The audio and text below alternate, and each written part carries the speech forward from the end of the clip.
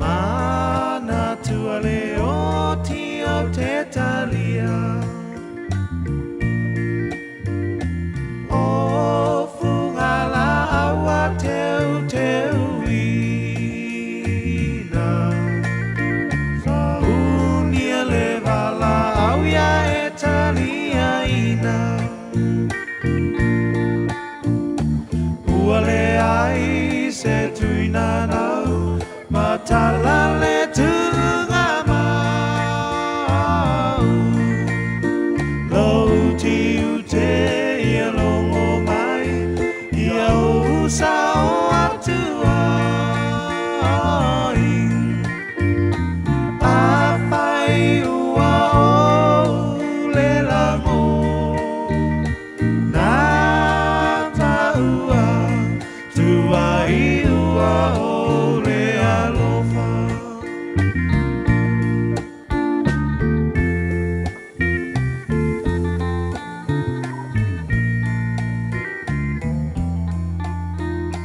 Ua o la mona ua tina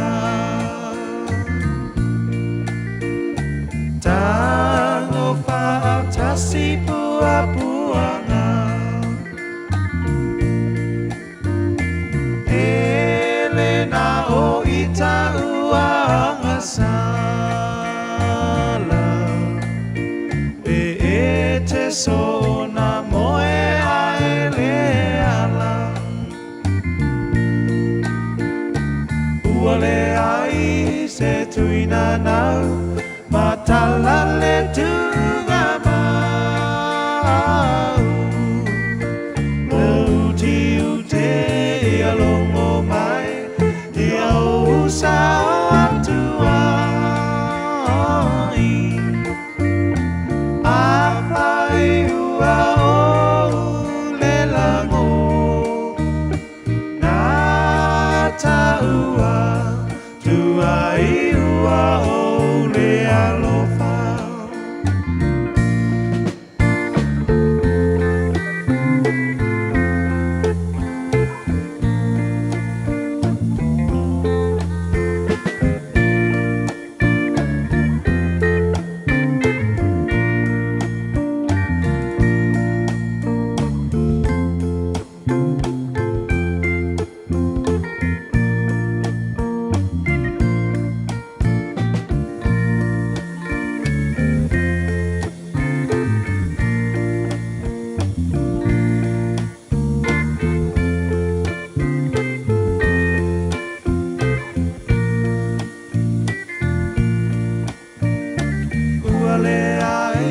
Se tuina nau Matala le tunga mau Lau tiu te ia longo mai Ia usa atua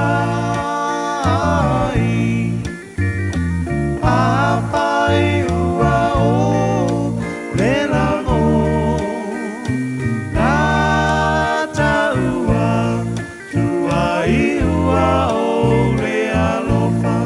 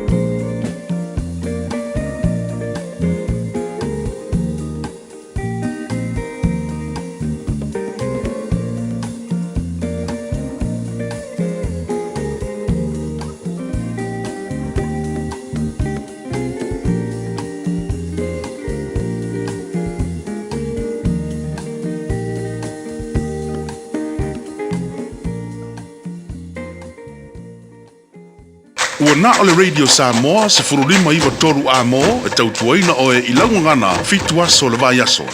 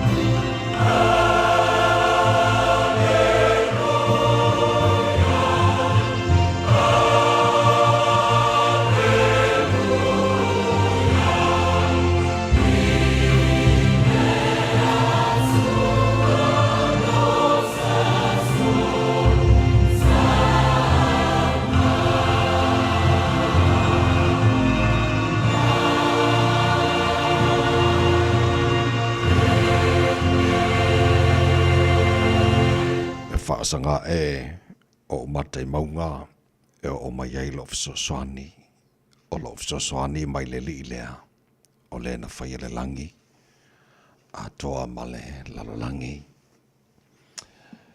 le tamama manai vi ia oile nei tai hao sing male tai hao toa ole tai hao manino le aso fau e a mai wa bua nei tai hao o na matu pese o vi inga fa manu ma fa ne ina o le tupu a wa le taulanga lava o vi inga ma le taulanga o fa tai wa te tau ma no mela valea ya te oi wa matu fale fo i ma le loto fia yo lo toara nei tai hao matu wi fo yo luma ma matu fa pe atu e pa ia lava oe le atua ma malu o lava o le atua ma mana o le atua siri ese le ai lava ma se e tu sama oe o le tupu oe o tupu o le rii oe o lii o lava o le atua e soifua mai lava le vavau e o le whavavau o le atua oe ma li e manao i melelei malava o le atua e tu mau o lo walofa o lo wha maoni ma lo wanga de lei le ma whaona li liu o na nafio le so tai au e o ngata anga o mea malava o le atua oe la AW inga ma malu o le atua oe pulu le batang o fi whaftaila o mea lofa lo le fau ma hatu maua nei tai au a whaftaila o lofa o e whapopo nea sa fau e le whaita wino aso le sui fua le tunu mo le mahatu wala mahatu wali fua le nei aso tofi o lo sfu whai e aso ke topo al mahatu fua launga nei tu sanga o le mahatu malanga o nei aso fau lo mahatu o tua o mahatu tu inatu o au fa mole tau tai mai le mato folaunga a fai nei a wali tia fai vole a fai ngai male tunu ele nei aso fau ua e a mai manuia o ngana ia mato fa nau maru tia lan tau le paolo lo bolofa ia osa ili le poto e ala ia o onga fa manuia ta ma fa mole fai valim ta matai fai a onga lo ngafa male a oina na ia mato fa nau mana tua pēn sa mole tunu e pele le loto le mato de talo fa manuia le tunu a o iai lan taringa malo ile nei fo iwa yaso a toa manuia nei atu no New Zealand o matu nofo mama wai ole na fo te talo mo atu do umanei atu no umalava ole nei fo ila langi ta mafa manuia le tu man mo panga ma tapo inga ia te talo fo ina ya matu matua tu asin sino na tu i malo mo ta malawa nei yaso tai tolu ina la tolu mafa fana lo lo fa fo sira la tu so fu laude le tino sidi le nganga o me o mola fara matu faia le nei fo yaso fo e mai matu faia lava ina ya fo ile vi inga ia te oe ta mafa mo le fa mo le tua le radio Samoa de yaso a toa o mātou wole, ma mātou wala au, I nei mea malava, ala le swafa marumano Yesu ke risolo mātou li marumātou whaola. Amen.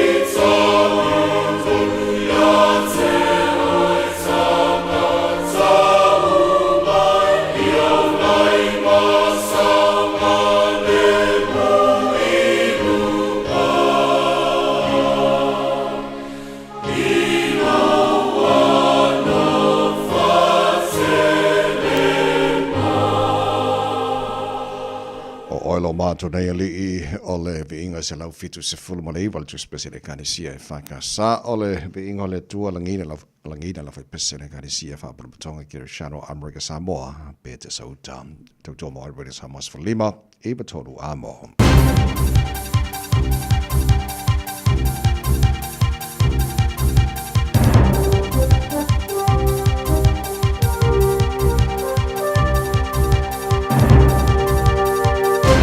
In this update, police are still searching for the suspect in the fatal stabbing of a bus passenger in Onehunga.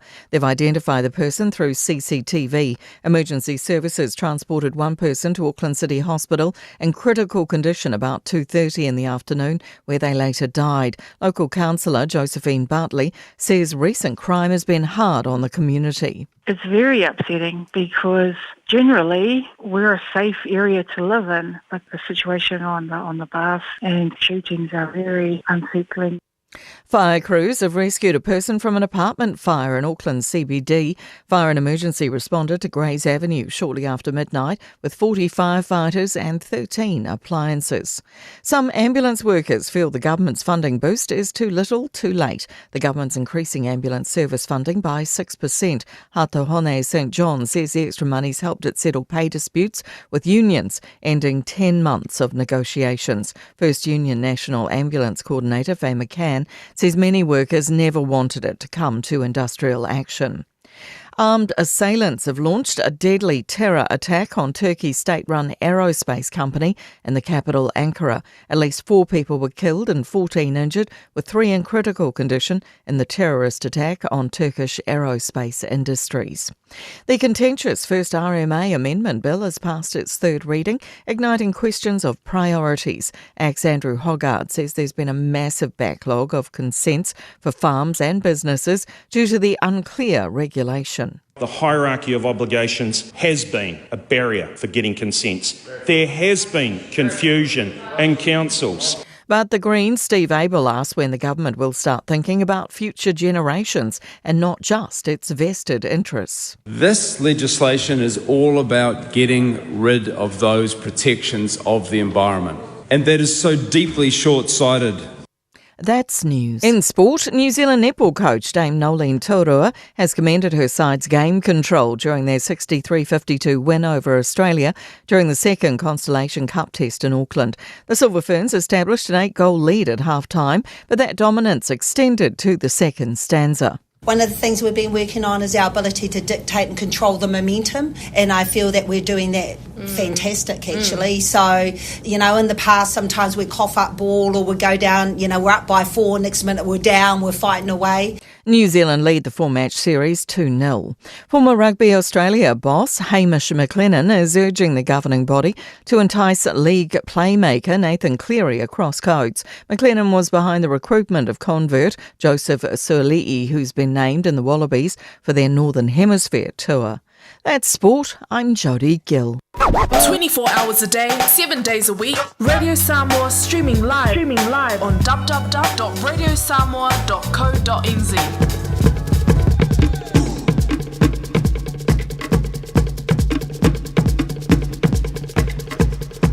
Swafa marolo ta to wali faolo yusu ke riso mo fo no fa talofa mo fa felo ai mo fa turi ma fo ile tele mar minga de to wai sa mo lo no pele ile pa ia mar maro lo fa fo ngara nei fo i tai housing singi mar nei tai fo ma lo lava le sui fu mo wia ya fa ma lo fo ile tunu ia le folau ta to mo ia ta to mo fa sao o lele ua i fo mai langi fa mlianga o le tātu tua nei fo i tai au i lo tu sui fu mo mato malosi wa nei la vaso o le aso fo o le aso fai le tua tātou o ori matatu fia iai par patia le hanga lei o le tātou tupu su siri le langi o le fo mori mai lo tu sui fu mo mato malosi o le wa tātou fia fai lumo le no lo tua le no o manu fo ia o le mala nei tai au fo ina ia vi inga ia te ia alofa mai le tātu tua tau tai tātu fo launga nei aso ma tātu fo lau le la lo na alofa o tātu ia nei fo ia stofi wa lua se fun marfa ia aso o topo tātu fo launga le lua fe lua se fun marfa o se mano fa fonga por kalame mano le tai out no radio Samoa Lima Eva Toru Amoni o fo lau tuli te funga tai taloto fa pena fo ina tasha va alua engineer on Facebook ma YouTube radio Samoa se ra tasi pa tema to ona nei tamai meni to ina ai se pa ile to la iba e le tai au nei de fo lau tasha ma lo le usu nei tai ma lo le se fo mari ma lo foi sai fo manuel au sunga tavai fa pe foi le sunga ya Natasha ila nganga fa alo fa talo fa tu pa ia malunga Samoa le nei tai au fo vi ia le li o le aso tofi le wa le manuia ma lo lava le fola Talo fatu malang fia lau sunga lau tabai le nei tai au. Talo fo ile sunga ia ni wa fo lau Samoa. Ala fa imaya tatu ai lau wa maua le nei fo i aso i le alofa ma le anga le leo le tua malo soifua. o le stofi o le whatawhiti fōi o Jutu Mawhaiva le tano na ia tātou i whangaru enga nei fōi vai aso. Le lava. Ia tātou di tala noa le whatawhiti langa le ua so ma le aso mulmulu o ngaru enga le vai aso. Ia ala e re kai le si vaenga langa le sa halfway o le vai aso. Ai amaka le si vaenga.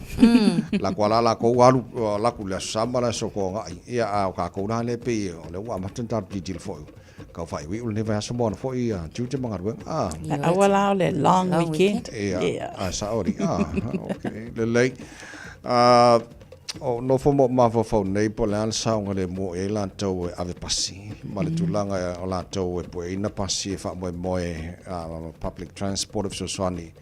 I le pisio la wala ma vaenga. E le talunga o pasi e Soswani. Va vena o Ngaruenga. Ia, tu e tau ngofia fo inisio taimi. O tene o la plase la ngona i la tau nei tai au pe afua tu melan tu pu mai I o hanga na mafi. Wala whara tene le pokalame. Ai, tau sire lofo le tua, le ngata pasi ko kie, le yora mano le tino, ngare lua am pasi. Whapena fo ila tau o lo po ina pasi mo Jutu Mangaruenga, whapena fo inisio fufuang. Tau sire lofo le tua e marutia. Mai au ngai koe kupu maingi e mea whapea I. O le fsilitele le e ne wai, mataru tala noa mta upu lea. A whapea o le ua maua leo ia I lato CCTV, ia fule tolo tangata lea na whaiele. Wa lai su ai le mongo. Ala mena le tu oi loi lunga a fole le I vaenga o penga te whailangi pape ona Soswani le community. Ia, nei vaenga nā rām whana whātau tere pokalame nei fo I tai au whau balu o te ele tu la e ono nei minuta lui tau mo oi. Nei fo I tai au, tāra pokalame a reto o le ola o le malu o le tai au whaelanganga fo le nā mo nei stofi e le kuata ina fitu I le tai au. Nei Today in History tāra pawai bwana mena tupu na sulusu whao ki topa au le tai ina fitu I le tai au. Nei tāra telefoni ngana politania pia tāra fitu le tai au. Nei o nisi nā tāra pokalame bo le tu la mo mua o le malu o le tai au. Tātou le poti amatamalunga na wana nei tai au fo. Seva ainga I lunga au wala le nei taimi o tai au. Ia o loo a o alo atu malu le atu nuu I tio te mawhaiva o le aso tofi. Whape fo inisio mai angaluenga le nei tai au. Malo lava le wha malo losi. Ia o loo solonga le lei. Masaunga le mu mea umalunga tato au wala. Manatua ia e usita ia tai ala matula fono I lunga o le au wala. O le tātou rua I lipoti le nā I lunga o le awala nei taimi o tai au Tautua Radio Samoa, tasi 5 tolu amo, ino tula I mani taimi lea ua 8 minute te ai leono. Radio Samoa, tasi 5 tolu amo.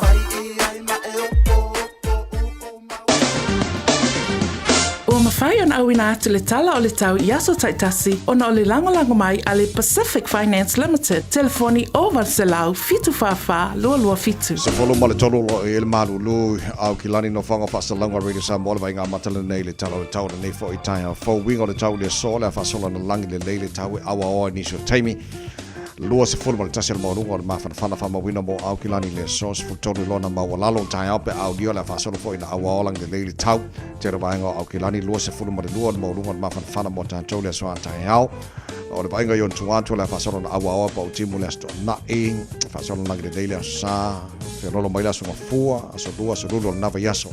O lumana iatu o whamamonga ia la vai tau. Ua tuna mai I le nei foi tai au fau.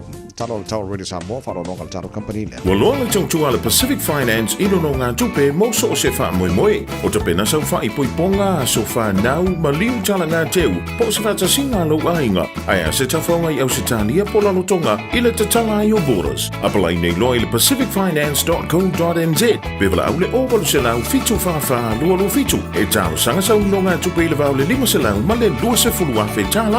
E lua minu te whaatali e lau tau sanga online. Ai tasili tula e whaatali ai se tali. E ia inga whaapitoa. Vala au lo le Pacific Finance Limited. I le ovalu se lau fitu wha lua fitu. Sa folo o tele tulai ono o le lui tau mo oi.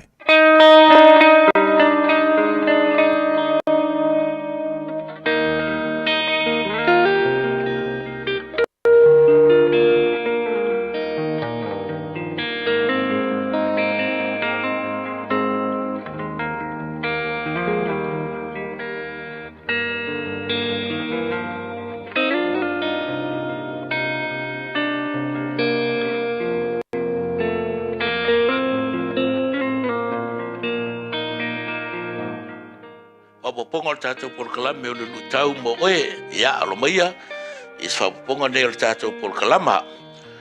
Pia whaitau ina le maare koe wha, alon whai pasifuru ma le iwa, maare koe wha, alon whai pasifuru ma le iwa, mai le tala le evangaria maare ko. Au le loto popole I mea o le neilalo langi, ma le pepelo o le oa, ma le tui na nau nisi mea, o atu I tonu o le loto, o fetina ina ai le upu, ona le fua mai lava lea. But they start worrying about the needs of this life. They are fooled by the desire to get rich and to have all kinds of other things. The message get choked out and they never produce anything. O lau tu o le whamalosi moe. A vese le popole, ai ia e whamoe moe le tua. O le whata oto na whaia e Yesu le kakawoi le lulu saiko. O lulu isi ko uru la wala, lulu isi ko uru le mea, o ye le wā kui, o lulu isi ko uru lunga le papa. Ai lulu isi ko uru lunga o le ele. O le ala o le whakula lea e tautala e tātou le whamalosi. O le whakunga pa u lunga o mea I la au kui. O le ala u mai o whikinga inga ile upu, whikinga inga ina ile upu, o na le fua mai lava lea. O wa vea le kele o la au kui. Ua kao mia ile o la le upu. O le si la mea lea o le ua kao mia ile upu. O peise la au kui. O le pepelo. Ma le popole. O le loko popole I mea o le ngeila rolang. Ma le pepelo o le oa. Kusa e a vea lo popole I mea o le kausinga le ainga. Ma le au nganga I le ngu ma le malo. Ka umai lea maliu, o lea reunion, o lea whai poiponga, ia o mea onga ka maiki, o lau au onga lu. O pewa e le ka kalo ai, o le whai kau hei lau kuspa ia. Pewa e stress ai, o e le lopolan me la whamumua, le ai. Mai, take one step at a time. Whai maa lia lau sa vali, whai maa lia lau la, pora ale maua lunga le maua, e ke oa iai. Pe a whai maari. O le winga lau le kala. Prioritize lau kaimi. Manage le lei lau pakeki. Inga ia aua, nge ia vele kele o meo o kukupu I kongo le ngu le a inga male kalesia. E whale kongo le lua vama lau ko, lua malau whangau. Ai mise o e a hia. O le iso kaimi ka kalo, le iso kaimi anga pongi. O le fia lua le luk. Le ala whai mai. O le loto popole I meo le lau rangi. Ma le pepelo o le oa. Ma le tui na nau nisi mea, me voi e tisaya, eo kako loko koke fia peio ai. O le lui la mo tātou le asura nei. Ave ese le popole, aia, tali tonu ma wha moe le tua.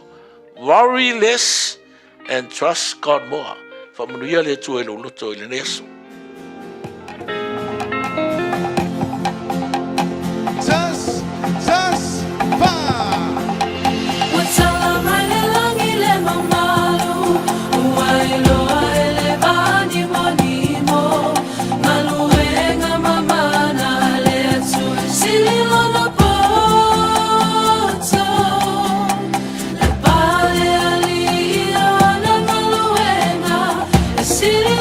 So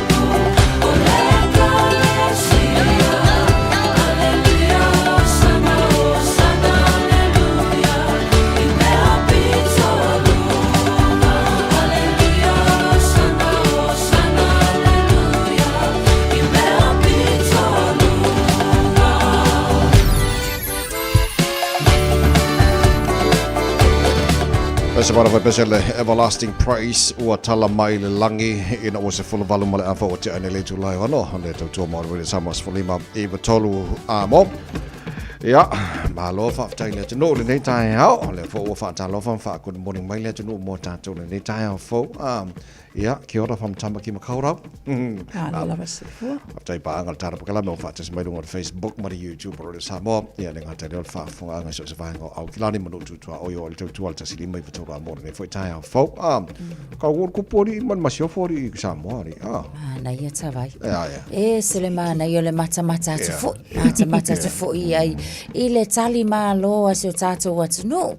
Ia wai pei ona tūlau ele atu ia le whainga malanga ala na whionga le tupu malmal si o fo ia. Whaatino ina lava fo ia whaalo alo. E ngata i whaalo alo se o tātou atu no. Pei o le Royal Guard of Honor. Lea sa lātou whaatalia mai ia le taunu atu. Ia male tele lava fo o nisi o whaafia ma musika ese. Ia o le ata le nā o le tali mā loa tātou. Ma se o tātou atu no. E ui lava fo ina vai o le atu nu e au piko siringa kau le loa i lunga le whaafanua. A o alatou whaaloa longa ma le si iti ai o le ingoa le atu nu leo whaatino ina. Ia o se tūlanga le atawai mani o whalau e se le mita ai. Ia a wai le ngata lai le tali whaaloa alo le na. Au le awa whaatupu foi. O nisi nei o tūmanga i whanua asi o tātou atu nu. E le lau loa e nisi o ma le lalo langi atoa. Ai o ie tū mati e ai lava si o tātou fo ia tunu. Ia ona o a tātou tūmanga whaalo alo. Mai se langa nu. Mana ia matanga o fie awa fo i o le amatanga fo i sa amata mai le asonga fua o le aso lua aso ru. Lea watau nu umanuia atu. POE, this is the highlight mo lea wha moe. Mana ia matanga o fie ata pena ma sauni uni tātou atu nu pele sa moa. Lea la watau nu tātou mālo whaalongia. Ia whaatau nuina male manuia a wā fo i le telefonu tanga mālo tau pulenga. Mana ia matanga o fie.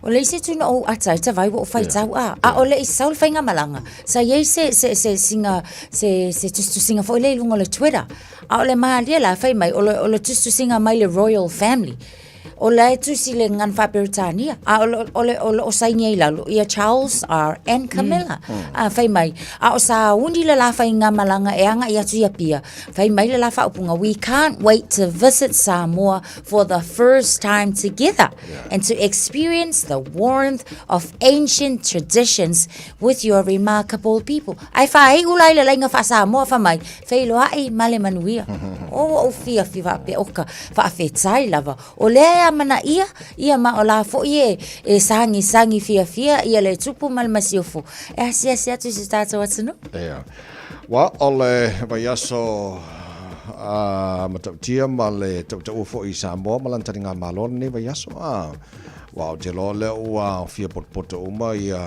tupu le ngata King Charles ma lan masiofo ia Camilla e fo isia tunu o lae pe to lua e isia tunu o la fo ma ngata la tupu i tono Samoa ia matai tai mai atunu se lima suma le ono atunu o lo fia uma i tono Samoa o le alau te mimita wa o le ua tu lau le ele nei tupu nei i tono lau le ele o le atunu e wha vai lona malo o le tupu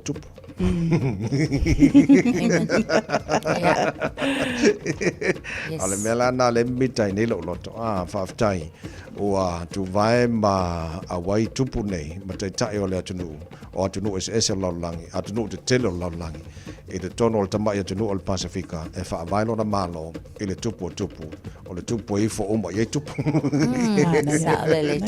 ia ora ngā almeanga alo ke mikai so ia tau ina ia lofa le tua ia mwhamuria i le atunu au i lan tani ngā malo so far whanongonga tu tala fo i o tani ngā malo Samoa ala matua e mātanga o fie me oma nei se me o ngā se o lo so ronga lei me oma ia talsia mona iaso toi ia wa ringa o nei tai hao ia asko ngai ko ka ape fo ile ko ke leo tai o tano tono le tono Samoa Fabria le tua ia Samoa ia malana tani ngā malo mona iaso tole foi fa iaso tal fia mo ambulance to le lope to tele niso Samoa ngā lue nei ta vale falmai ya leo mo tar fia mo sing kama isi tanga foi mo lan to while at least mo so son man malo fa mo o la solve the problem for ngai manai la to fo nga lui ta vale fa ta later vai o ta o nei tai au ambulance workers o ilato uma lava ese le ta o le matanga wenga o le tele o masina ya ta o foi tau sanga o lato tau mafai pea ma lato unions ona o le tūlanga lea o le siitanga o lato tutongi ia so sesi lava ngā lulue tutono se ngā luenga e va ai le tū lea e mese foi le taimile nei o lo fea ngai pea tato atunu ma whainga tā o le tamau ainga ma le anga i luma lea la pea ta o e tawai i oe o se tala fia whailoa e le Associate Health Minister ia Casey Costello Nafi whailoa ai o lo iei le tupe lea lua se fulu tasi miliona mo le fisosoani lea mo le anga i luma o le fisosoani lea tato ambulance drivers au le tupe lea wata ua le funding lea wa mawhai o na tu atu totoni mo le fisosoani o tato St. John Ambulance o lo iei le whaasea pea Ewi lava lewa maua le tupe lea, but it only helps some of I ngaluenga o lo ta ua tutonu lea, mo le anga i luma, o lo wha pea le au whai ngaluenga,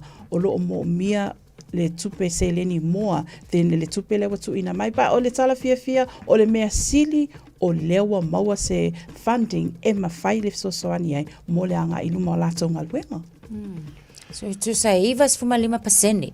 Leo lo tau mawhai lava foi ia le I lato le New Zealand First lea sa campaign ina ia maua le au whainga le nā o na mawhai lea o na tele se fisosoani tele mawhai ei o na whaafiso o tai atu ia pe tali atu I mana o ngā uma lava o lo o iai I le nei foi au nanga ma le nei foi tau tua e sili o na mo mia le tunu ia talo sia ia alu mato e wha o popo aku ia o kui leisi tau sanga o wa o la lato vaenga la lea ia e mo le tau sanga lua whelua wha anga I lua whelua lima le ia lusu tasi miliona le tau sia la ia o atu lua whelua ono ia wa iai se isi foi wha o poponga ai tu sa o la lato se leni lea ma le fund lea o lea e au mai I le tu whata singa mai le ACC and New Zealand Health o lona winga la ma nga ia o kulea kau sanga foi ia wa iai se isi vaenga fisosoani ani ia wa o le wha mo foi le langa I tele le ta wa ma le ngā o le sao ta man whan mai tele ni so vaenga na taru tara noi foi I le tuai o le responder ta vale fal mai ia ma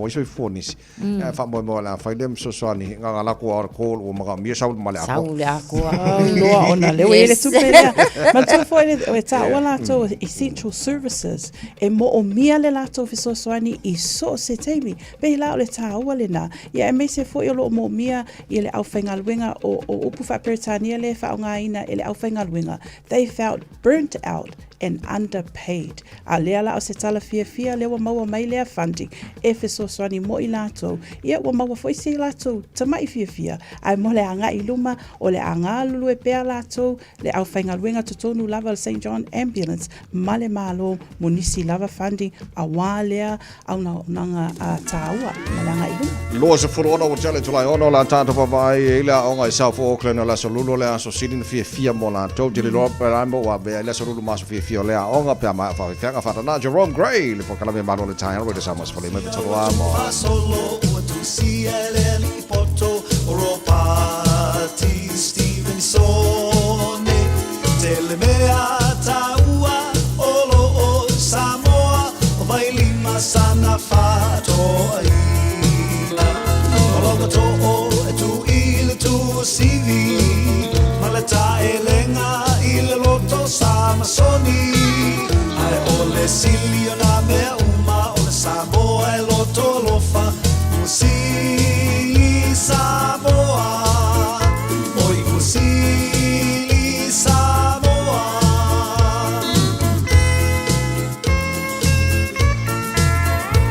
wala wilo mai le lalolangi ole Samoa fitau sami fato atulo ilunga feo safari so ai tua fale tamai ole au fai manai popo fali fuai te vai salo usau ni mai balsa milolo italiano ai amai au siana tau singa pata ile alila fole falanga I oi usili Samoa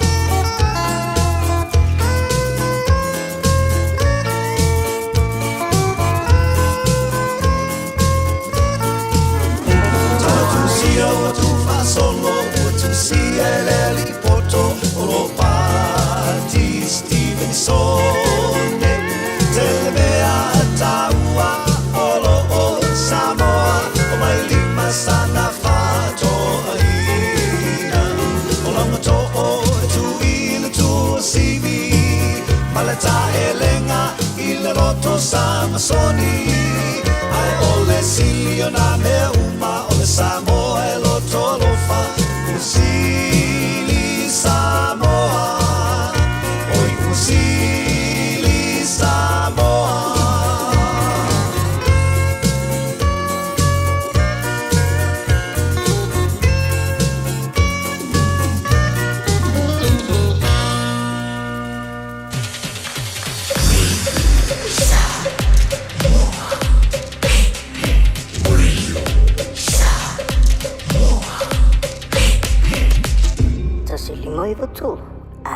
Finau mo sa manuia i le Unitec. O le alango-lango malosi le Unitec mo oe. O wasanga luenga le leile lumanai. Fatupla ia lo tomai le architecture, engineering ma le social work. A o tawina oe se matata fau. Pe o le pisinisi mo na baenga ese.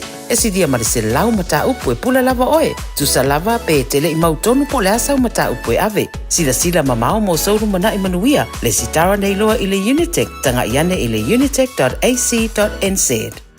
O le R-Dash Travel o le company numera tasi le taungo fio pasese mo fe malanga inga i Samoa whapea le malanga mai i Samoa i New Zealand nei. A whea de loa i le ofisa o le R-Dash Travel tasi valu lima Great South Road i Marurua. Pe vili mai i le telefoni tolu iwa lua o wha o o. Tolu iwa lua o wha o o mo le R-Dash Travel. So lua se follow maleva mino tolo talo le tula e fitu le tula mo adwere Samoa se folima e tolo mo o le proklame malu o le tai au.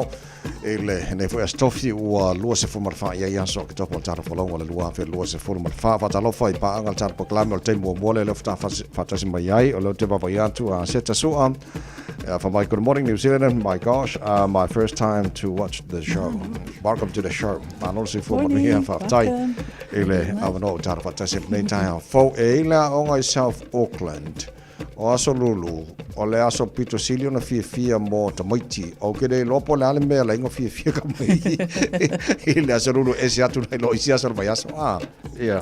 O le tūlanga le leil na, leo mai tau atu Papakura High School in South Auckland, South Sydney. O leo wa iela lātou polo kalame, mana tū foi. O lo tau mawhai lava foi, ina ia foi, ia le whaafi tauli foi lea o le tea ia onga o tamaiti. Lea foi na au mai lava foi le whaamamawhai le whainga malo fau le nei o lo iai. I le tūlanga lea i le pa uma wa lalo pea, o le attendance tamaiti, po o le awai o tamaiti ia onga i vai asu taitasi. O le tūlanga la lea, o le leila, o le fuafua, ma le whaatatau, a pule a onga, ma i lātou olo. Tau mawhaini polo kalame fo ia, e whaato sina i tamaiti, ina ia tō a angala mangkuala, o le ska mai kiki, a whaapea lava i matematika, mai la songa fua kaules whalaile, mea ko nganga e lenga whakiro, le ska mai kiki, le fialu la onga le sia son vai asu. Tūlanga la ia, o polo kalame la iwa whaatatia, ele nei fo ia onga ma a mata o na whaataitai, implement sono le lata wa onga. O le aso lulu, ua whai maaso fo ia o practical, po aso e ta ue lata o vocational activities, e ye la vaenga ia e whaonga inai, ia e awa oina, ia tō mai o tamaiti le tusiata, o le vaneina o ata po le vaneina fo ia o mamanu ese i o ngaluenga whaakamuta, e ia isi ngaluenga o isi lata maiti, o la lata o career o loo iai, whaapea o la koi fia avea matangata e whaasalalau leiti o le isi la fo i lea o polo kalame o loo whaatino fo i te tono lea onga lea, ia so lulu, e iai lava i la tau o loo iai le tau mai whaapitoa i le au whaasalalau, o lea fo i lea ngai ati te tono lea onga i lea so lulu, i o na whaia lea o polo kalame uma lava nei, mō tamaiti, o le tūlanga la le ua iai, ua si i tia ai la le attendance po le awai o tamaiti lea onga i le tolus fufa pasene, talu ona a mata ona whai polo kalame nei, a lea onga la le nei, i le nei fo i tausanga o se tūlanga le lei tele,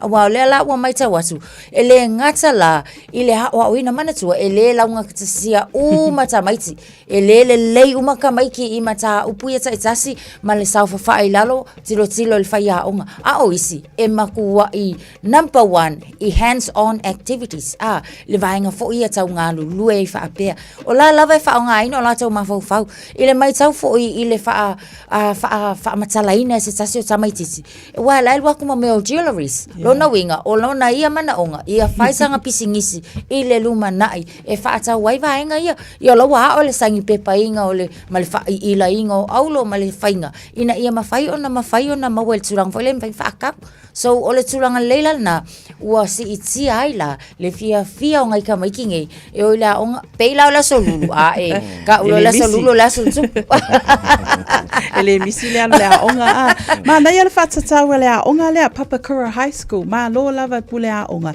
ia me se foi fa ia onga o lo ia tu tonu le a onga a wa foi e sa o le ia i tu tonu lava so se a onga o lo ia tatu a mata upu ia core subjects peila o leta o le to writing and maths a lea la penta o Natasha Netao e ye le teimi le pe ye nisi o tato fia tele taleni o le taalonga le la ye va le avanoa le aso lulu i totono Papakura e fa tau no ina ia ngaluenga ia pe lava o isinga luenga fa o ta o Netao pe la le taalonga le o le weightlifting ia me se foi e fia le vaenga le o le barber shop o le vaenga le o atu e mafaina whaongale te wina o ao po le o tino le ulu ia me se fui le whaasa lau broadcasting isi ngā practical ngaluenga po o projects le mawhai o na whaataunu wina i le aso lulu. So mole silfio le tino o Papakura High School lua whelu sumbare tolu na maua ta pa ula i titi lalo ia le lanto le stana fo le tamaitia onga by 34% o whamomonga o porkala me whapea le ala ato si tia i lunga le Fakwe foi penta o Natasha foi le o lava foi longe fio o il faiao e te tauna ile creativity foi le faiao ngamba onga ina yeni porkala me e fa sofia ile fio tomiti yo les como kikinga nga fa pio que le onga ngi kala suru ai ono porkala me le o va vai a le so le fai ngo misi na suru la ngo ba nga ile fai ato me fa tu pula ile fio tomiti la ole le foi le o strategies la it's a tau onga ngofo le fai a onga ma toe ilo po o ani a wala ina ia mafai ai ona feso so ani tamaiti ia wa mantu ale fia onga kamaiki o misi le feso so ani mo tamaiti le a ole foi nau ina ia hi umanuia uma tamaiti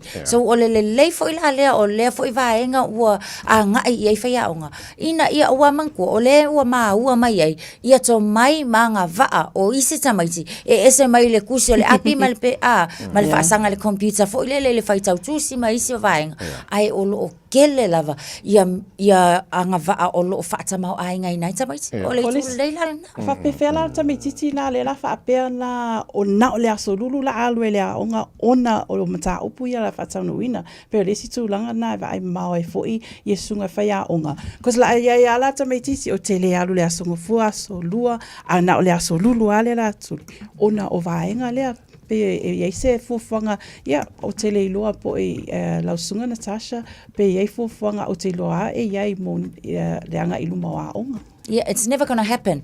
Ele se tulanga fo ilele e mafai ai ona fatanga ina se tamaiti tonu aonga. And I'm pretty sure o tamaiti umalava la tau te loa umalava o nau uma fo ila tau ina ia manuia. Ma ele la tamaiti te o le afa vai ai. Luna mafau ila alu le aonga. A tonu lava alu i aso e fa a o le aso lava la lea. Ele misi e la ma le aonga. A fai ala misi se si aso ona o nisi pe ma i pe e nisi tulanga. A o le aso lea. So le ke fako le aso le aulo le yo bala wa yele stama ititi o live faila na ngaluenga male manatu e umalo fa ka ulunga Facebook market ya tulanga lele tilo foile lele ita maiti 5 business ile fa tu wino business la iti ya maka kwai o tala noia o ngai el kolisi Northland o lo te vatun tapu ndio te lo plan tu poi po te po na fipe ole ala vata vai o lo ta ua mai le a onga le kaitaia le ana fa pe sa lockdown ona ole se fa lave na tau fa pe se misa there was a fight ye foi ia meu o parents sa atu i lea campus po lea onga lea la sa fa pe ai o lena tapunia ona ole fa lave lena tupu reports of fighting and trespass as parents came onto the campus ole mea lena tupu lea la mole saunga le mu o tamaiti a onga lea sa ia ele notice a lulunga ole school web website e whaeloa ai I mātua. Ai o le taimi le nei, o lo sa ili pea, po le a tonu le fuafuanga o lo ngālulu e aili, malo, ai o le afa le tasi ana nafi, na whaataunu uina ai lea. Pe wale misi se vai aso, o iai a onga, o lockdown, ona o whaalawelave le tupu pea. Pe sa o se whawhangu, ma se whamanatu. I tamaiti a onga, ia ai mai se fo o mātua, I mere tutupu mai tutono a onga. Tulong whainta, iai pe a olo fo ila ina involve mātua o tamaiti. Ia mana tu a tu pa fese senga ila ese inga ile va o tama a onga ia po tene a onga ai pe a olo la ina a o atu ia mama tu fo ia pe wa ya tu ia mama tu o tu langa la nai fafta ai o le lava fo ina avele fa alinga ale a onga I lunga o la tu a wala so ta ia male a onga ma tu a wa nei o tu su mai ile a onga ona ole a fai o tu ma fa ala velave ia ma ele va ve ona ma se to a file mu o le mata upi o lona winga o le mata fa yoi fo ila le atato matua fo ile va ai le ai e moni lava o la wa tupu fa le tonu la onga awele popole o la e ai fa ya onga o lo ai fo ile tu la fono leo e vave ona so ta ai fa ya onga ai mota to matua le kom fa fo ile ka mo o le kala kama fa pe ke alu se va ai lo kama lo fa si ngele inga la le a tato ono sai tato matua le anga e sili onga ke le aku afianga o le o ako ka ko tu sonu o nailo o le tau mafai lava le aonga au mai leo e pui tamaiti ina ia mawole saunga le mo tamaiti mai se la aonga atoa ai mai se foi la auto matu le leito se foluiva minuto lo jora talo le tu la fitu o le whawhangon pokalame maro le tai haro de Samos Folima Eva Tolu a mob o le isi tātu li poti mai luhola wala le fo i tai hao pia mai whawhanga mai a puni sa moa o le penina lava oi na watu lole o le tātu malu o le tai hao whananganga a reto le ola mai a pasta la whaila kopa a tātu iei lona lusu whani wa sok topo o le tara wholongo le ne fo i tu sanga lua fe lusu mat wha malon whola moruia le tino wha teli whates mai le ne fo i tai hao Tamarie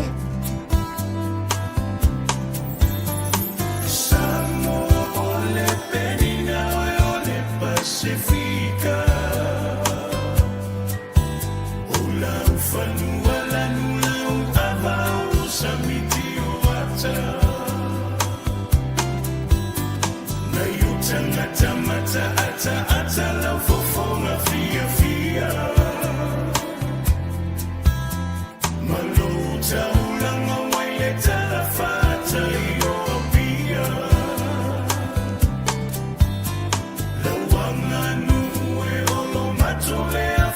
Sino mana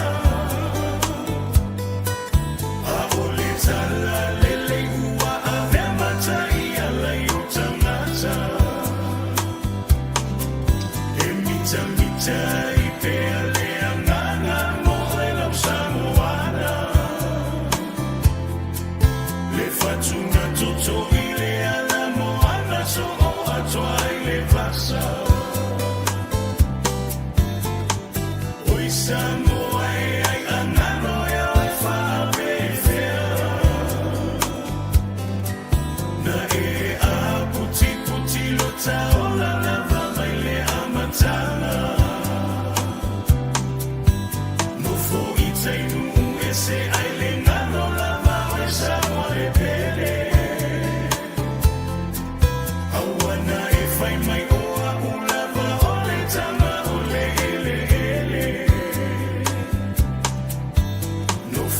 Tainu ese aile ngano la bao e samo le pele Awana e fai mai oa ulava o le tama o le ele Awana e fai mai oa ulava o le tama o le ele Awana e fai mai oa ulava o le tama o le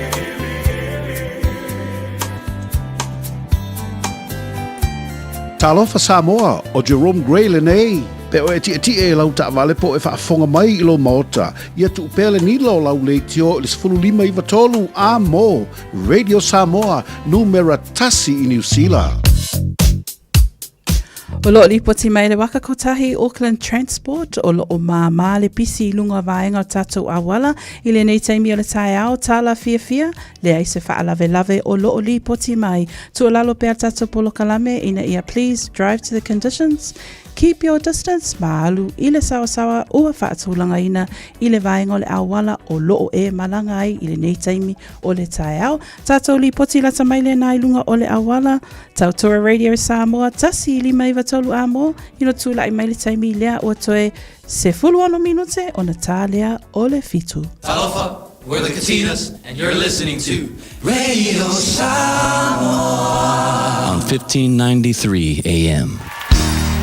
Bread of life sent down from glory. Many things you were on earth, a holy king, a carpenter, but you are the living word. Say it now. Come on.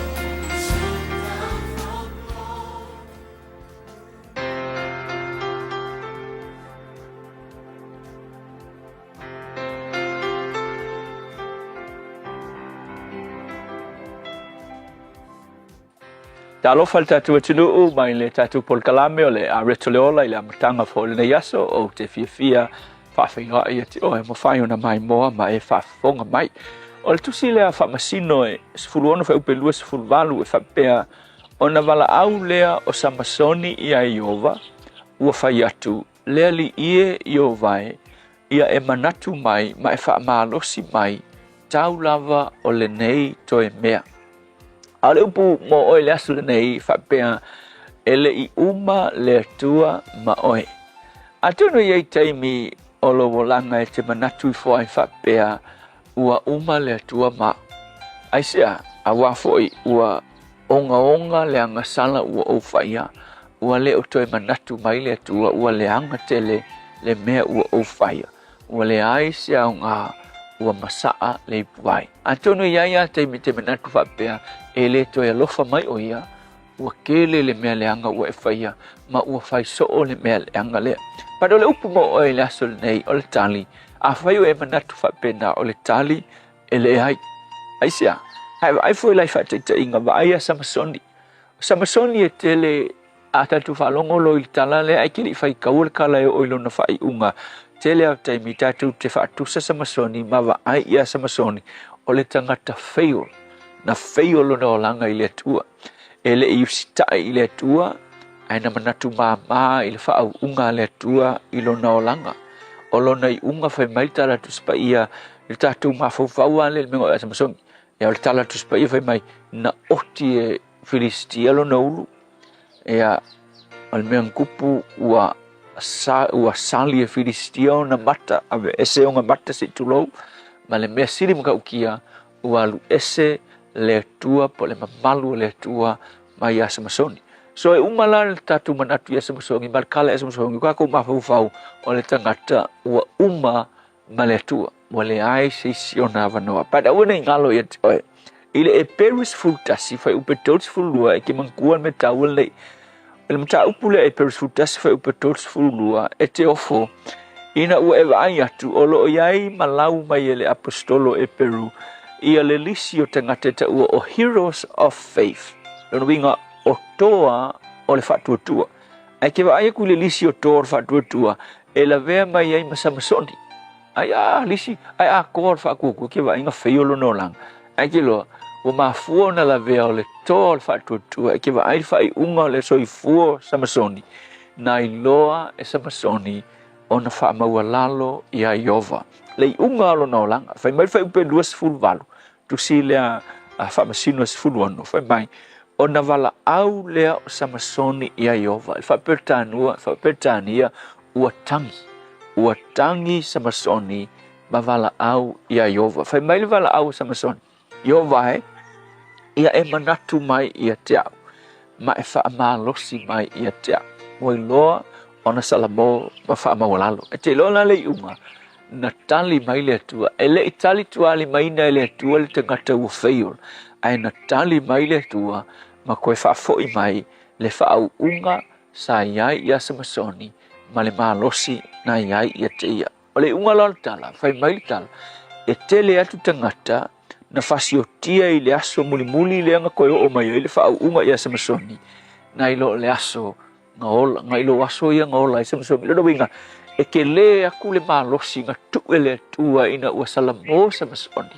E siri aku le whao unga ma le malosi nga ia koe tu ia te ia whao matia i ona fili nga ilo le malosi sa iai mua. So le lui foi lama se le songa ta ua ia te tatou. No matter po le ale mamao i tatou ma le tua, po le ale o ngaonga o se anga sala o tatou fei au kaku iloa, o tatou o ese mai ai lumo le sila whanga le tua, ke ilo le ki. O le ki, o le tatou iloa nga wha maua lalo, toi foi le tua, matangi le tua, e koe wha foi mai lava le tua, le whaatumunga, ma le whaauunga, ma le whaamanuyanga, sa pei o nga iai le amatanga. Pawale mea kupia samasongi, e koe foi mai le whaamanuyanga, ma le whaauunga, aina umaya malonaola, pare au le ki, nga koe tali le tua, ma toe whaafoi mai, le whaauunga, ma le malosi ilana au auna. Aisea, ina ua i loe samasoni, ona whaamawalalo i luma o le tua. Mo oi le asul nei, po le ale o ngaunga ma le mamao se mea ua e iai mai le tua, o le lui mo oe, a e whaamawalalo ma e loa o na tangi le tua, e toe whaafoi mai le tua, le malosi ma le whaauunga sa iai ia te oe. Le tua, te le tali tuali mai nei mātou pe a mātou se se mau ese mai ia te oe. O le mea sini leo na tā ua i lau fio. Mātou te tangi atu alofa mai oe fo i se ua mamao ma oe ia maua le leto tele, toi fo ia tuai ma le loto mawalalo ia te oe. Whawhitai Yesu. Amen.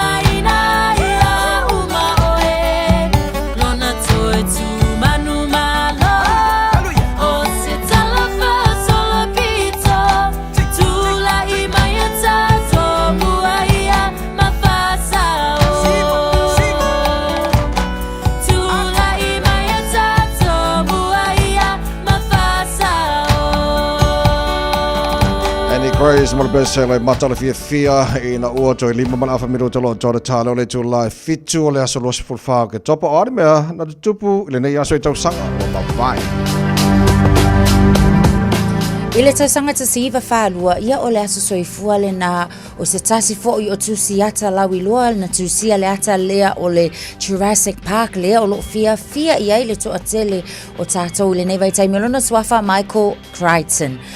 Ile tausanga e lua afes fulma le lua, ia o le aso na whaamuta aloa ia inai le au nanga se tasi fo i o ala televise lawi loa i tausanga ua mawai lea sata ua o le BBC o le aso la na whaamuta ai ia le tautua ale na foi ala televise.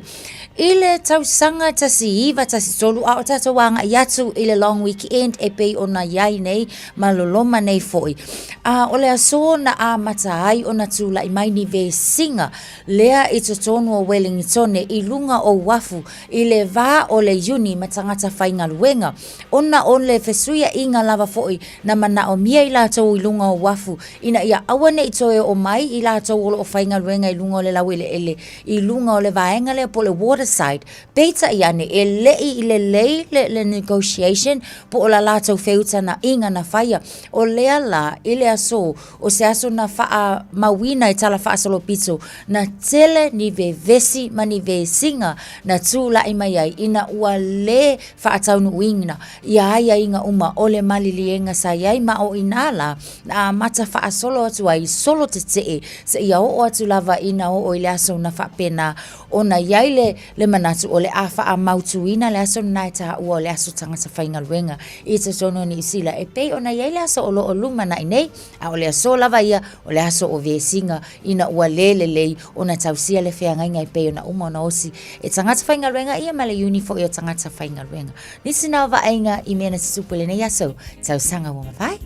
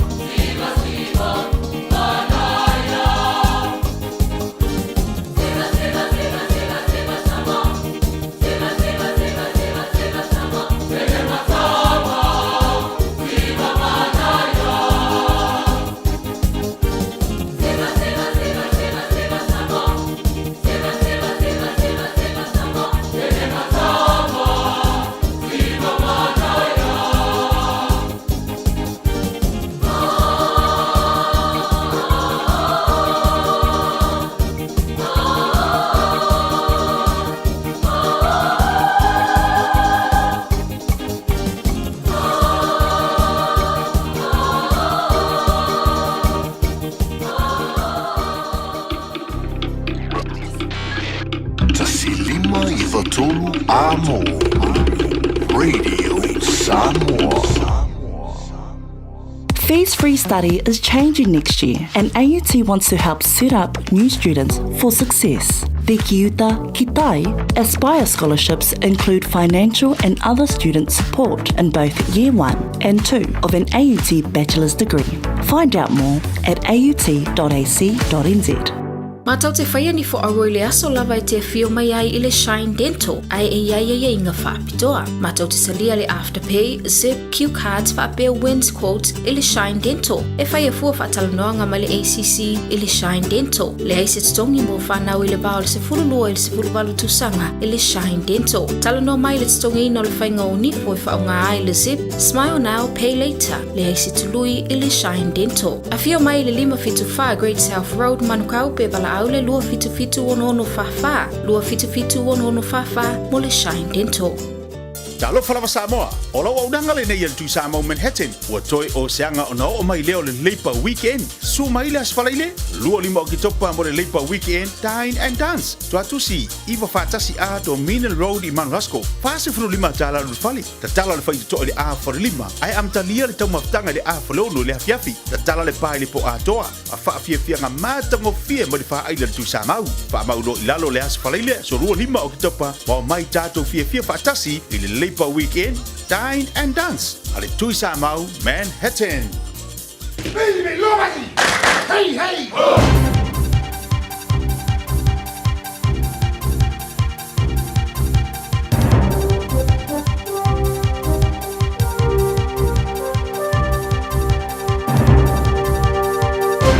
In this update, a person is still on the run after a fatal attack on an Auckland bus.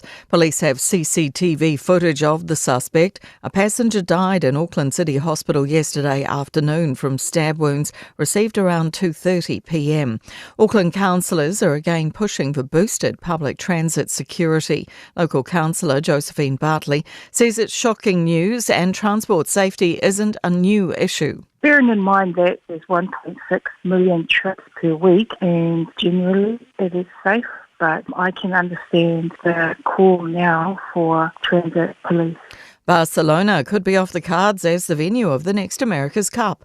Catalan News is reporting the city won't host the event again in 2026. A local councillor says the split between the City Council and the America's Cup organisers has been amicable. A woman at the centre of a mass rape trial has taken the stand in France. Dominique Pellicot is on trial for drugging and raping his former wife Giselle when they were married and inviting dozens of other men to do the same for nearly a decade.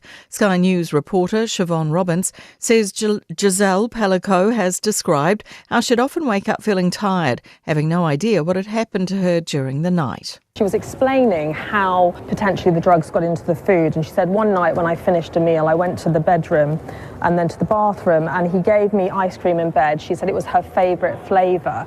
The government is waiting on advice ahead of announcing who it will appoint as Wellington City Council's Crown Observer. Several names have been floated as potential candidates for the role. Ethan Manera reports. Prominent names include former Oharu MP Peter Dunn, former Wellington Mayor Fran Wild, and former Tauranga City Council Commissioner Anne Tolley. Local Government Minister Simeon Brown says the official process is going through the Department of Internal Affairs. Dunn says he's not been approached but would not speculate on whether he was interested, while Wild said she's not interested and Tolley says she's retired.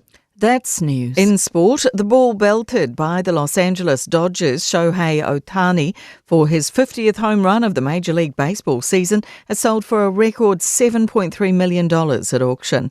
The 30-year-old from Japan became the first player in the competition to hit 50 home runs and steal 50 bases in a single season during the match against the Miami Marlins on September 19. Full ownership of what is known as Ohtani's 50-50 ball is disputed and currently the subject of a Florida lawsuit. One fan claims he grabbed the homer, but another wrestled the prize from his hand. The Silver Ferns have delivered another dominant display over the Diamonds, winning the second Constellation Cup netball test 63-52 in Auckland. They lead the four-match series 2-0. That's sport. I'm Jodie Gill. 24 hours a day, 7 days a week. Radio Samoa streaming live on www.radiosamoa.co.nz. O lo kilia lava le tele o lunga o le ala tele na o nai vaenga iti lava fo ia o le na ua amata na mai tawa tu taimili nei tai au wa iei nei swinga tatou on Northwestern Motorway State Highway Suma Leono o lo mai tawa tu o lo fai lava si mamafa o le traffic i le vaenga le na around Newtown Road westbound on Ram ia ona o le nisi o vaenga le na fo o lo tapuni ai le ala tele State Highway 1 Southern and Northern Motorway so lo mai tawa tu Twin Coast Discovery Highway o lo pisi mai i le taimi le nei whaapena fo i la i le vaenga le na i le vau Walkworth and Silverdale o lo mai tawatu ia o le na fo i o lo o iaisi pisi i le taimi le nei whaapena la na whaina i le northbound and southbound lanes mo tātou ave ta avale o nisi fo i o vaenga o le fo i awa mai tawatu mata ona feo lolo ane le taimi le nei ia swinga ona o awala na o lo o whaia i o le vaenga le na i le vau Takanini and Drury ia northbound Constellation Drive anga ia tu Tristram Ave stretch le na o i le awala lava le na whapena fo i la tātou lava le na westbound on State Highways Fulma Leono ia i le lata tātou Trick Road and Foster Road vaenga na o lo mafuai o na vave pei o na pisi mai ia na fo i vaenga o tātou ala tele o niso vaenga uma ala tele no solonga le pia i le nei taimi o tai manuela o mafta mai abta avale nei fo taimi o tai malo o tai alo Radio Samoa ina wa famin 5 minute te ai le tulai fitu Talo fa Samoa wa ule nei o kas futialu a wale suia le ngila o le kio ai vai mai ina se fudu lima iva kolu amo Radio Samoa vevela O mawhai an awina atu le tala o le tau i aso taitasi ona o le lango mai a le Pacific Finance Limited. Telefoni o Valselau fitu whawha lua lua fitu. Lua se fulmal tasi lo te wawai ato i ele mawhan whana le e Samoa le nei taimi o le tai au, taimi whatasi tātou ma Samoa, le ngala wati ale fitu e le nei o stofi Samoa. O lo te wawai ato lai langi lei e pa ufo i timu ni se vaenga o Samoa le so o le tau i Samoa mo le aso atoa le amatere na awa oa.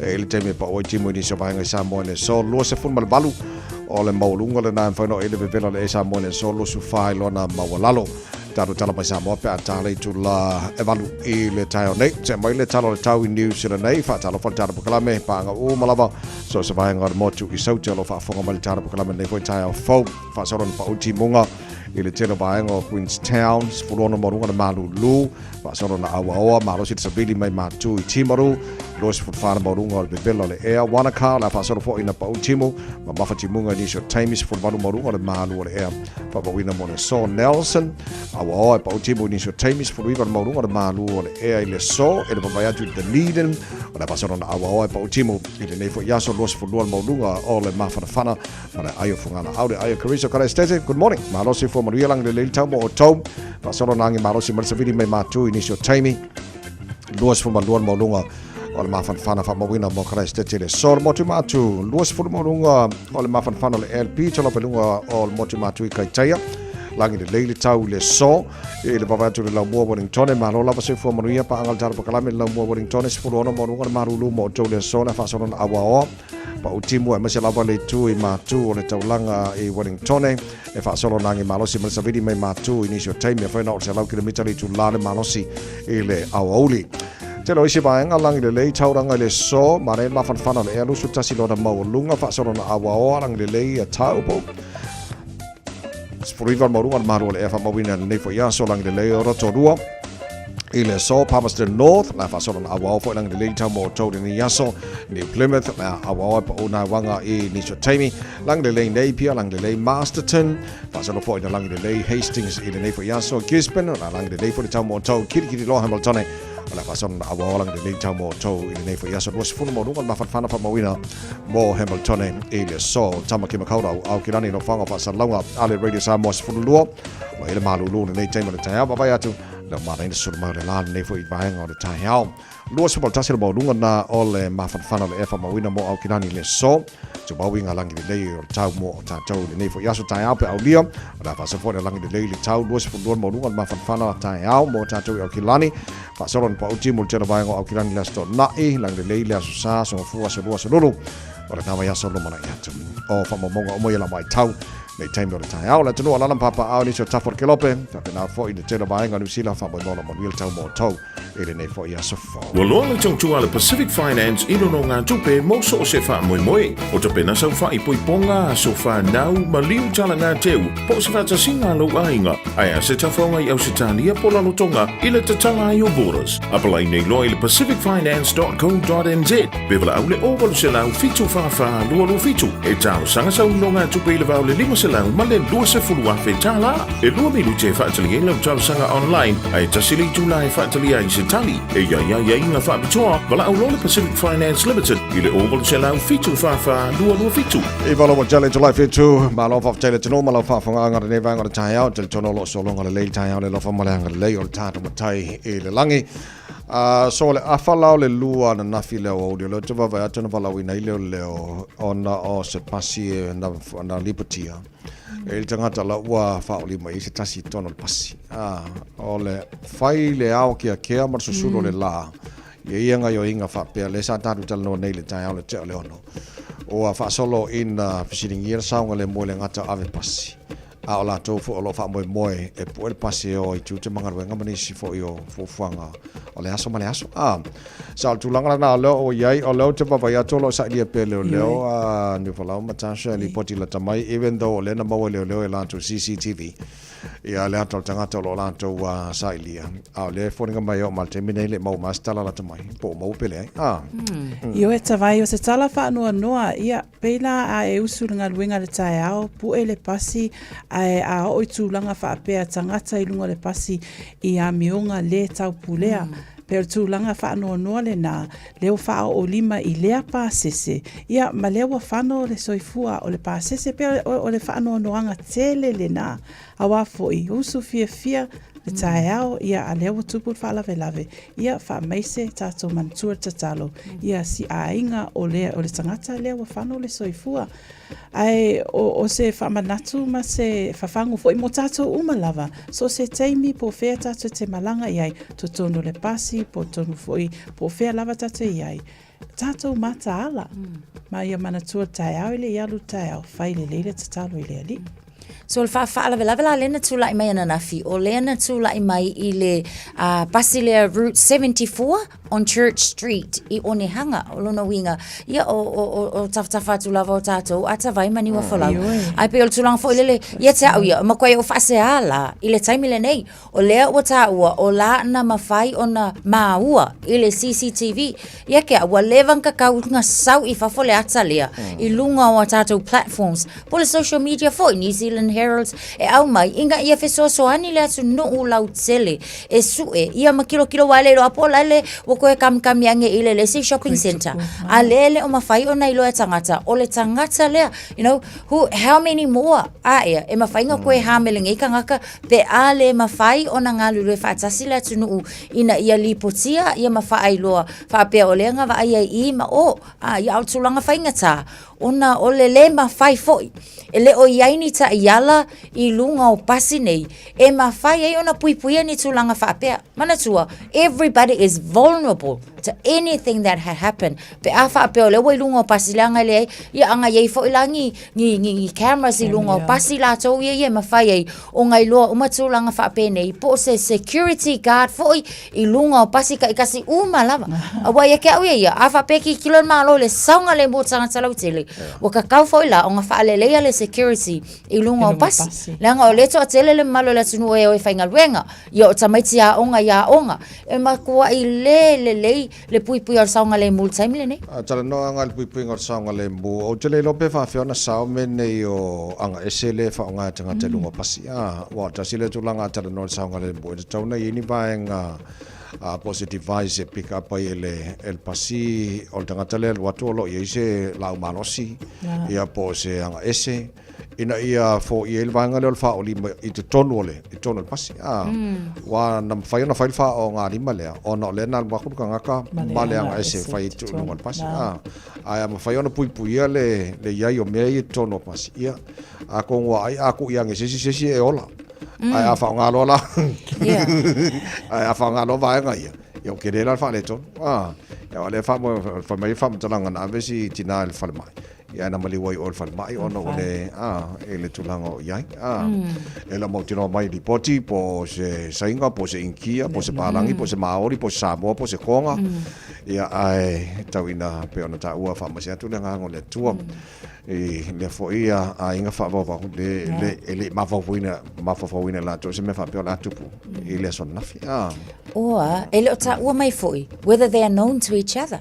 Wai ai se foi tūlanga whapena o lai loa e kanga kalea lua ku foi le whaile le whaalawe o se vesinga o leo le vankula i se kai mi ia leo o toi a ngai atu lawe whaataunu. Awa o isi pasi, o kela i ke pasi. Au te vai foi le penga le kai ko a lua tangata i eito tonu, e o foi train se tai to tolu tangata. A o lainga i se lua kumbasonga intention whaapea e whaakupu se whaalawe. E mako e whainga kālawa foi on kama fai aku ia ini si foi e sosoani i le ua faina ata vai. Sale ia le lei ave pasi lo to fa mai ta bakala me le tai au sa ngole mo to faiva o le nei foi aso fa pena foi tanto lo sa unio po el pasi mo ngar wenga ia mani so fo fa ngole so ia sa ngole mo fo ia vai ngole fa pena fa ngai mo to e tono pasi ka si o nge ko ku mai me fa pe pasi mo tanto ia kilani fa pena foi so se vai ngole sila le lei ma dor ka ko Silver Fern on po Ma nei ta longa ta vai mana Natasha ta longa lona lua lea mai the Constellation Cup le fa ta nuina man malo ta longa mo ta to go Silver Ferns ia ma ta longa leana po ma nei tele to e man malo ta to au i ai e ono sfulu tolu lima se furu lua Australian Diamonds goes Silver Ferns so to lo ta longa le to io e ta vai lo sauni ta to au e malanga atu i Perth i le aso sa ia le na o le ataro va de tale o le la uma ka longa lua ko ina le lua e tu sala so fa o le ko kiki a ka wa ko ia le Silver Fern mai lo mari po ngo po nge ai se fa kari la le lua Carlosia fa wa wait there please le nga la i mole lo please bring it on ai sa ia le le ma no fa tai fo i le ma ne ka sa so le ma fo ai le ma lo kiki lo ia wa ke le a ka alo au ia ai ma lo le si au ai pe kasi ya le pe manga yang ka longa ye lo fo ba ku no fa so lo inga ke le mai ai le ma lo ye le Silver Fern manga yo so manga okay no pe sa ka le ngo fa no nge di o le alo fo le sa mo swali o le wa le ko ka alo liki ale wa suya nga le yungi ale wa piki au skadi la ko tuale anu ori fa pe pa me ngale piki ka mal awol to sa mo le ngi ale wole fieri ki ka malo le la alu ka alo yungi ri ya manga ya ai fo ya tilo ye inicio e wa so sasi lava foi e ye lava vai nga ki kilo lava ia le fiel vai nga tal fe nga mo ia mai se foi el tau singa o lona tangata ia fa pe la nga ia ma vai nga uma fa pena lo winga ia a kongu lava foi o tau tala le a ta vai Sereni le manera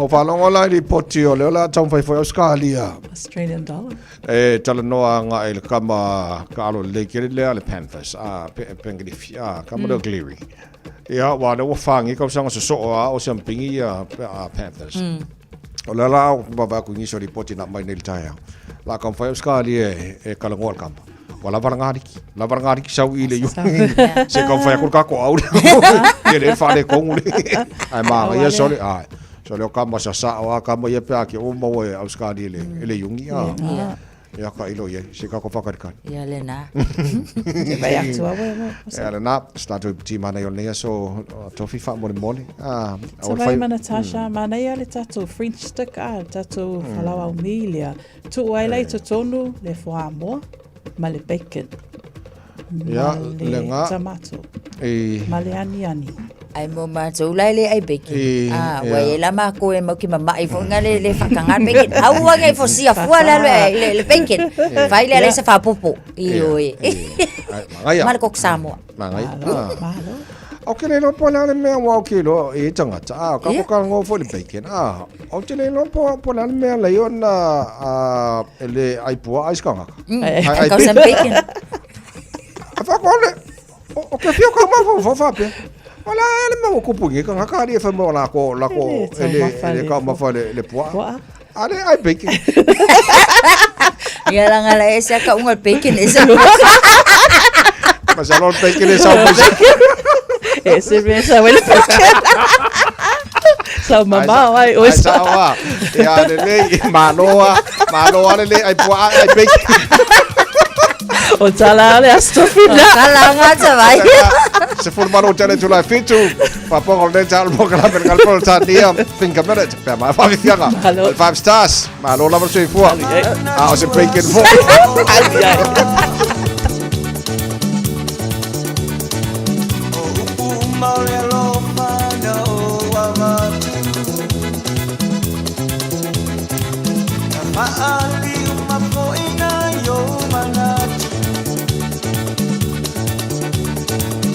Wale ai maseisi wana oa Angi maya se matangi se mamoni atua yo alofa nei Ira upele wale mawhai lo fatuona tata lele Wao misia oi Tawawina mate lo fa moe moe Tate tali tonwele lua fungania uioe Sunga uasili oele manongi mai Ila au masa o iane ai Sili oela au malo tetele Salamaya usu ola upese Angi maya se matangi se mamoni atua yo alofa nei Ila upele wale mawhai lo fatuona tata lele Wao misia oi Tawawina mate lo fa moe moe Tate tali tonwele lua fungania uioe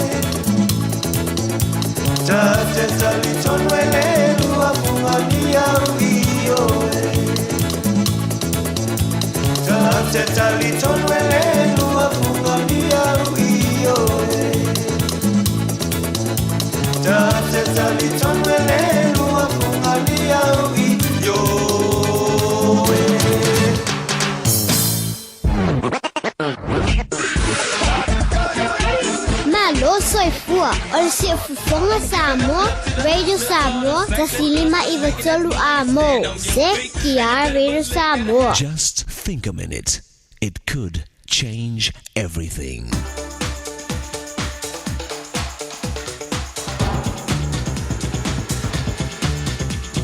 Think a minute. It's a fact of life. Everybody needs somebody. For our life to be satisfying and successful, we need close friends. The problem is, we face barriers that can stop us from bonding with people and having these close relationships. The first barrier to bonding with others is our painful past. We find it difficult to trust others because we've been deeply hurt by someone before. So we're afraid to open our heart to anyone again. We may not want to get close and share our real feelings with others because in the past we were criticized or even rejected for being open and honest. So now to protect ourselves, we don't let anyone know our true feelings and the person we are inside. Some of us were fortunate to be born to parents who daily gave us loving attention and affection. So we learned early to trust others and how to have close, open relationships. But people who are hurting and wounded from their past are often not free to trust others and develop close friendships. Another big barrier to bonding with others is our wrong thinking about ourselves. We may think we're just not good enough to be really liked or loved by others. We think something's wrong with us, either because we were actually told that, or we simply did not feel truly loved and accepted when we were young. Finally, another barrier to bonding with others is our confused, wrong understanding of our Maker. We don't believe that God really loves and accepts us just the way we are. Or we think that if we trust God and live His way, then He'll take away all our freedom and fun in life. But it's actually the opposite. God's done everything He can so we can enjoy living His right, satisfying way He created for us. You see, the boundaries He gives us are simply to protect us from getting hurt and destroying our own life. So if you've struggled to have really close relationships with your family or friends because of some past pain and hurts or wrong thinking about yourself, Jesus can start changing that today.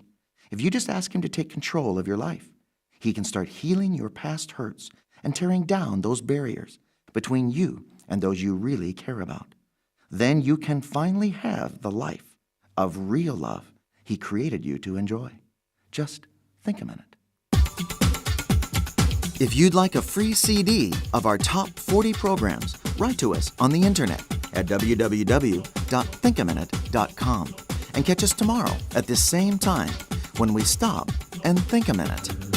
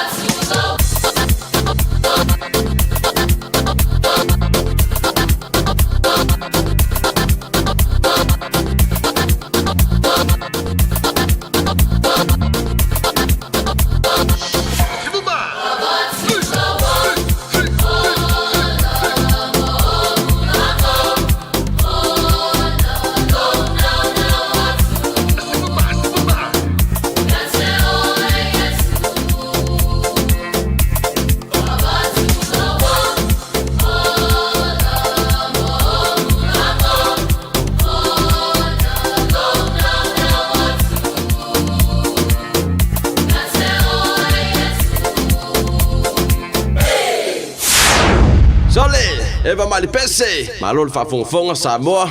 Malo fo ile va ile musika. Radio Samoa #1 New Zealand akoa. Simpson.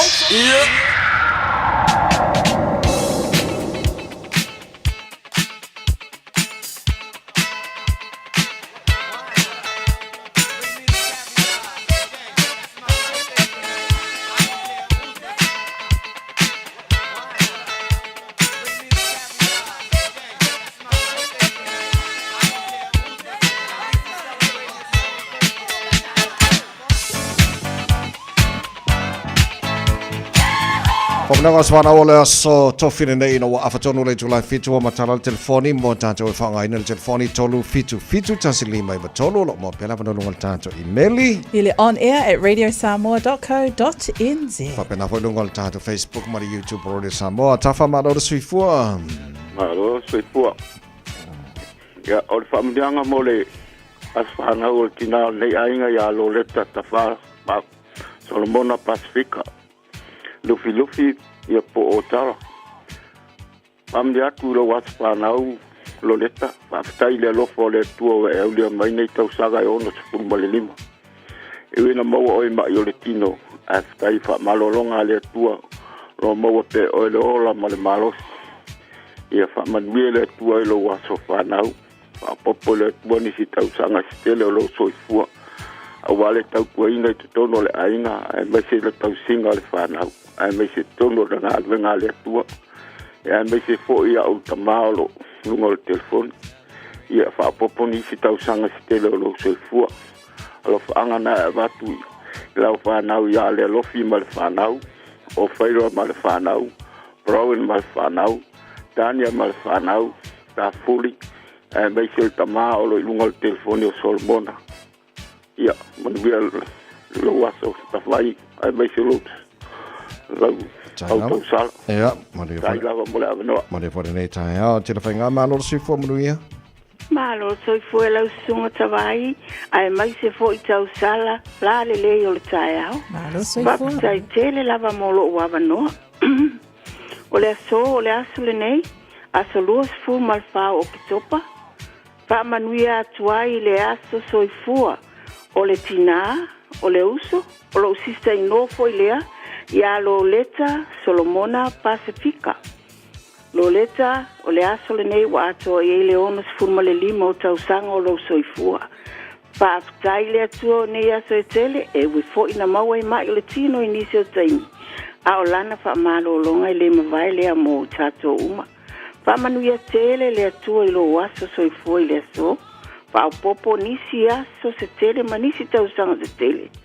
O lo soifua a wale tautuaina o le ainga. O le kale sia.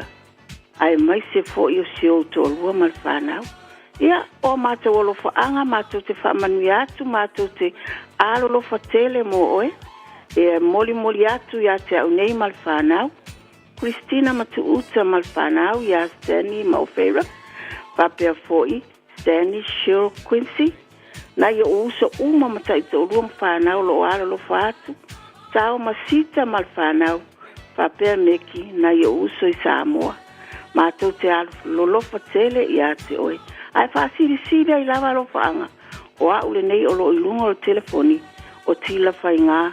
Polo ai whaptai tele lava tawai mo lo wamna noa. Manuia le aso. Mania fwana nei tai. A whakalawhara atu whelawhani. Rue lahi matawai. Whasi kai lava whakalofa ku fo ia. Le ko sa se kulungi kai au. Kai lava mole awangoa. Rakua ia whamanuanga malo whaanga. Mol mai kai lero talia whelawhani. Christian Tanuvasa mai lufi ia le ngaka ilea o le vai maunga ia whapea vai lo plauli. A whaiwa e whalongolongo mai ngei kula rotalia whalawhani. Whamanguia lea kua lo luas fulma le lima tausanga. Ia lo whalea kua mawangi si askele whapopo ilo soifua. O lo whaanganga lo o moli aku ele. Sunga le li ia o ia maini Tanuvasa malfatua ia iuni. Whapea ua inga malawa i Samoa. Ia ele ngaka ilea o New Zealand i. Ia e sili ai o ainga umalawa i au kilani. One anga. Sili ai lo nena leo whalawhani lungo le leiki o. Ia ele ngata ilea Sa manguia ku le ong sulima ta fai o fa longo mai fai tila fai nga alo fa tele atu mo le ono sulima tausanga o kamai ka inga le alo o faila ia fa taila va tafai marko sa se kolu lo fa le ku ia manguia nge yaso taila va Nei tai au Miriama talofa. Talofa tawai pa peli so o piso man. Ia o e mole te kamano ia no o smata tina pele o mato roto ia Susana Fiu Nilona so ifua ia lofa le toi kamano ia te tina Ilona ngale malona nga lofa so se tasi fia sulu ate maua se mastaka Ia sula te maua se fesosoani. Whawhetai fo ia e suli. Nei tina ngā lofa. Ia lofa le tua e whamanui a tele lon soifua. O ainisi a tau sanga tele mo ia. A wanga luenga lo whainga tā lo whea ngai mo ia. E tina Susana ia ono sai. Ia maua e oi maa losi.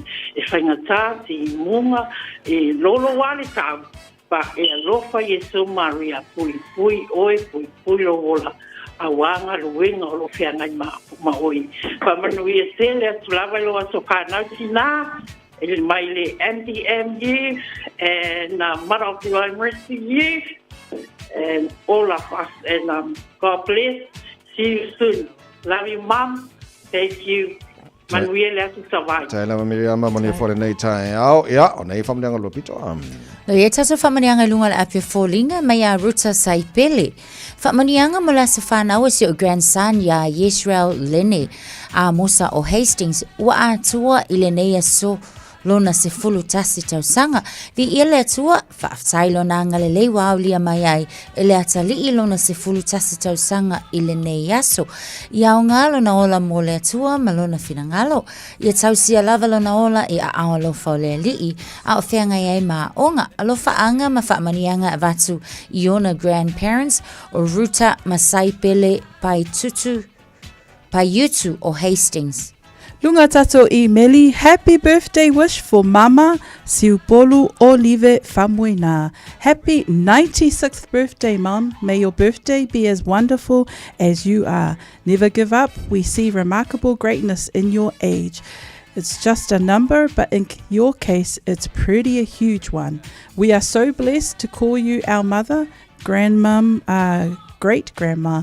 Thank you, and we pray that God will bless you with all the good things in life. We love you, Mom, from all your children, grandchildren, and great-grandchildren in New Zealand, Samoa, Australia, America, and the Philippines. Manuia lava le aso soifua tina, iwa se fulu maleono lona soifua neaso. Whamnianga lungo tato YouTube channel. Whamnianga o le aso whanau o papali I Charlie o Island Bay. Manu ia tele lo asa whanau le nei aso, alo whaanga mai a whanga fua leo, ma le whanau. Lunga pele tato I Meli o le whamanuenga le nei o le aso whanau, po le aso soifua le mato tina, peleina o Siupolu o Olive Famuina. E vi ia leanga leima leanga alofa o le tato tamao I le langi. Ona o le aso le nei, wa e au lia mai e le iwa se fulu ono nei o tausanga o lo soifua mam. Ia whamanuia pea le tamau I le langi ia te oe mam. Ia pea lo soifua, ma ia tūmau pea ia te oe le tino malo lo ina. Ina ia tūmau pea le maftanga ma oe le tina pele ina. Alofa anga ma ia Poeni, Losalina, Tātupu, Olive and Rosalind. Manuia tele le aso soifua I le tina pele ina o Siupolu Olive Famuina. Lo, wa malas fana o Ruta Saipele a.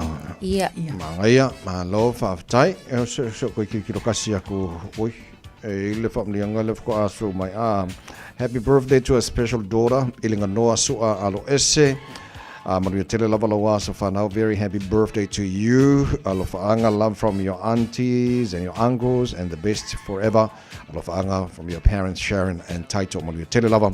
Ia lo asa whanau le so Ilinga Noa Sua Alo Ese. Ka konga au? Nana. Sole. E pisi mo ia foi lila so so fa ke topari. Pa peso pa fe lei. Ja, maar je fai wel nee so ne fola. Tai lava tawai ma sunga Natasha nei tai ao sa mo la tunu pele faf tai lava manuel fa fonga angal nei yaso. God bless. Alo fa sele atu soifua ma ia manuia. Sina sauta tia mata tia mal pese fia mai oil to ma fa le tol pulenga mala fenga venga le radio sa mo mal pakala mi malu tai o to wasa fa na mo dio. Tele lava le lofa malanga le lei o le tua to lo se fulu le bat.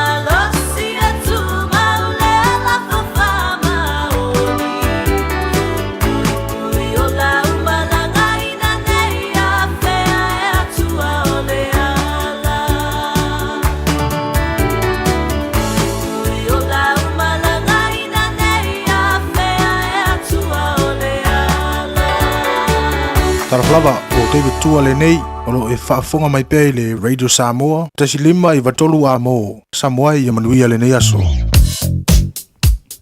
Iai nei vaenga o ala te tele leo lo mai tawatu wa slow down I le taimi le nei. Tātou I lunga I Pakuranga Road o lo mai tawatu ua whaila wa fo isi pisi o tātou le vaenga le nā mai Pakuranga Plaza. Anga I atu waileo tātou anga I atu Panmure. O lo mai tawatu taimi le nei wa pisi whapena fo I le mai tawatu Te Rako Drive. Green Lane East le taimi le nei around Ellerslie Panmure Highway. I le intersection le nā mai tawatu whaila wa fo isi mamawhai o le traffic I le taimi le nei. State Highways Full Maleono Northwestern Motorway westbound o lo mai tawatu le vale na Waterview and Lincoln Road faisi mamawhai o le traffic ia mai lato fo ilala na la tatu a ngai atu I le Waterview Tunnel. Eastbound o lo mai tawatu tātou I le vaenga le na interchange le na I le Great North Road ia ua whailawa fo isi delay mai I le taimi le nei ia mai se lato a ngai atu St. Luke's Road and Newton Road o vaenga ia o lewa mai tawatu lava le nei fo taimi le taiao faisi pisi mai o lo iaila matato fa lava lava tauta avale leo lo o mai tawatu taimi le nei lava I le va o te hai and Silverdale on State Highway 1 fa mole abata vale se utangia lava ia le vaenga le na o le ala tele le na o lo iaisi fa lava lava na taimi le nei mo tato I lunga o le State Highway Lewis Fulu southbound nga ia tu la tatu Mount Moscow faisi pisi o tato fa pena fo ila I le vaenga le na Dominion Road and Mayora Street ia o lo na wa amata na pisi le taimi le nei northbound mai tawatu Hillsborough area ia wa faisi pisi mai o tato I le taimi le nei fa pena fo I le anga I mai Mangry Bridge anga ia nei le State Highway 1 le na I Manukau ia o vaenga na leo mai tawatu taimi no tau faisi pisi o tato af tavale manu ia tele le whainga malanga le nei taimi o tau tau tu anale saunga le mua lo o iau a ao lava ia I le nei fo taimi le malu o tau sa ale Radio Samoa no tula ai mai tatu taimi tu es full male 5 minute o na ta leo le tula e valu.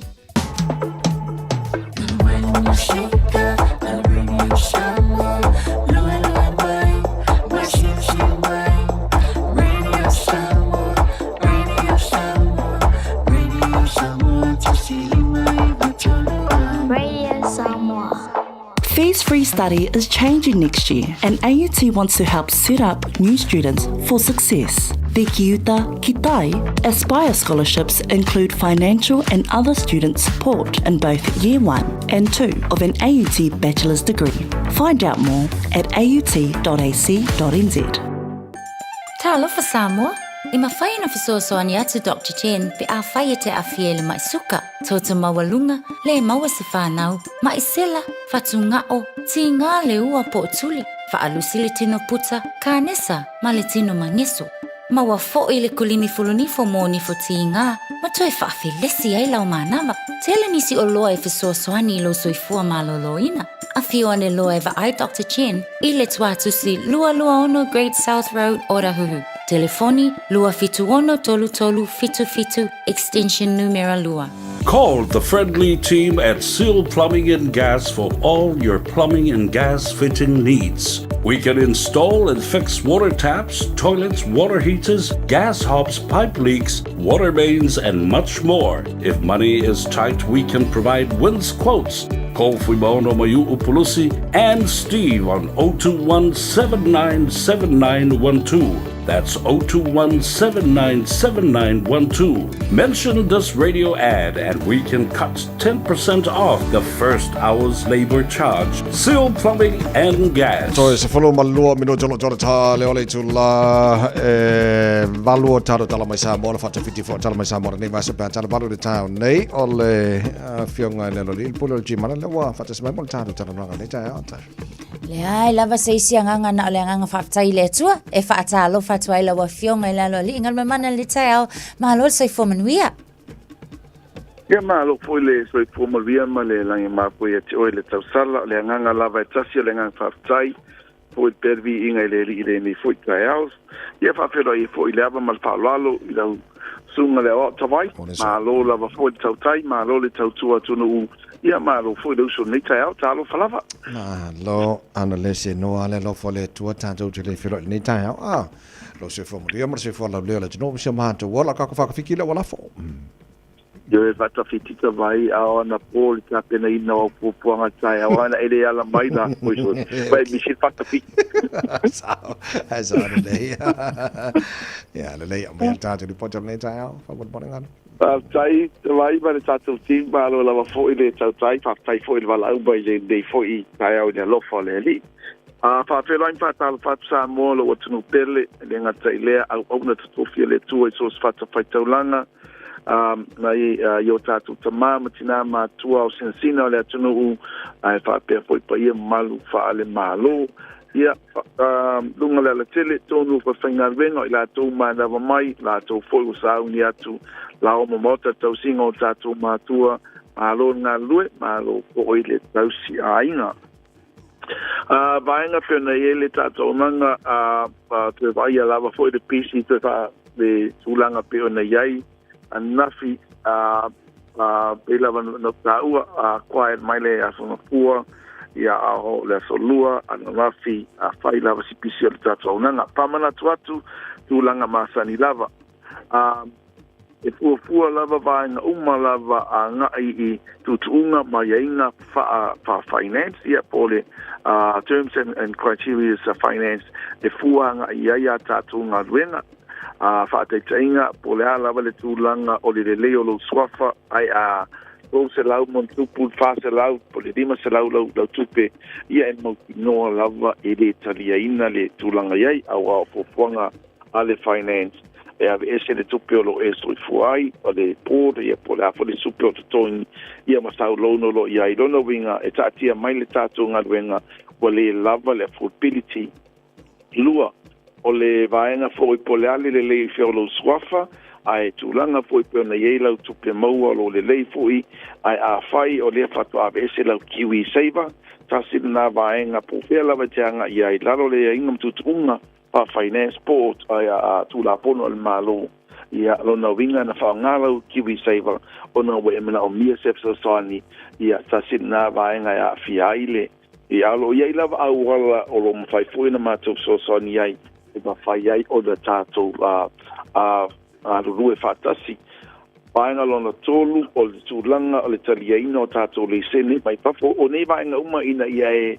whawhaingo pie I lau fio mai so mai ia wa iai vaenga tāpena mai roa po le ale tulanga lo iai e iai vaenga po ni tulanga e a skaile tato au pengalvenga ina ia mawhai o na sumo te sosani moe Baingala na I te tāpena ina o lau profile, po lau financial profile, tupe maua, tupe whasoina lau bank statement, ai mai se po tala anga lo swafa, Yo baingala na te o nisina bainga o le pe masani o na whalau doina.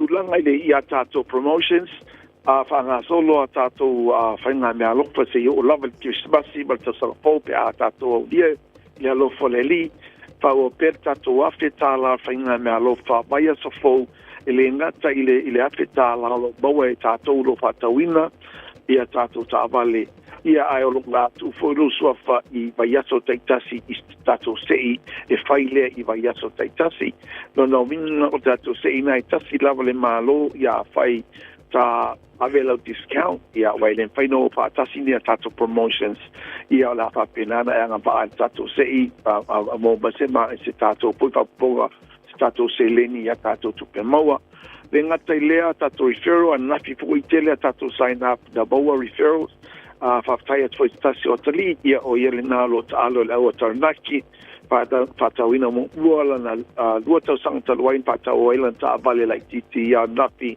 le na fatawina ila na pikiapu whaftai lango whaftai po I tato watunu lo titi whaitama lo whaunga ina I pele tato au nanga ona le tato taimi whabana tuatu lau trading pule ale value o lau ta vale e mawhai o na whani utupe tua tuia le lima se lau e o lau vale tolu suruafe peanga I lunga whai o na vatul tino I tupe le na ao le iainga Samoa le tanu ia finangalo maali e te tau o na whaatau tau ta vale mai a tia rona winga o te le pātaua I ta vale tuai ona le tato taimi wala mai tato telefoni o le lua pitu o pa o lua pitu o pa o lua pitu ia pole o val se lau ki mana ni meritasi o mo te lau whaonga lua ono lua tasi munu tua oi na sila fia tō tele la tō whatauina tā vale tongi pase se te blanga me le valele ia na foi o lo yel tulanga e totoni tulanga tau se leni mo o e te awhapea o lo e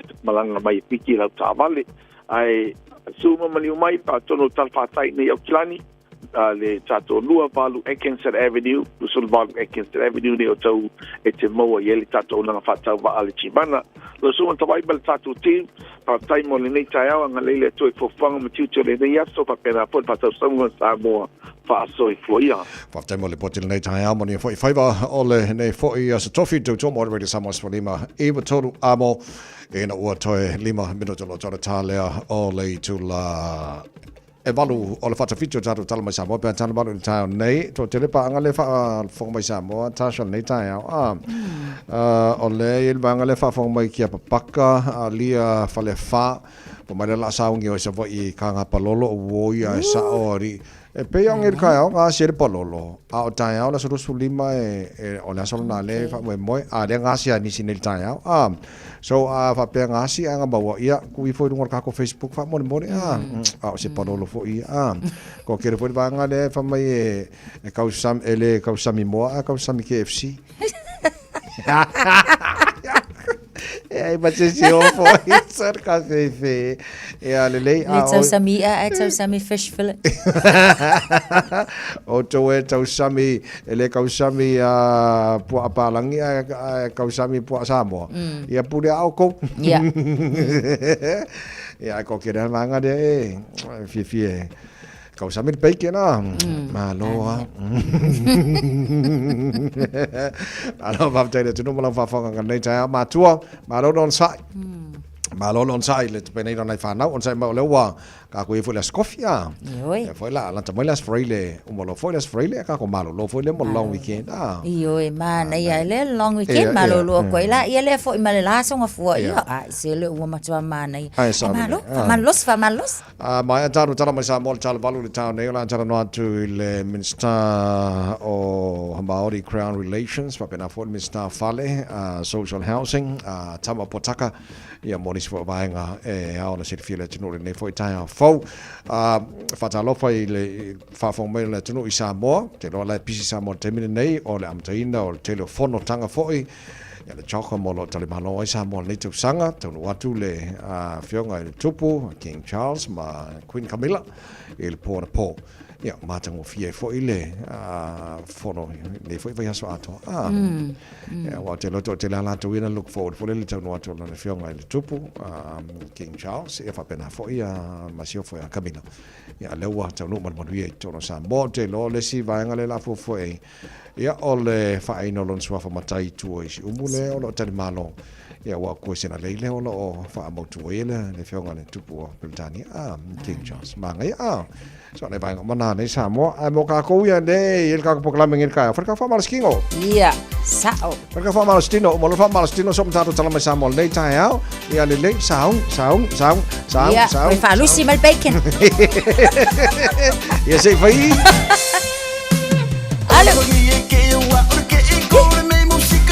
ale iya lunga alo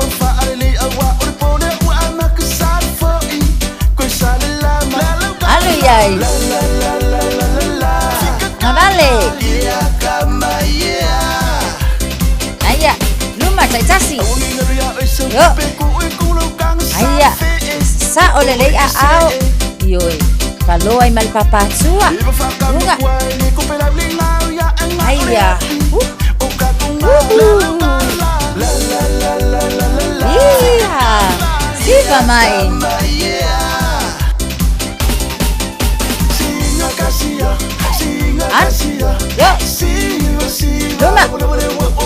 luma alui kuah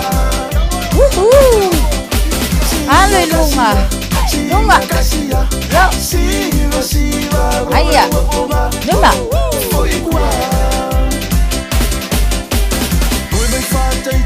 Altafa Hallelujah Manaya Kamalo si mai mama tina Hallelujah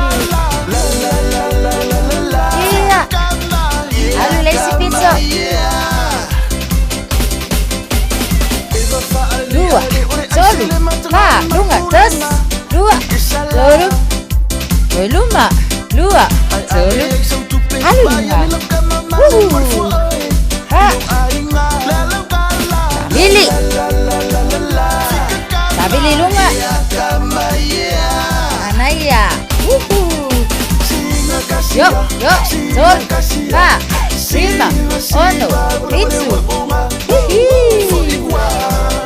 ang abale. Naya, ang liyay. Yo. Naya. Si malo oy. Lunga. Ano yay? Yo, ale. Ano yay? Lunga. Sumu yay may saulo luma. Mana bay tsutsono. Mana bay fafo. Tson. Fafo manuia tele lavan Radio Samoa. Taslima ivatol amo.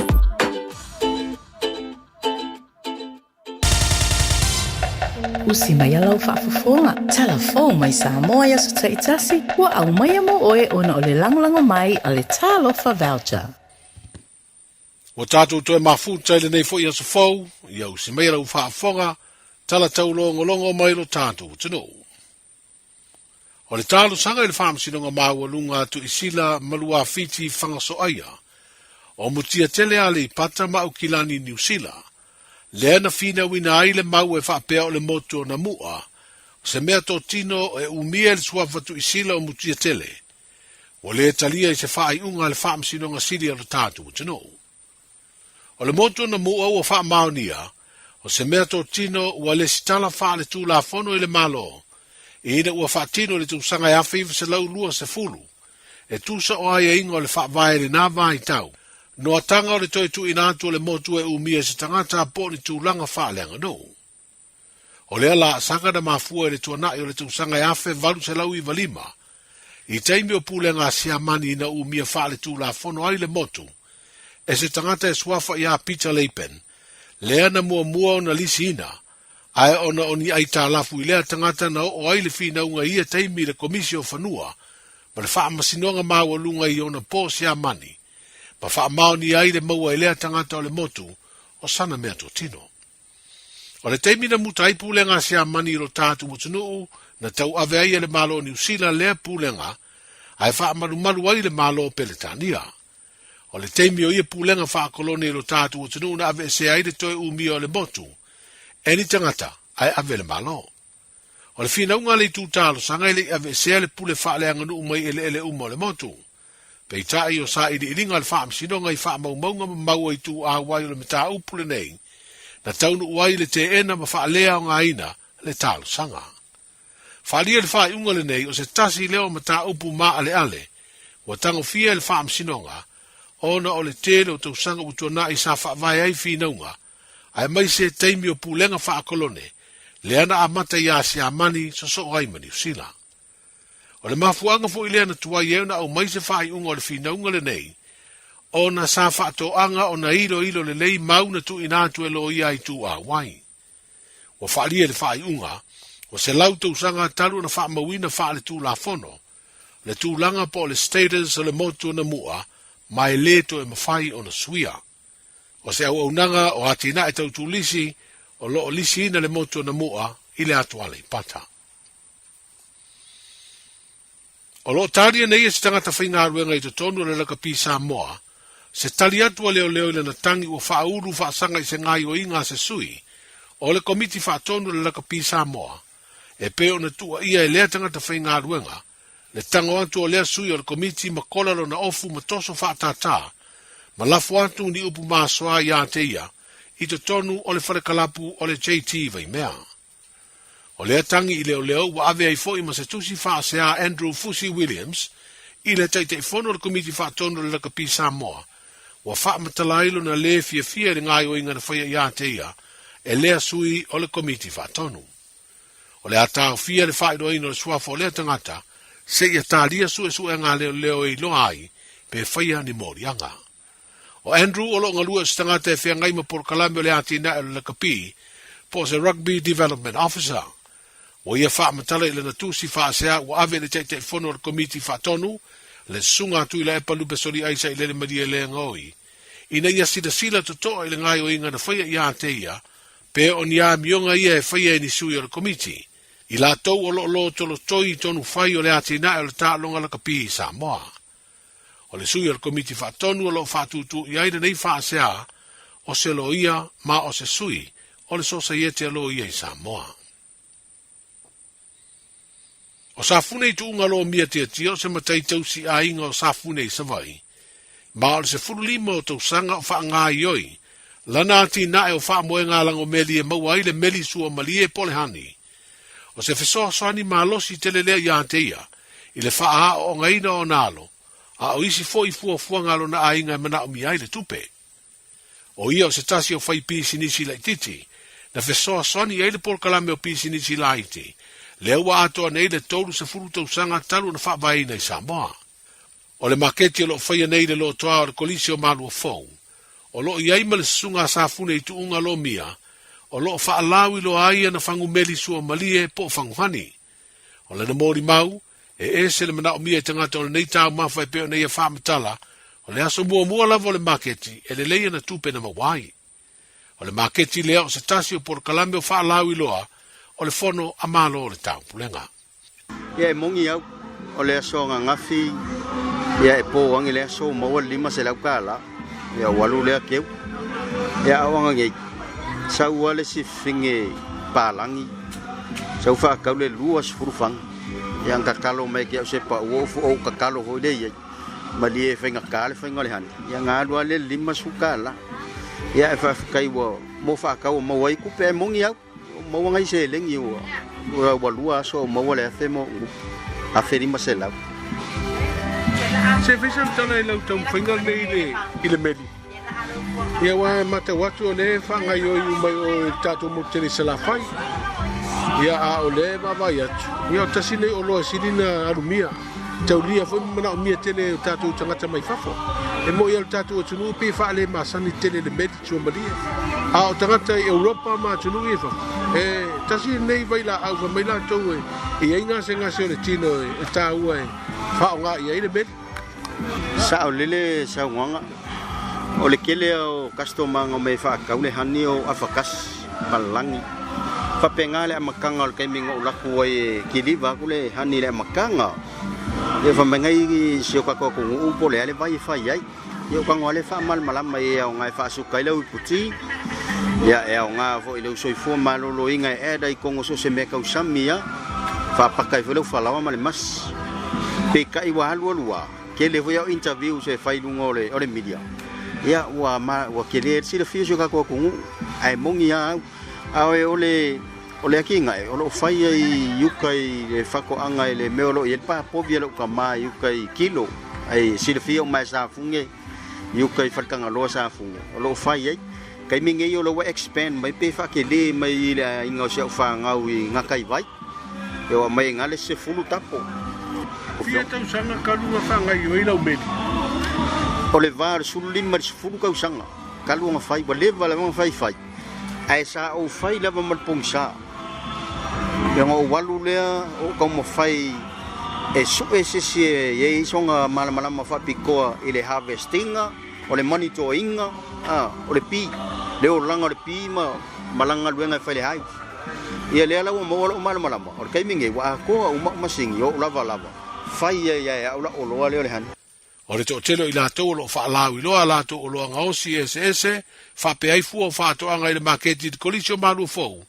Wa maua lunga tūlanga o lātou atinae, i le fisosoni le ofisa o pisi nisi laiti, e peo na whaingoa ina o le Samoa Business Hub, ai sai loa mua ilo na ingoa, o le Small Business Enterprises, po le SPEC. Wa vere tari malo o le tātu o tunu i le teimi mua i le fono a tai o malo o le tāngbulenga. Ua ave ai ma teimi mua le atu lau i le ai Samoa. Pa le mia o tunu o New Zealand ma Australia. Talu na filifilia ia tai o malo i le tuana i o whainga palo tai atunu e lua. Oni pa anga to tino le malo Samoa. Wa whailo le porkalame le fono malo o le tāngbulenga. O le astofila nei va yaso u wha moe taunu wai le pa le mia o Australia. O Anthony Albanese, ma Christopher Luxon le pale mio Aotearoa i New Zealand. O lo fatu langa mai fo i le porkalame, o le malanga mai o le tupo peletania i lona tūlanga o le whaurulunga o malo o le taumpulenga, o le aiai le teimi whaapitoa, e whelo aiai ma le pale mio New Zealand, a o iai lo tāntu o tano. O O le talafai o le whaatawhiti o le ngā luenga o le nei vā yasa o leo wa taunu umanuia i o tātou whanua ma ele. Le whai ngā malanga ma malu o le tupo sa le sa le tolu, malana masiofo o Camilla, e pēra sa mōri mawina i whaasa le launga tu sa o mai le malaiva le le whaleolo, i le awhia fi pō le salunu. O le tūla i whaaloalo leo leo, o se whaaloalo māwalunga wha le malo, na to mua ai por kalame o le ase singa tau waloa, le ana mōri mawina le awa i atu o le teitai o le malo i le pāle mia, manisi o min star le kāpeneta, e whaafeiroa i le taunu uai o le whainga malanga ma malu. O le fioanga o whale lātai, o le awhaatino ina le tasi o whaaloalo māwalunga i le stofil nei vāiaso, o le awa whaatupu, e whaia lele Universitea o Samoa, e te talai por kalame o le aso mua, o le ase singa tau waloa le tupu, malana masiofo. Talai o le nei aso, tātou wheloa i pea, soifua. E silia ma le se laufala o loa i Samoa e mawhai ona whaanga i le talofa voucher mō whaatanga alu a inga. E le atua lava se 5 milu te lafu antuai mai New Zealand, Australia, Amerika, mai si antunu. Ai tau nuu i telefoni maolo e whaanga le talofa voucher e whai e le whaatau. E mawhai fui ona tungi atua i le cash power wha le pili o le vai iso o se taimi. Angai loa i le www.pacific40.com e lafu ai se talofa voucher mō loa inga i Samoa. Mō nisi whaamtalanga walau mai le olu atasi o valu tolu, lua tolu, po le info@pacific40.com. Talofa, we're the Katinas. Talofa, this is Pat Lam. Talofa lava o au lapi marina, mau pelo li tio. I le radio Samoa, tasi 5 iwa tolu amo.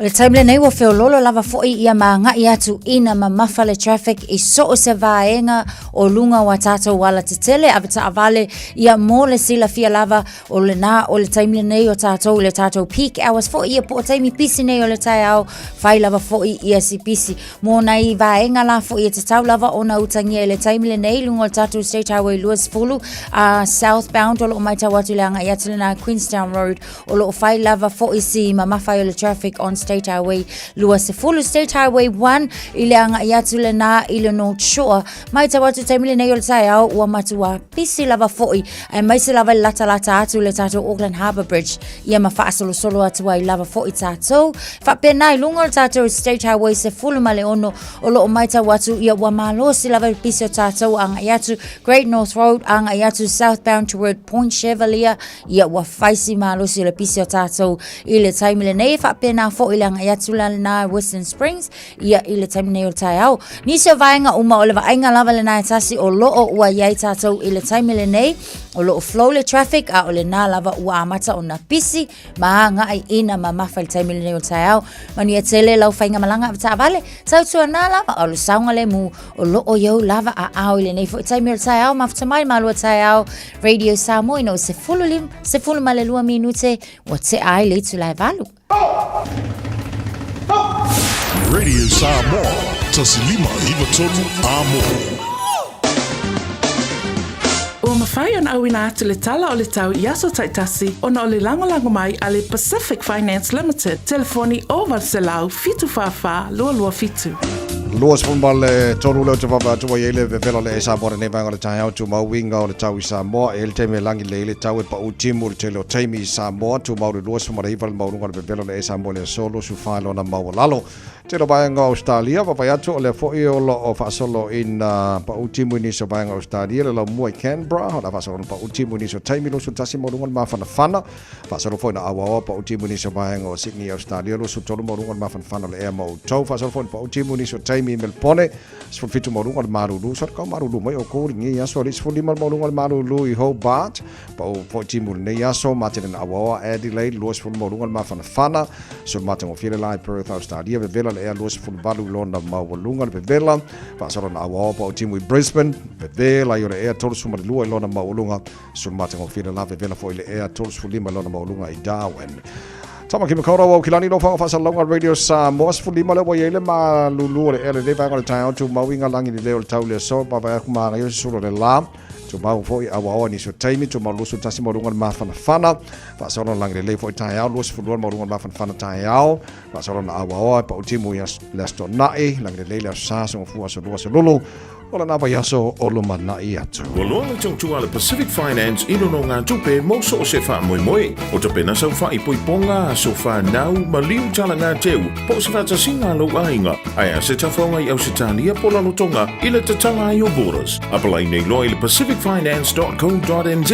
Bevala au le ovalu se lau fitu wha lua fitu. E tau sanga sau no ngā tupe I le vau le 5 se lau ma le 2 fe tala. E 2 milu te wha atali e lau tau sanga online. Ai tasili tula e whaatalia I se tali. E ia inga whaapitoa, wala au lo le Pacific Finance Limited, I le ovalu se lau fitu whawha lua fitu.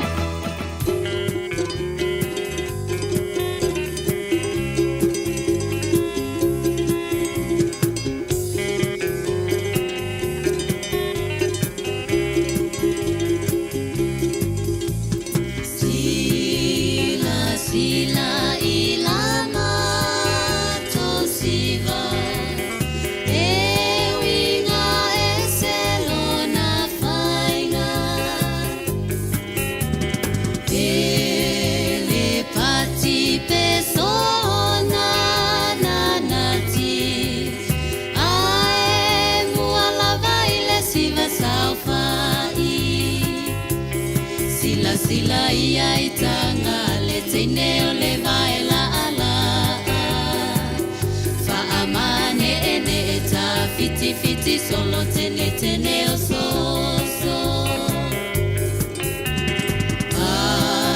Awalavane I e toi ofo Ia ufainga e feolo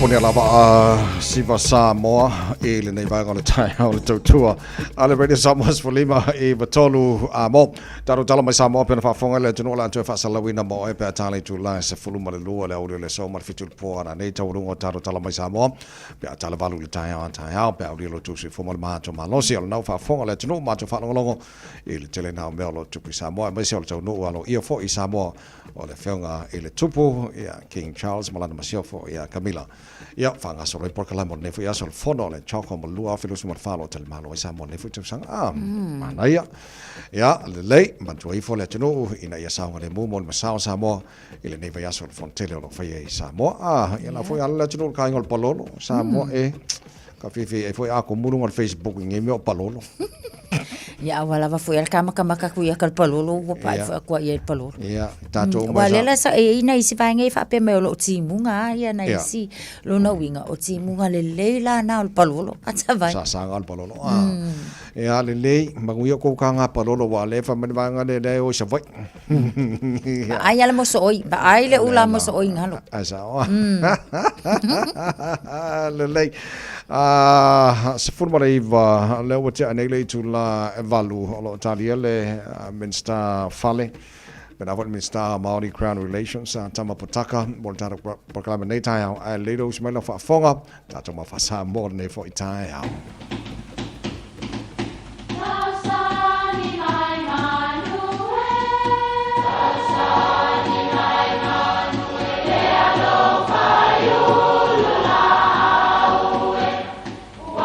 E o whanga manu i o lulu o la au, awa e whawhanga I funga o la au. A o le tangata, e whawhanga I upu matala. O le mawhileo o alanga upu mamuanga ngana Samoa maona whaapongai, e a fua I lona sio mianga. O lona lea sao I le whaatufunganga o le iloa whaale aso, mai le tautua se ia o ina pule. O alanga upu mamuanga ngana, ua lanto mamanuina le tō whamanino a Samoa, mana tua fo'i, e tāo fitau muli le atunu. O le ngase a ala lalovao. E ia wala sopo ma awala o tūlinga manu le atunu e ola pea. E ui lava ina au tausanga, mau ngā tūpulanga. E masani o na vaia I tonga vau matua ua ufi la au. Ma ua whainga tā fo'i o na ola ai ni vau whaalafulafua. Awa ua paolongia tū mau ma ua le toi o iaise la. O lo taatitia I lava na awala ma ilonga pea e ui ina ua taule whaongai na so. O ina e maua mai eile upu lea o le ngase a ala lalovao.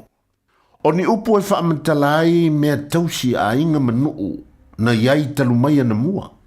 O la lava iai ai ua tau le toe asia, pe toe o iai ni manatu o lea au ngā tupulanga ma lea au ngā tupulanga o na o swinga o leo langa. Sui fo'i ma matatia ua whaamua I le taimi.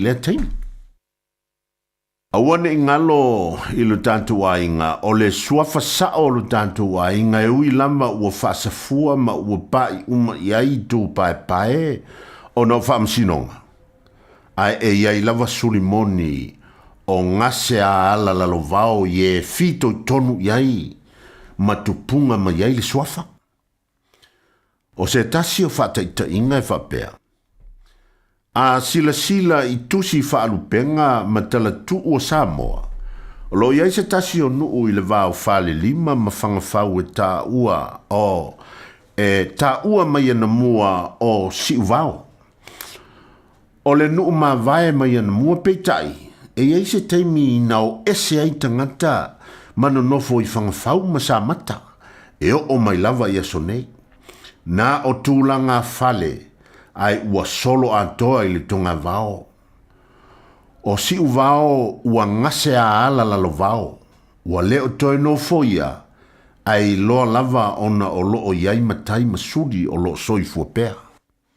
O le ngase a awala lalovao. Manuia lau whaasonga Samoa. Whaatafitina o tātou mau wha Samoa le nei fo'i vai aso. Tau lunga pia mai an tātou tala mai Samoa. Le tai awa tai hao te ona walu. Le lea ngau maua. Maua ova. Ia, le lei whaatala whaiva sia tau o Chris leo whaatasimale nei tai hao. Yeah, talo for Chris. Mai o ele nei fo tai hao. Tai mani ele rufo le tuala ua. Wa mi au tau ni futao avi. Ele rufo minanga leo le tua. Ni futao matangu fita o le rufo le tua. Ni rufo minanga mauri mo I tatu ni futao. A whai mai. O lo wha peo na feta lai mai o Yehova. Awane I mita le tangata poto I lona poto. Awane I mita le tangata maarosi I lona maarosi. Awane I mita fo'i le mau oa yana o loa.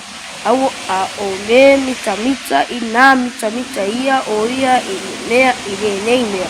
Ina ua pāwhau o ia. Ma ua I loa au, o au lava o Yehova o le whaia le alofa ma le whaamasinonga ma le ami o tonu I le lalolanga. A wā o lea ia o te fia I ai o loo feta lai mai a Yehova ni funa. Amen. E lafa mera le whamarosi mo tātou le futeo pura o nga fu mai tato le futeo le fe mena mau tato fu mea a wona I mita e tangata poto I lona poto di funa no a di funa a no winga fa pe wa e poto a di funa le fe mena mau fa mai a wona ia mita le tangata poto I lona poto a di funa no winga a wona tato mita lo tato wa tato poto e le fa pero tato mau lo le poto tato wa mita lo la ie o tato mau le tato mau le poto di funa fe mai tatou mafau le lei a different boy now mai de poto different now mai rai mana vaenga le fa me awone mita le tangata malosi lona malosi ya no winga fa pe awone tatou mita tatou malosi a different now alifuna une tatou mita ia alifuna le fa pe tatou mafai me uma tatou mita lo la I tatou malosi ya fa me foi da ia le vaenga mulmuli la le fa me awone mita fo ile mau iana o no alifuna no winga awone tatou mita alifuna no winga tatou awone tatou mita tatou awone fa pe tatou mau alifuna tatou mita lo la I tatou fa pe lo la alifuna Telena Telena o lo alifuna tatou mafau boy na mai de te o lo alifuna fa mai do la marva ngara de fa mai o le mita ina mita ia o ia ile nei mea ina ua mafau o ia ma ua I loa au lava o Yehova o le faia le alofa ma le whaamasinonga ma le ami o tonu I le laluranga a wā o mea ia o te fia iai o lo o whetalai mai ia Yehova alifuna fa mea o le mita ina mita ia o ia I le nei mea alifuna no winga pau alve te mita ia ta mita ia I le tua alifuna fa mai do la ia fa mai ina ua mafau o ia ma alifuna ma ua I loa o lava o Yehova alifuna fa mai tatou mafau ia te ia tatou mafau ia te ia mai tatou I loa o ia alifuna o ia oi o le tua alifuna fa mai do la ia mai o le na fai o le fai le alofa ma le whaamasinonga ma le ami o tonu I le lalorangi lono winga na fai le tua le alofa ma le whaamasinonga ma le ami o tonu I le lalorangi alifuna fa mai do la ia ma le vaenga muli fa mai a wā o mea ia o te fia iai o lo o whetalai mai Yehova alifuna fa mai o alifuna Tare tatou le aso nei tatou le aso nei tatou paua tasi al meta te mita ia tatou mita alifuna una tatou no le tua alifuna tatou mita ono le tua I tatou lofo ia I le tua alifuna Ren I tatou mauna mutatou ni fiteo fa mania tere tu mo tau ka bless ala friend mania sofa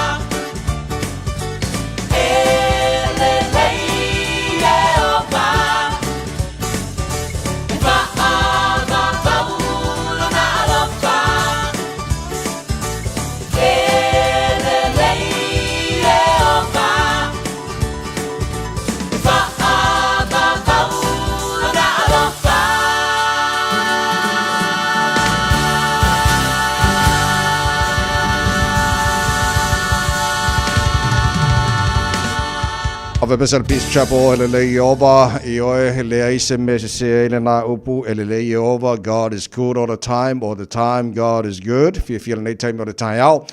Ua whatismai le whionga e le Minsta Māori Ground Relations te Arawhiti, o le Minsta Fo'i Māori Development, a whapena Fo'i, le Minsta Associate Minsta Housing, Social Housing, Minsta of Hanau Ora, whapena Fo'i Minsta Conservations, le whionga Honourable Minsta Tama Potaka is with us this morning. Tamarie, Morena, and good morning. Welcome to the show, Tama. Moa taro, brother Pe here, oi. Kapai.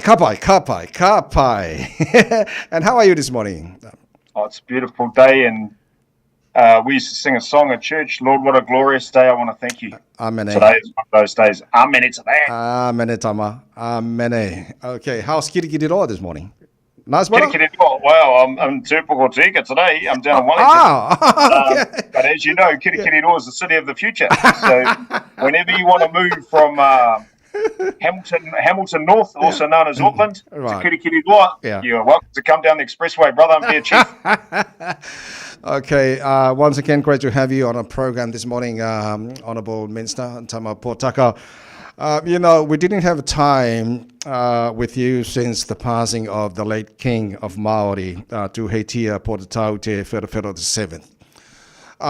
Share us your thoughts. I mean, all of us in New Zealand had a very sad time during that time, but share us with your thoughts about the passing of the late King.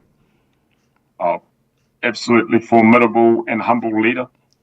Not only of Waikato, but of the kingitanga, which is ultimately a force for kotaitanga or unity across the country, but was established many, many years ago for a variety of reasons. And of course, he has been the seventh monarch, inherited the dynasty of his mother and his tupuna before him.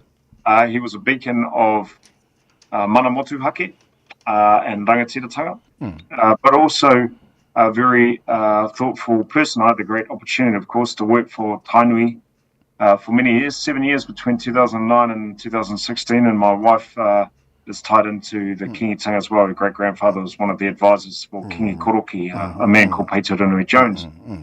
So we have eternal aroha for the king and the kingitanga, but also acknowledge that it's been very progressive in its thinking and been an absolute korowai for the socio-economic, cultural, environmental renaissance of Waikato Tainui and the Waikato people. But also provided a voice of reason and maramatanga understanding for the world, actually, and the Pacific and New Zealand around things Māori. So he was a patron of many organisations like Te Matatini, but also was someone who, especially in recent years, gave a real sense of unifying not just Māori communities, but all of New Zealand under that banner of the kingitanga, but also under the banner of progressive, constructive unity within diversity.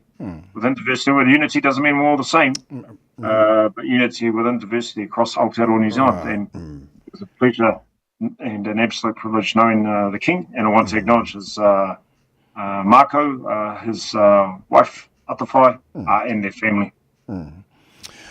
Okay, the reign of his youngest daughter as the new Queenie, the Queen Ngāwai Hono i te pō. She's young, she's smart. What can you see and what can you expect from her for the future of our Māori people?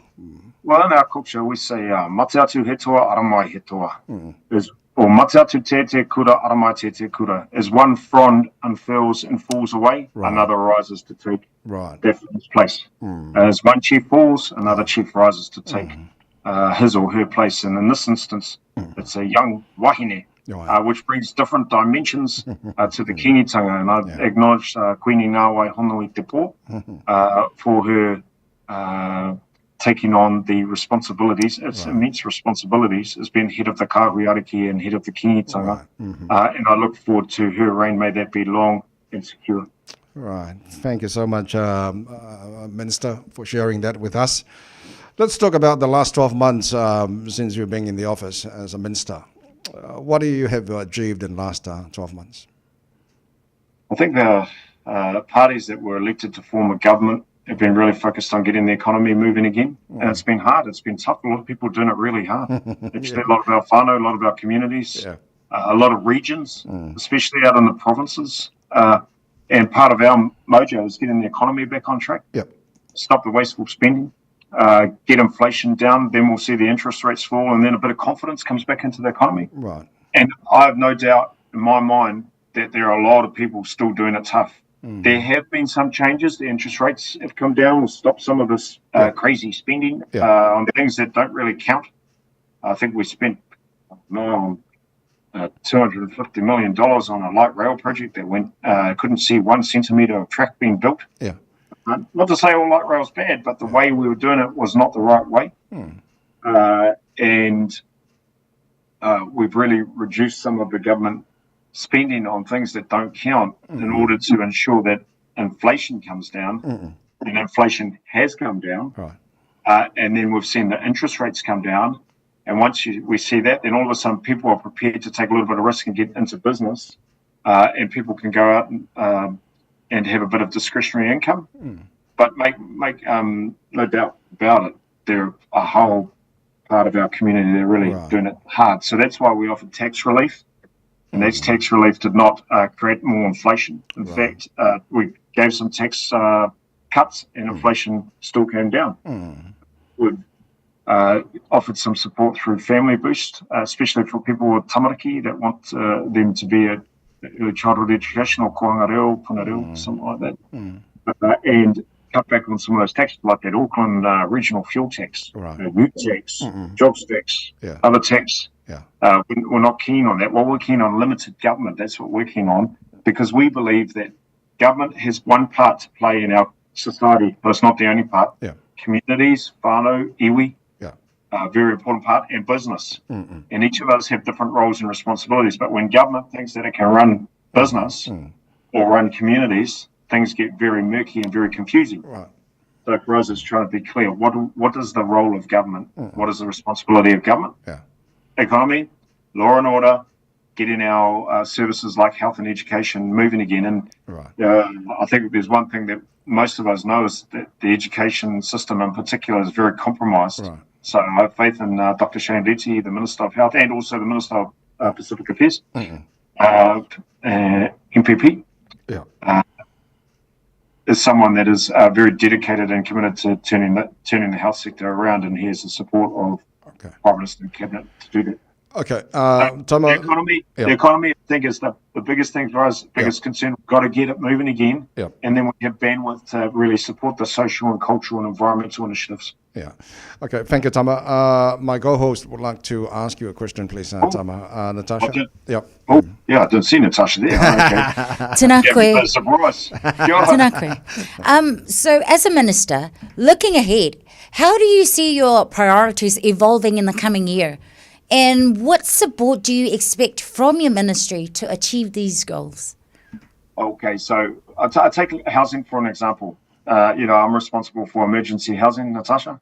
And since we've come in, we've seen a decrease of over 60% of people living in hotels and motels.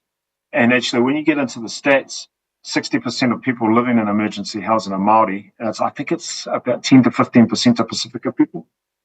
So you have quite a few beautiful brown people who have been living in pretty difficult conditions in motels and hotels. But we've reduced the numbers from over 3,000 to nearly 1,000 in the 9 months we've been here.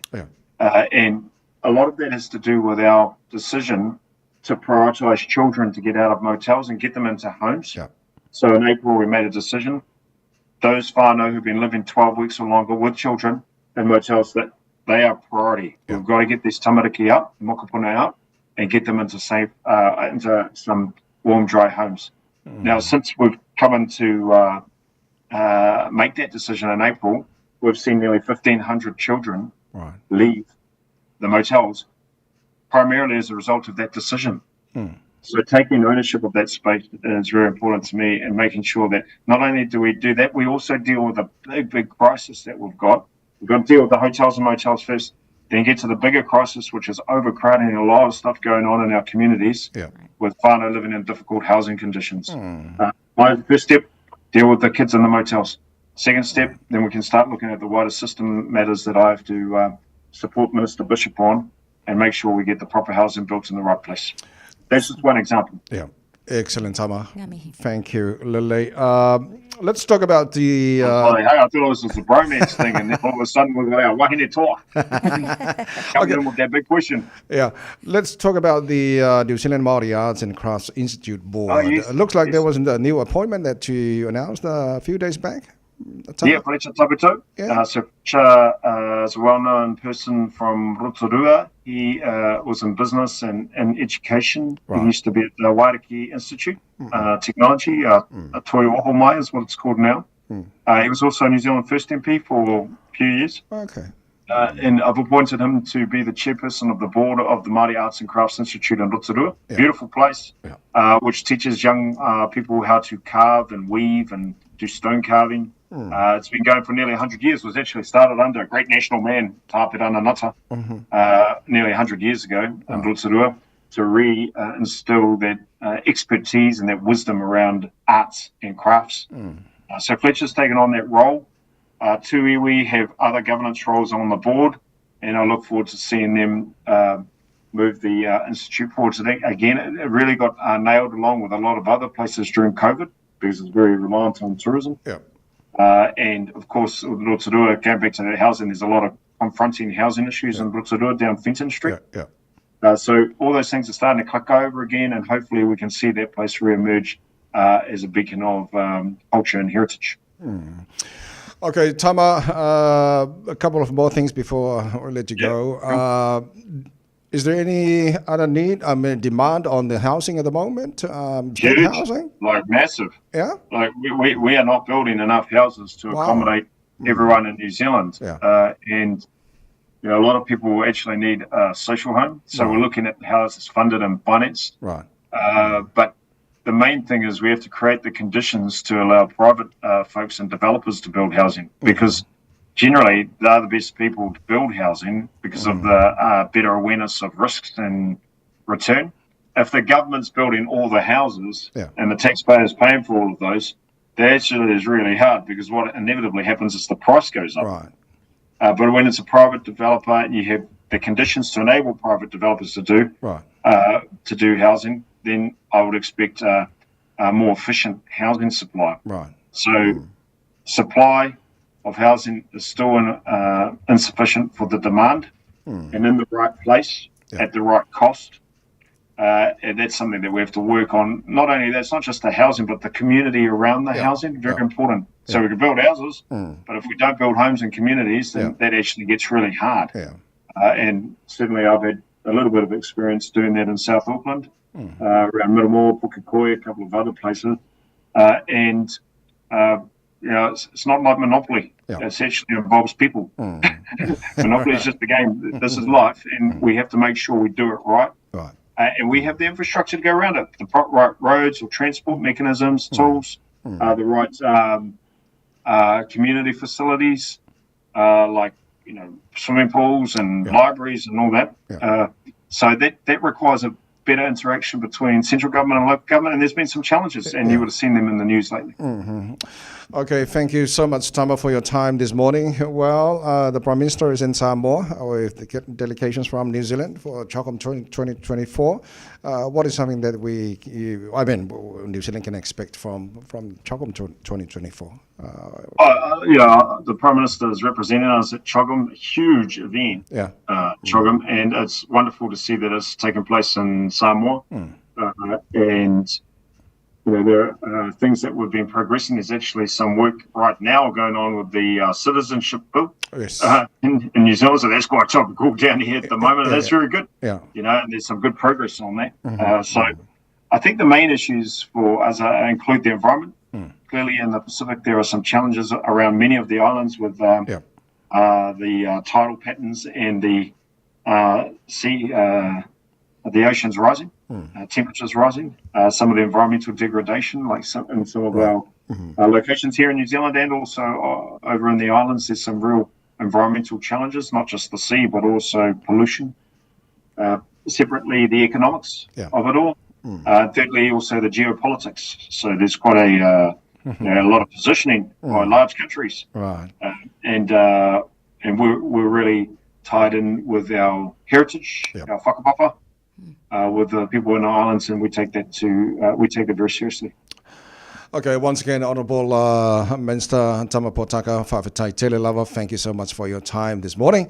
Well, we'll leave you with this beautiful Māori song, Poye.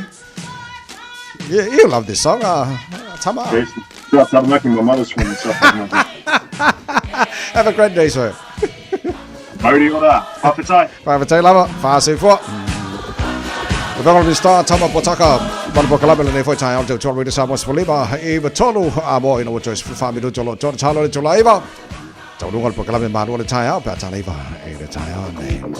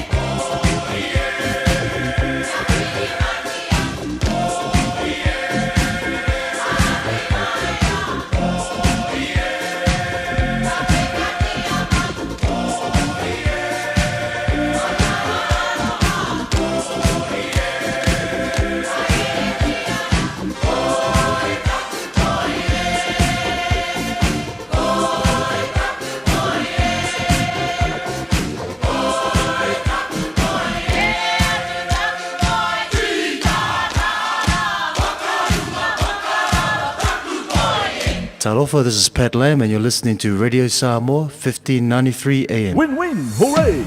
Manumalo i se tino tupe e tasi le awhetala, ma le Vodafone Samoa, e tawala mai le M-tala. Tau ia inga whapea ua mawanga, e lafo mai sau tupe le M-tala, mo soua manoa e te manumalo ai. E whaingofia lava, nau le lafo mai lava o South Seleni, e lunga e ma le tonu se lau tala, tawala mai i paanga lau M-tala. Ona maua lea o laua manoa, i se se i whapitoa e te manumalo ai, i le tasi le awhetala. Mana tua, resi tala nei loa i le M-tala, e ia inga whapitoa.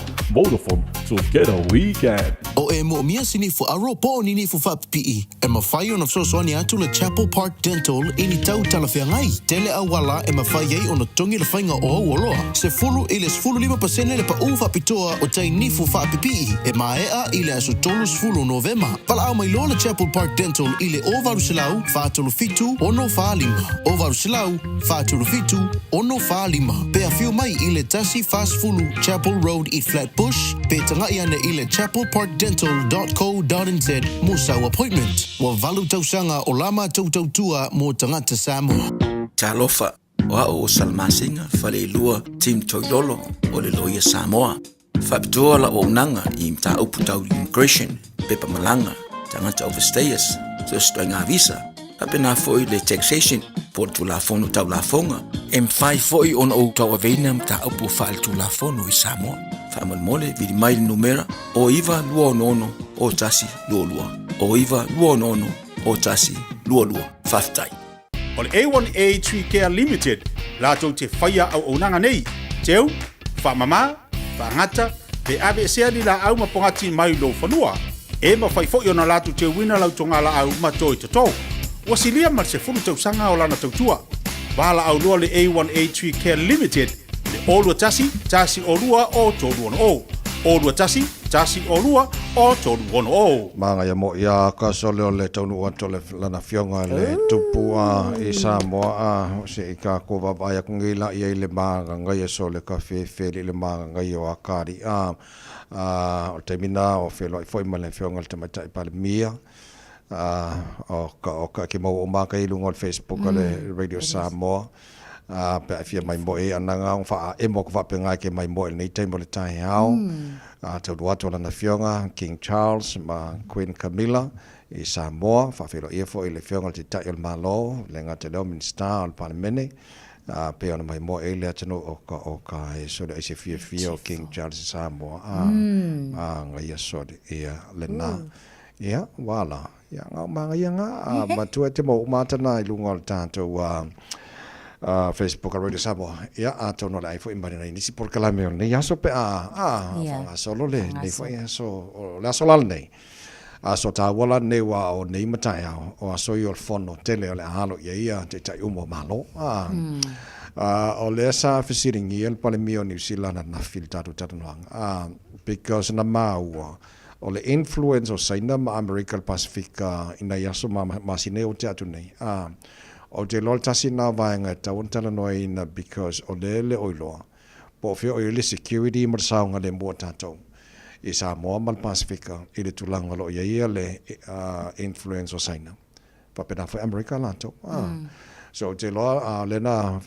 te lon sa no le fio nga Christopher Luxon na fi o te lol tasi na o topics e tala noi i le agenda le fono le o le security o sa o le Pacifica o le puinga marsaunga le mo Pacifica wa ki kilo ko mai senga de ngomai ri fa ka fa de mai senga foi ta Middle Pacific manisho ba ngalo yai ya fa pena foi le involvement America lato ya ma uso martua yo Pacific o New Zealand Australia o le fa mar ye wala se fa ingol Pacific mo to Pacific male lato sango le mo meu ya la ka kilo pe po la ne ba ngola am fa ona tala no in fontele samo lo ke va ku pe ke va ku ngai pa lo e le nga se ka le lo se ka nga ka ngi mal ka fa di fa ka so ko kilo ka sia ku pe sa o ngo ka se ka ja ko pa lo ge ka ya o das so ko le lo se fa ka so ko kilo ku nga ku la ku pa lo pe ya ngo kilo ko le nga ila fa ka ke lo nga ke mo le ya la ko pa lo le ngo le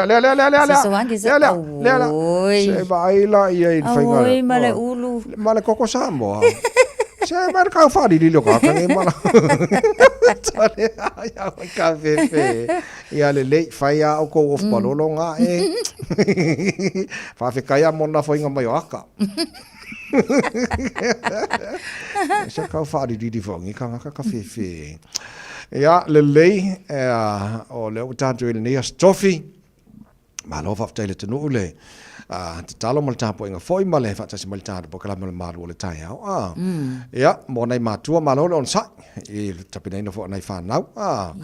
Ia wha malosi o le aso sa ngei le White Sunday aisi au loko. Langa ia kama mai ke le por kala menga o vaenga le wai umolo le aso sa loko mai. Ia mano no le po weekend. Ia kama mai. Seki atato. Se le akama. Wa ai ngula la vai le aso sa. Mo e la songa fu. Wala e mautino ele usu singa ruenga ele usu foi la onga. Mana ia. Ia le na so o le ta pena la nai fana wo isi foi kalesia. Ia mo la tolo tamiti le aso asane. Ia Wolfgang isi. Fai fale le tau loto. E manga ia kere la le vaenga le wa mo fai la ko ko loko la sa. Ia fai la ko ko ga ikele. Ia nga mo ko ai mo umi no. Le aso ko fo wa dinga o ga. La fai. Ia ta o fo ya to ana ina tamit. Ele e te le o ma. Ala. Kongu ala. Ai sa le ia le so nei vaenga le na fo le nga ko fa ke pakasia le ko ngul palolo le. Le palolo le ngese ba ai ka fe.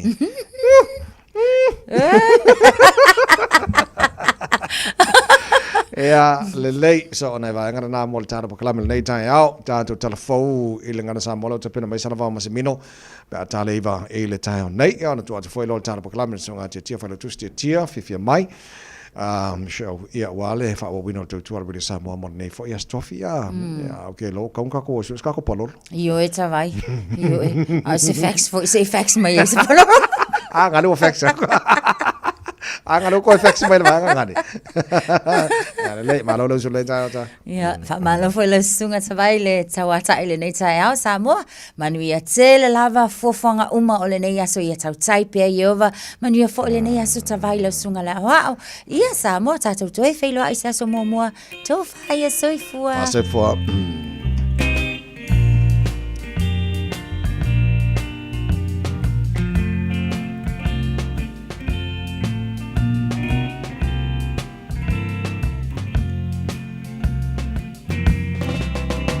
Goodbye, my felony, ole aotea. Pola ole vasa, meli pole beleke. Ei ngalo mai samo, siota ele. E mana tua vai pea. Le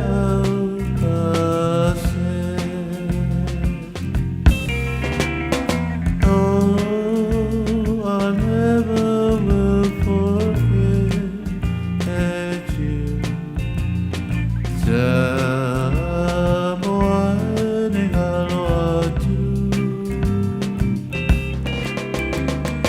oh, I never will forget.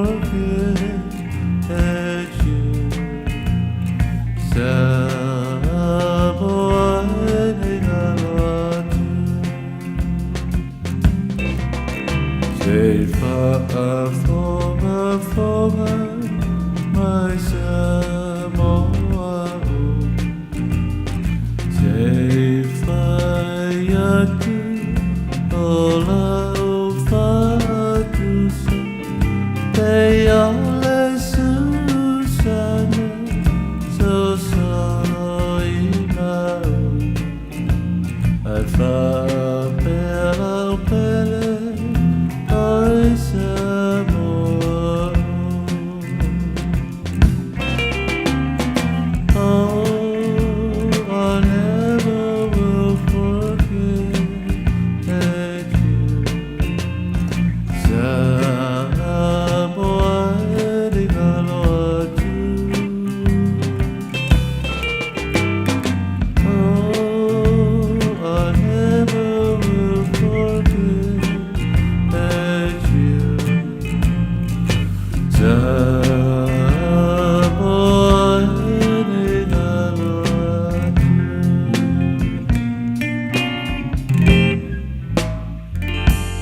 Talofa lava o au o Lapi Mariner, mau pela o litio. I le Radio Samoa tasi 5 amo.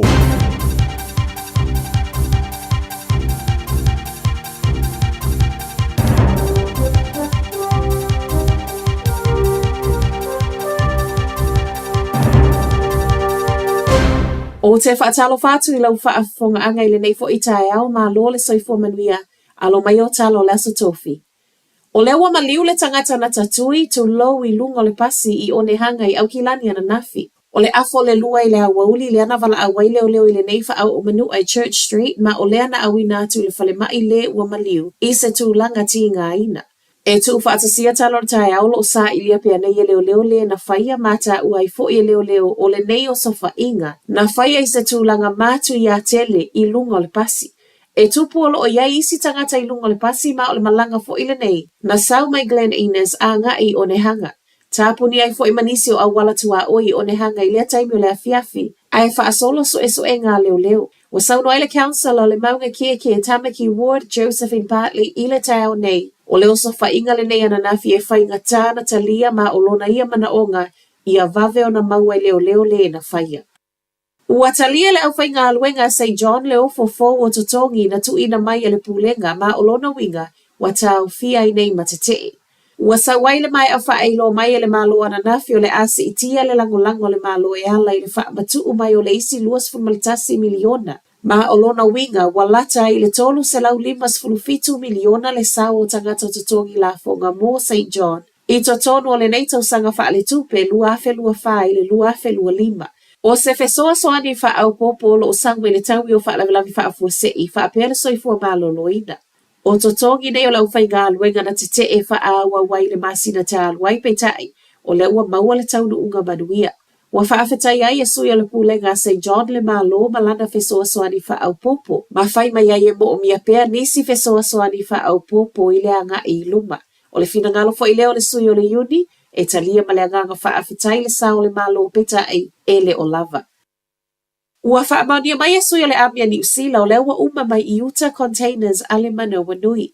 Va ale nei ale amia New Zealand o lewa mangoto I Samoa ma o containers uma fo I e tolu ta I tolu mita le uumi o lea na o ese mai le vaa I lea so ono o ke topa. O le tasi o nei containers o lea sa iei totonu mea tau mafa ma o lewa mae o na tanu e se le isi lua e le I yaini mea I totonu. Wa whai mai ai ma le amia New Zealand o lo wha awa o peo na mata I tu le vaa o mangoto ai mai seio o ngā samia a fia o Samoa. Ua tuua ia le kamupani wa alele le ea New Zealand, o lea olo o ia wha atau ngata ina tau upase se mō tangata whewa I le vao New Zealand ma au se talia. Mata I tua le Consumer and Z whai ngā malanga I le vao atunu e lua I totono o le sefulu valu vai aso ina ia I loa ai. Le tau upase se I taimi o tuuanga wa onga. Na I loa ia o atu le se lau ono sfumale fitu pasene le ana tau ngata atu wai pase se I taimi o tuuanga wa onga. Na I lo le tolu vai aso ai ele I alu le tuuanga. Na whaatusa tusai fo le Consumer and Zera nga I tau upase se le kamupani wa alela le Qantas I totonu lavo le periota lava le etasi. Ma o ina I loa ai. O taimi o tuuanga le ana matua I longa o na tau ngata ai le tau upase se. I le vau le e New Zealand ma le Qantas. Whaape fast food ma le tolu pasene ma walunga I tau upase se le e New Zealand whaatusa I le Qantas e luas food ma le ono pasene. Mo le mau le polesilo le Consumer and Z John Duffy I tala le tio whaavau malo a New Zealand. O le tali masani lava le e New Zealand, o le efa o ngale pricing model e nate fetuuna ia le tau o pasese pitai. O se model e le o tali tonuina le Consumer and Z ma ia whaatalo sangai, le tatau o na sue. O le fesili le Consumer and Z, ai se a laulo o mawhaieo na tau fio le Qantas ana ia pasese se tau mawalalo, tu sa lava po o taimi o tuuanga wa onga. Matala whaaiu, Valu se 4 miliona tu pe whaalu I vaea, talu na se e maile whainga malo o lo o iai nei. Ina ua tula I maile whainga malo whau whaatasi o lo o iai na sawa I lo le whaatonunga I matanga luenga le malo. E whaia suinga I whaasau mai ei tu pe whaalu e ono tesi 5% pe fitu tesi 5% foi. O le matanga luenga le social development le e maa walunga I lava na tu pe whaalu I vaea nei, si lia lea ma le se 4 miliona. Lona lua I aile o rangata mariki e valu tesi 5 miliona, ma le ofisa o wha maunga, e fitu tesi 1 miliona. O reporti fo inei o lo bia e fitu wafe lua se lau fast for maltasi ava no fai ngā luenga vaea. I to tonu o le li o matanga luenga mapulenga e lalo fa amalu malunga al malo. E ui nei fai numero titele, mai le malo e le I uma fuafuanga e fa asao mai ei nisi tupe, ai mai le Public Service Association o le mai maungo tupe. O Talafonala Radio Samoa, manuia le nei taia.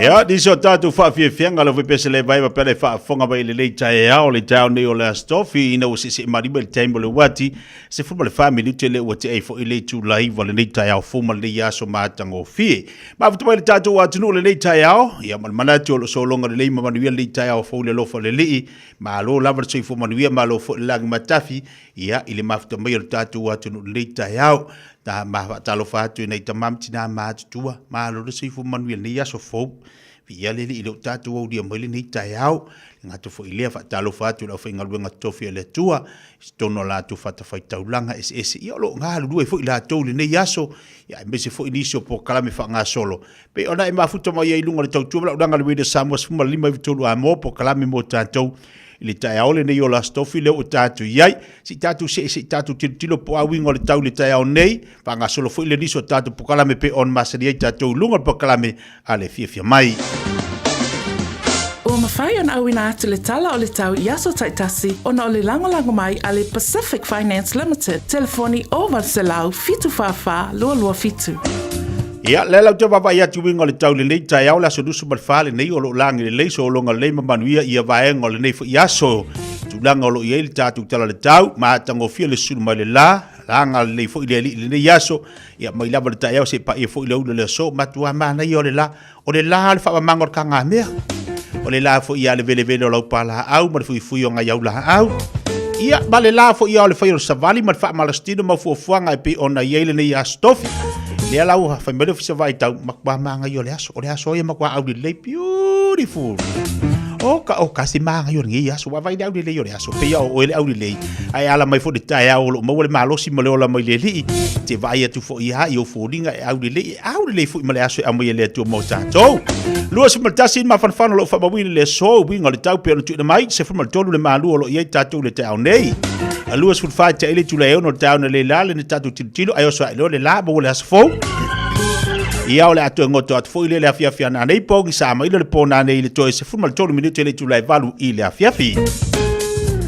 O se vainga na tatu tala le tau le nei fo ia so le maftu le tatu watu no au e fenga yo tiuta manga luenga ile nei tai au mahatango fia mal nei aso yo e fai malu o fai valo filima. Wa loa le tau le Pacific Finance ino no ngā tupe mauso o se wha moe o te pena sau wha i poiponga so wha nau ma liu tala ngā teu po se wha singa lo ainga ai a se tawhaunga i au se tānia po lalo tonga i le tatanga i o borders. Apalai nei loa i le pacificfinance.co.nz bevala au le ovalu se lau fitu wha lua fitu e tau sanga sau no ngā tupe i le vau le 5 se lau ma le 2 se fulua fe tala e 2 milu te whaatali e lau tau sanga online ai tasili tula e whaatali ai se tali e ia inga whaapitoa wala au lo le Pacific Finance Limited i le ovalu se lau fitu wha lua fitu. Radio Samoa Tasilima Ivatolu Amo Radio Samoa Tasilima Ivatolu Amo Fai mea alofa i a inga mawo i Samoa e ala ili whaatawina o se hotel ta alofa voucher. E mawhai ona whaongaina mo aso ta ua whailongaina. E pei o aso whanau, whaipoiponga, pe fai malolonga mo ta whawhawai whaiungo vai aso. Whaatau e oi New Zealand nei, ai piki e lau a inga i Samoa. Tanga i ane ili pacific40.com/hotel. Ma whaatau nei loa. Pe vala au ili o lua tasi, o valu tolu tolu, lua lua lua tolu. O lua tasi, o valu tolu tolu, lua lua lua tolu. E, mga umia se maa mga kosyo kingala i Samoa. E sisi, le Lifestone Headstone Life fai le lako whaapikoa mo maa e lalo mai le 5 awhile kau. E mawhai fo inga lafo i Samoa. Vili le ongu se lau kasi valu 5 iwa po le website o le lifestone.co.nz. Whai loe le Lifestone Headstone o le Radio Samoa na e maua aile nei whaasalaunga o na lafo lea o le maa whaamanatu i Samoa e au noa ma se tongi. Lifestone Headstone le au nanga a le Pasifika. O le A1A Tree Care Limited, lātou te whaia au onanga nei, teu, whamama, whangata, pe ave sea ni la au mapongati mai lo whanua, e ma whai fo i ona lātou te wina lau tonga la au matoi tatou. Wasilia mar se funu tausanga o lana tautua. Wala au lua le A1A Tree Care Limited, le olua tasi olua o tolu ono o. Olua tasi olua o tolu ono o. Tasilima Ivatolu Amo Radio Samoa Faitawina le upole poto no le tautua matavela linga Fusi and Sons Funeral Services i Mangele ma Samoa. I taimi o mawhatianga ma whaanoanoanga ona o le maliu. Manatua linga Fusi and Sons malana au nanga o le a wha ma avenga atu mo oe ma le ainga. Wala au i le telefoni lua fitu lima, tolu tolu o fitu.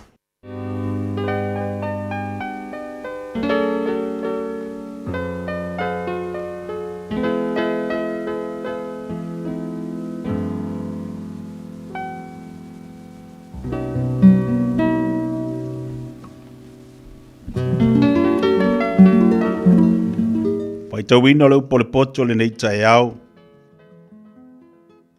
Maua mai le tusia le whaat auto i lona ma tau pe lua sumarwha. Smai al wha fonga, wha manuia le tua le whaitawina o lana upu le nei tai au.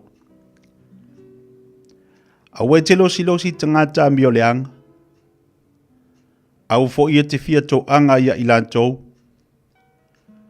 Awau ma fau o lantou loto le sawanga.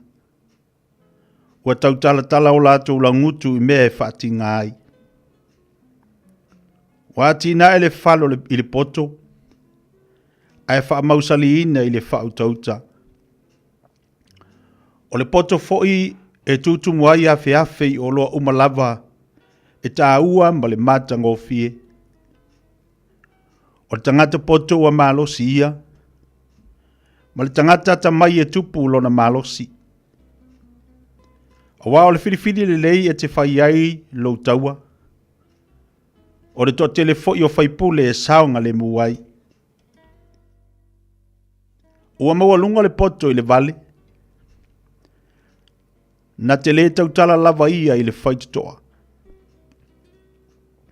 O le ua maa fau e whai me le anga. Ta ua o ia o le tangata whaitonga fiti le anga. O le manatu o le vale o le anga sala lea. Ino sia foi e tangata le ua whatawemu. A whai e te whaavai le aso vale. Ua i titi lava lo malosi. I e la vea i e ua puea i oti.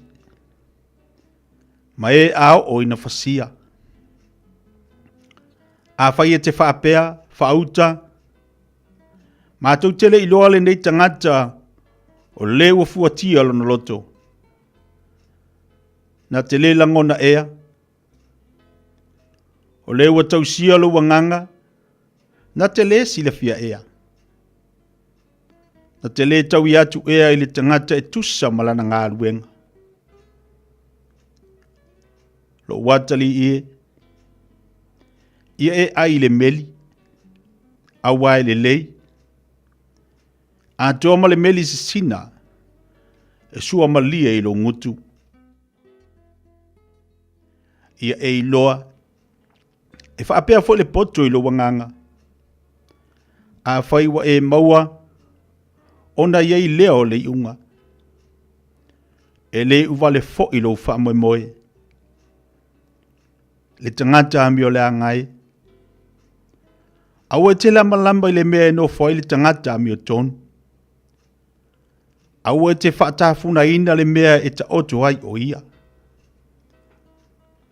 Awe e atu fitu ona pa ule ami o tonu. Ai toi tu o ia. Awe ami o le anga.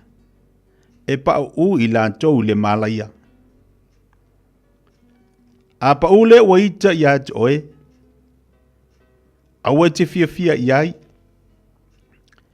Ai tau suai foi o ia. Aua le ori ai lo loto.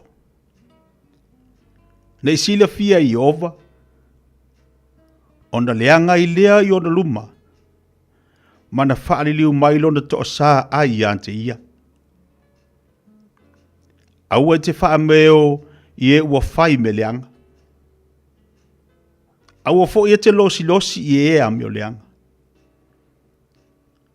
Aua e le uisele leile ua ami o leanga. E ti neia le la mepa e a mio leanga. Lo watali ie. Ie e matau ia iova a toa ma le tupu. Aua te whaafa o ai ma e fe liliu ai. Aua e whaafua sei o na tula i mai o lo lātou mala. O i fo i se na te iloa le mala ia mai ia te ila ua uma. E iei fo ina i mea i e popoto. O le whailonga ina o tanganta i le whaamasino ngā e lele leilea. O leo wa whai atu lea mi o leanga. O oe lea mi o tonu. E whetua ina o ia e le nuu.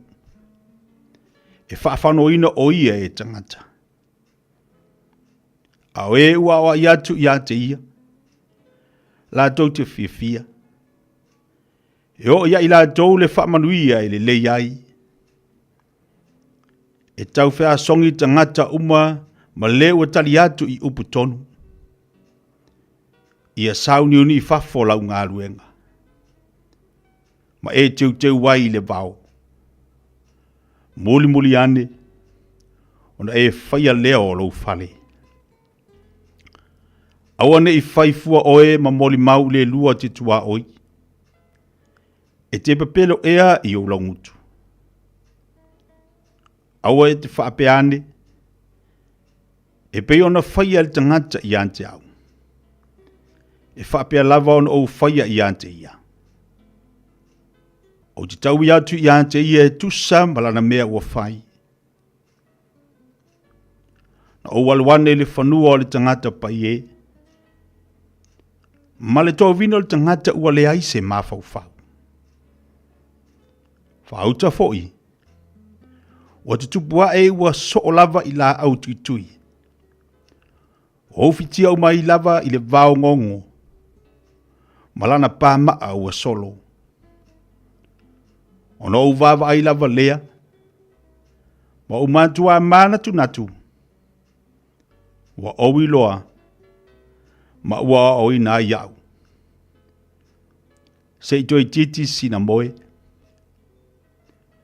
Toi titi se manta moe. Toi titi se pilima e ta oto ai. Ai o mailo mativa e pei o le malanga. Malou le tango lima e pei o le tangata. Ua sauni nana au penga.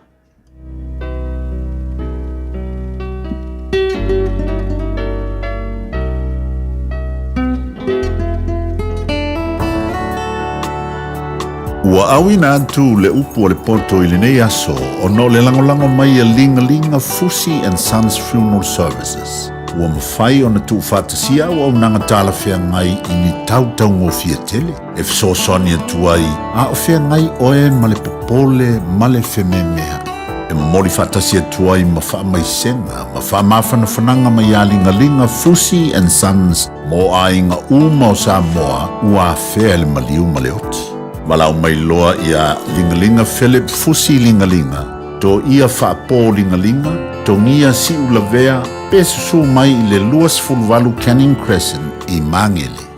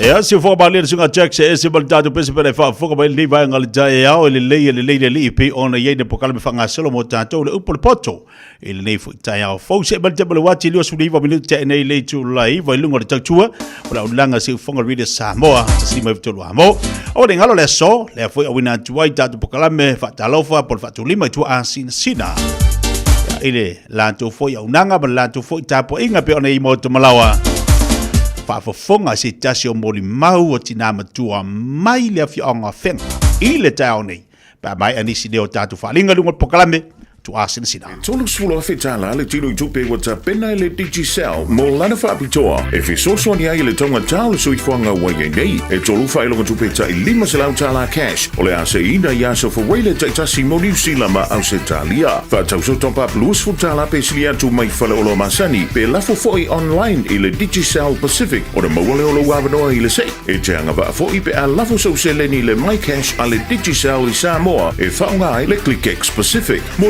si whaamtalanga wala au le over se lau tolu wha lua tolu sekia Digicel.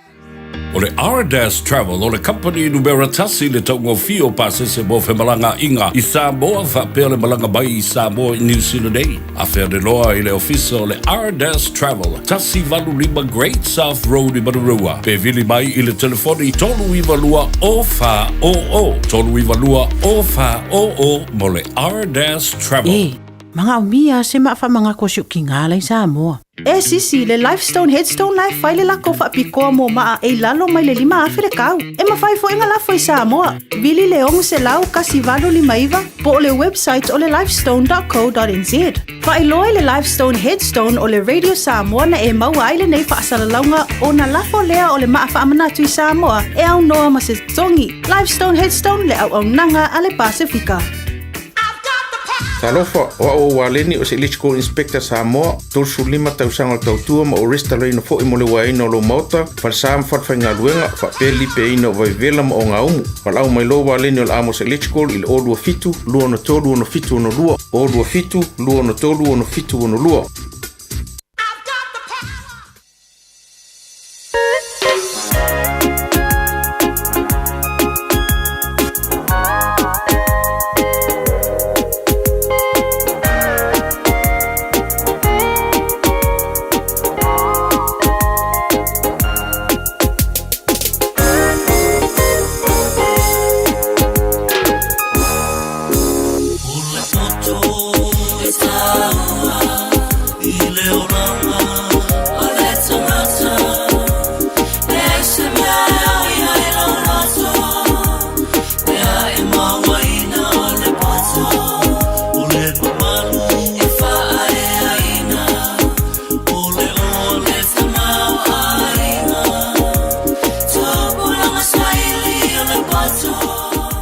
Si tiempo calando el Bisipay.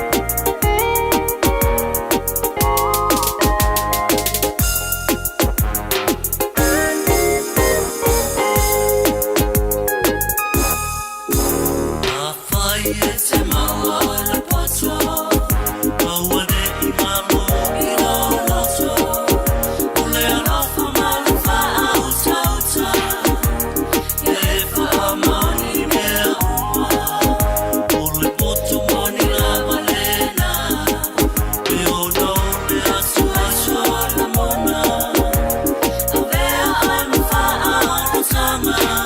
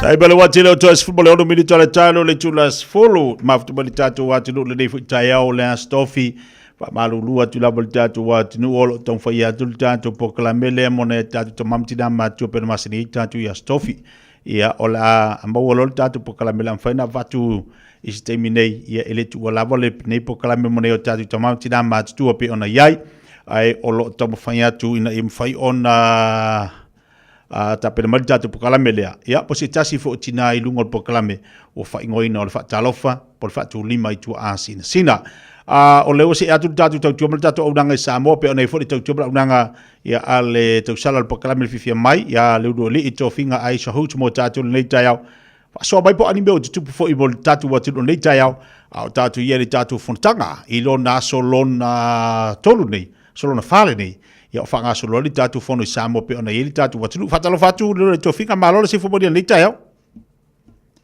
ia langi mata fi lau fe tranga tete le ne tayau malo se fo mangia se fo mangia fo ile malo se tatu watu le ne tayau fo ia o fata fiti fo ile ne vai aso malo fa malo lava se fo talo fatete malo se fo bodia malo fo lag mama malo le sai tu te fo banga dua pe ona ye te lo fa si piso tatu na le neva yaso ia sa le lava wa mata ona ngaso solo mai fo le to atelo ila to wa o le so male aso taia o le a fa pena ona ta pena ina ila le fo tele le aulo malo po tai fo yo atu tai se le mas fo no le u fa pena ona nei I le tato atu no I Samoa wa lava fo tanga le o malo ta pulenga titi o le fo tanga la le la fa le aso taia o I tupu ma tai o I tu ma tunu te tasi o le lau suia le tatu wharefono ina I mulinu o saulea. Sa ole le lava te tia ole o I nei I mulinu ia I le wharefono pe nei ta ua I le palimene ia ole a whapena ona whaatino ai ia le whanotanga lea tai o malo tau kulenga. Ia o nisi o I lea o whapena ona whaatino ai la ia nisi o vaenga ua mai tau koe te tia o le neva ia so le na amatali ai foi ia nisio puntanga lai tipo forums I vaenga ia o le women youth papena foi ia le people's forum o le asona na filen patino le business forum ia ai foi la nisio titula ingoli o la to foi fa mai ia so o outcomes la po o autelenga o puntanga lai tina o le afa pena ona tu atu I to tonu e fonu tanga tele le a malo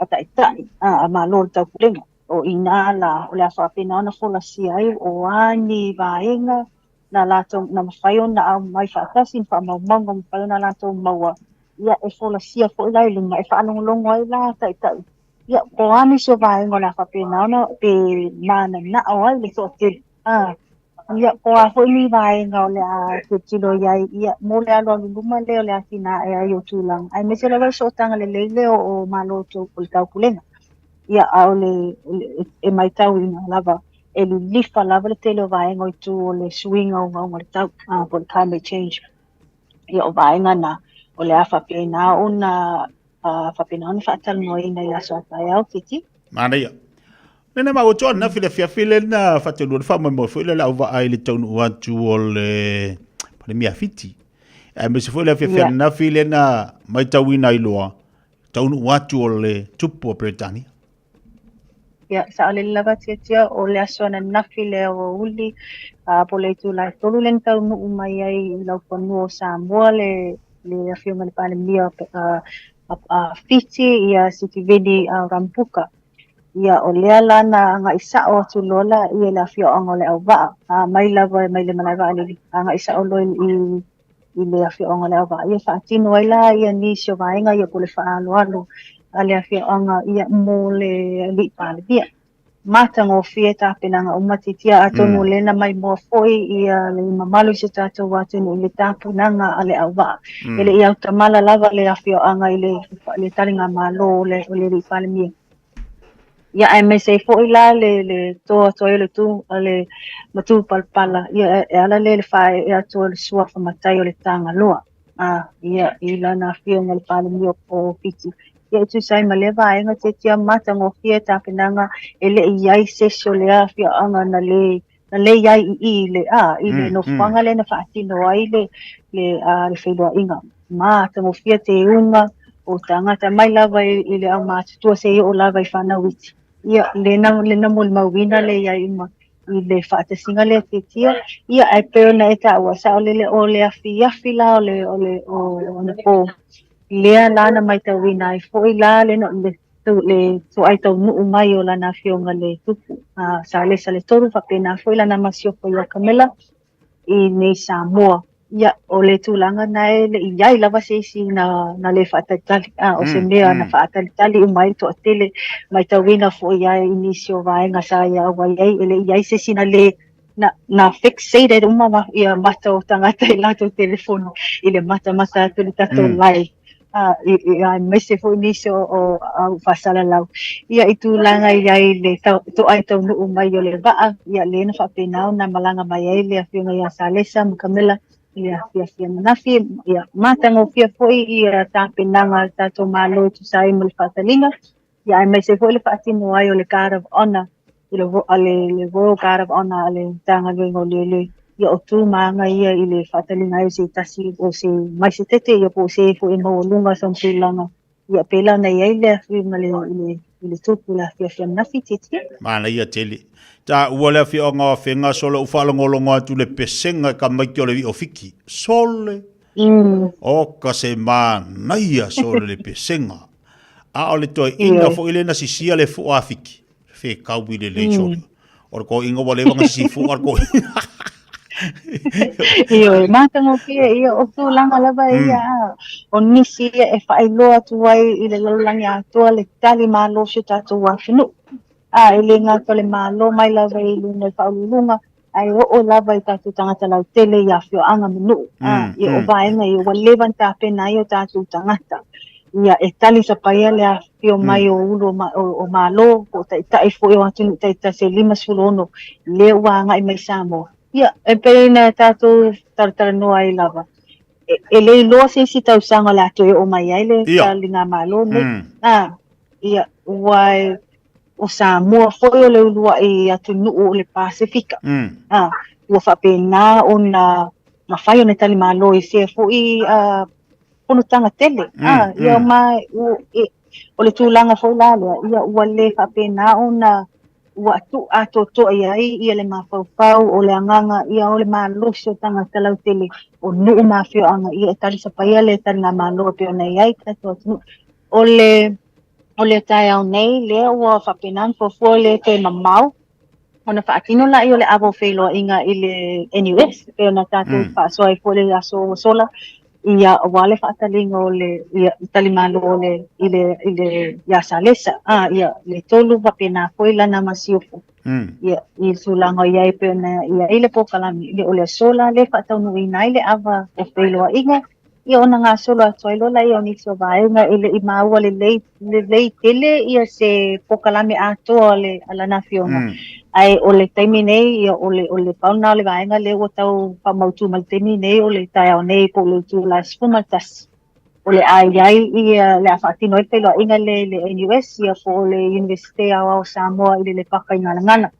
I le ki I vaivate ia matulanga ia I tomatangi. Ia a vaenga nā titia. Ia o na leo ta mata na ta pina ua whapena koe o na to tele mai la to au pasal lau mai whako. Leo wai nei, ia I tono tato media center. Ia e whaatatali le teime anga ia toi lunga mai moma mol mawina. O se I le teime nā I titia. Ia mol mau mai fo tato malo se tato watu nu olo o mai moma I tapo kalani. O le a whapena o nā la tuai se tato pasal launga. Ia la tu la fionga ia lilo mai iava. Mai na vai. Ia o le awhapena o na iai I le tu le wheloa inga le tiki. Mana ia, ono le tātaibi, ai o le sole tau tua le paribia o Nisila. Sa le lava o le au uli nei o le awhapena antau no mai le tato palengia Nisila ia Christopher Luxon. Ia whapena kore tu o telo I la to le au tu whaatasi mai. Ia awale po le le yai ia awai i le fontanga le le aswatau ke kia ia e telefoni se po kala me la fionga le pale dia le ufa penan fata automai ato no ise taimi ia ona nga ia tu foi la ia ni se tato fasalanga o a foni ata ia oni videos and final tu watu tato au official laune ia awa kole mai mo se tato watu no le me le ai nga ia le tato pale mia kiti Seiki o fela ka ko fa ile le kupo nga po mal masio ngoi kuai si ubupo o lele lava io una lava lena lele ma wai tato ole afa pena una ia lava le tato tupu ia me se foi ele masio i tu langa ia ile tu langa i me lo no pia ia kiti lo nga ko nga po le ko si mo ka ile le si mo me si nga ko i ka lo fa ia alo fa ku ia anko ma ma tai ba tapa kala me ba ta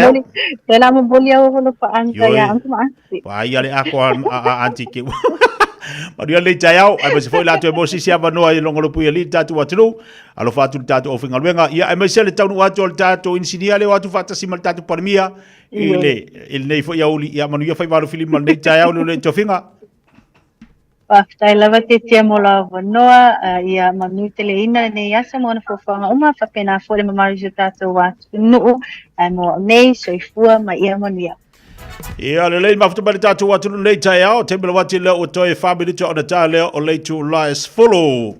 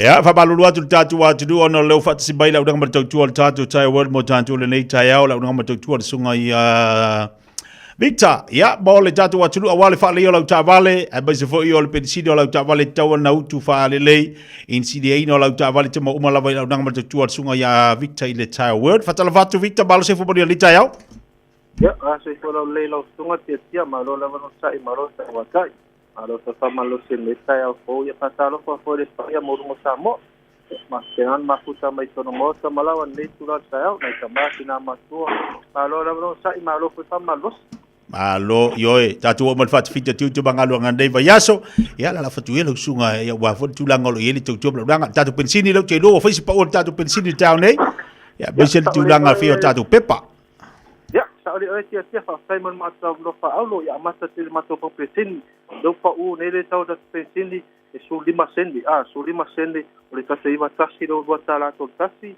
o la ko tisero tala o iwa ka pe utero sa i le tato po presin o ka text ya mana tuoro Apple ka text by 5 point ya scan to no tato fa lo e mo lo discount su lima sendi e se pe utero sa ya mato ngata fa le on kesi la PG e to with you dua fitu sala itu sogia.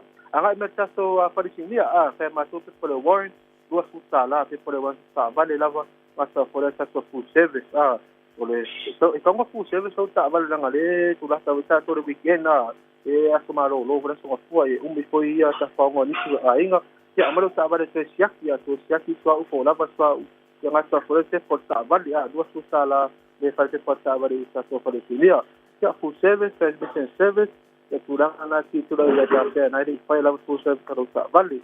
Ia di fina koe mātou ta wali, maurunga ka iai rua nisi, tori nisi, o le poli lis, o tato lowing, ma tato snoku lo pa ura na tau teme nei a pera tau te tau pupa ki pampai mo tato ta vale ta te apu ya sa mata tanga i vai tau pupa e fanga mo tro wa dauta a pa to mo sa ta pa tau me nei ya ma so e fa pe ma to de fea sa to fea jo ta pa ta vale que no pe go fast ko go feo ke uno o le palo ta vale ya sa step ya ta for ta scanner scan lai mo ringa so mo mata ko ta vale la ngana ta scan fa pe sina fa so mo ta vale so sani mo enda tulanga nga sa fo le ro mo sa fa ta wina pe ma so ta vale po ta vale suai sa ro ki ta va nga venga te na so sa nga venga ro mo ta vale suai semen nei tu vi ka ta to mi event mo ka nga sa fo le to high precast le wala ba ta to high precast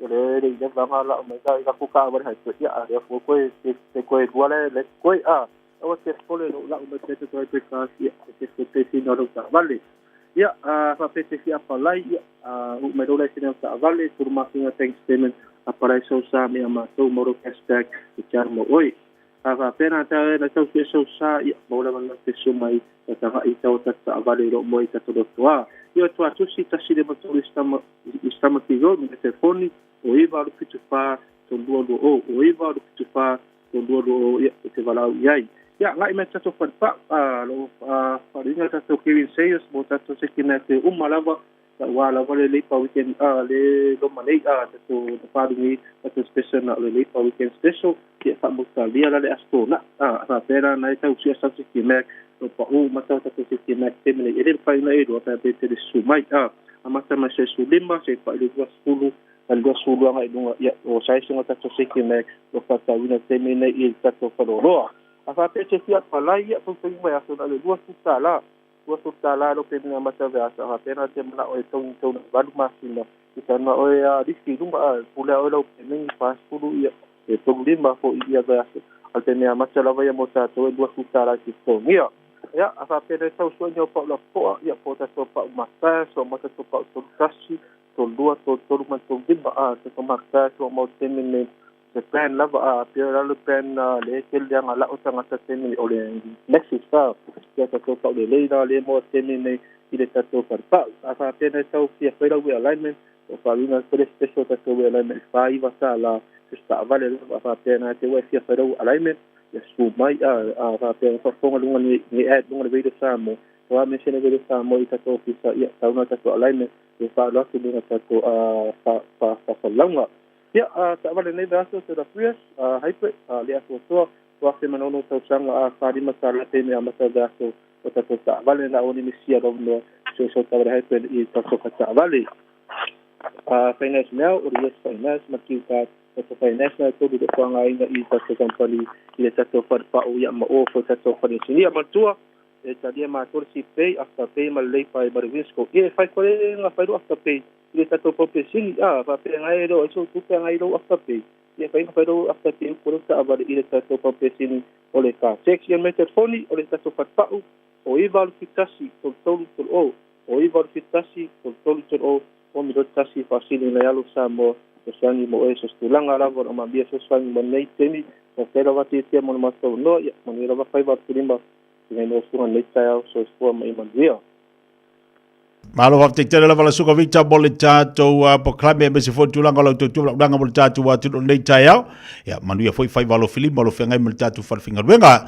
te bele wati le ua lua minuto te nei ia le tu la sfulu ya usmail fa fonga ile te winato fa salongo tato tala vai fadua ile nei foi taya Radio Samoa taslima ivatolu amo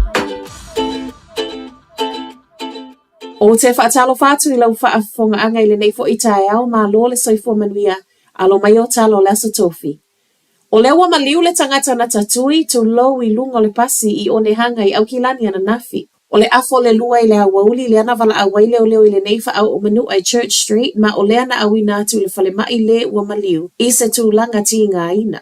E tu whaatasia talo tai au lo sa ilia pia nei e leo le na whaia mata ua i fo i leo o le nei o sofa inga na whaia i se tūlanga mātu i a tele i lunga o le pasi.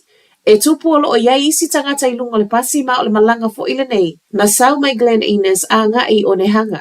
Tāpuni ai fo i manisi o awala tua oi o ne hanga I lea taimi o le afiafi ai whaasolo so e ngā leo. Wa sau noile council o le maunga kia Tamaki Ward Josephine Bartley I le tau nei. O leo so whainga le nei ananafi e whainga tāna talia ma o lona ia manaonga ia vave o na maua leo le na whaia.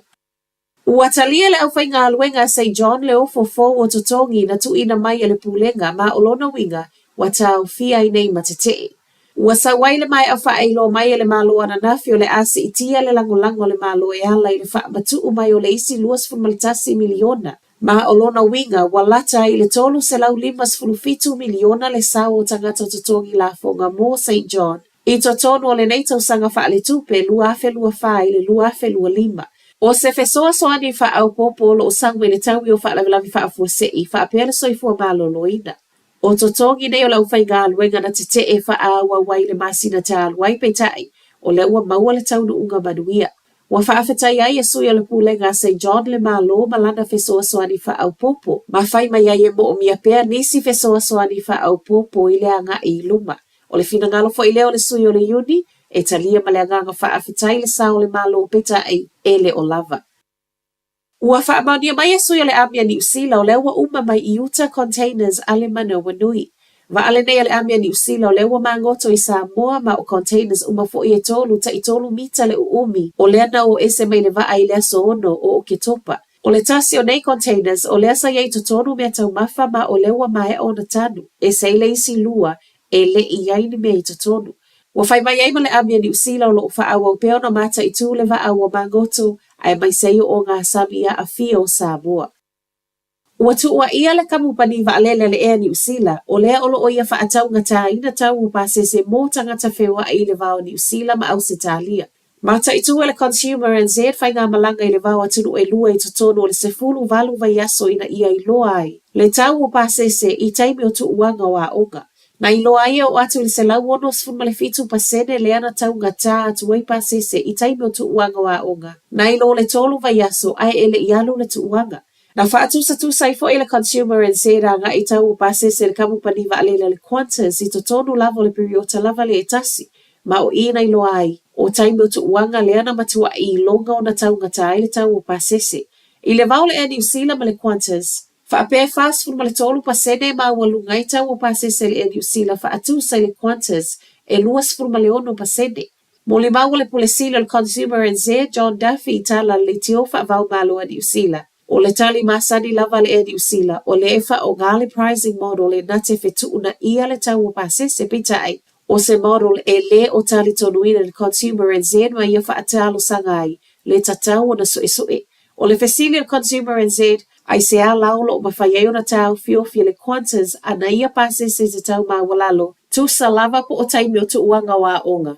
Matala whaaiu Valu se 4 miliona tupe whaalu I vaea talu na se e maile whainga malo o lo o iai nei. E na ua tula I maile whainga malo whau whaatasi o lo o iai na sawa I lo le whaatonunga I matanga luenga le malo. E whaia suinga I whaasau mai ei tupe whaalu e ono tesi 5% pe fitu tesi 5% foi. O le matanga luenga le social development le e maa walunga I lava na tupe whaalu I vaea nei. Si lia lea ma le se 4 miliona.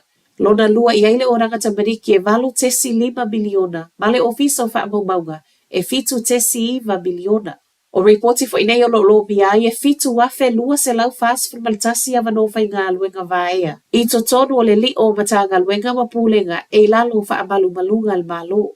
E ui nei fo numero titele, mai le malo e le I uma fuafuanga I whaasau mai ei nisi tupe, ai mai le Public Service Association o le mai maungo tupe. O Talafonala Radio Samoa, manuia le nei taia. All I hear is Radio Samoa, Radio Samoa, Radio Samoa. Tasilima iwa tolu amo. Radio Samoa, tasilima iwa tolu amo.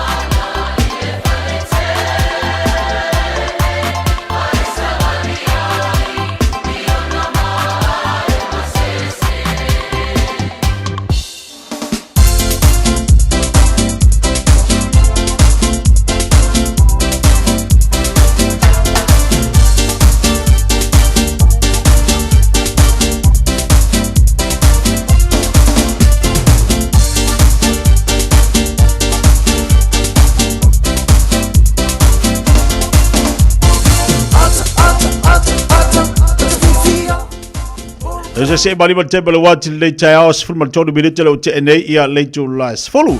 Ia lunga le tu bla danga si fonga really sambo se mali ma tolu ambole ni fu tai au. Tai au ni le stofi malo lava te wa tai malo fu nga lu ni mo pa mo lunga ta tu wa tino.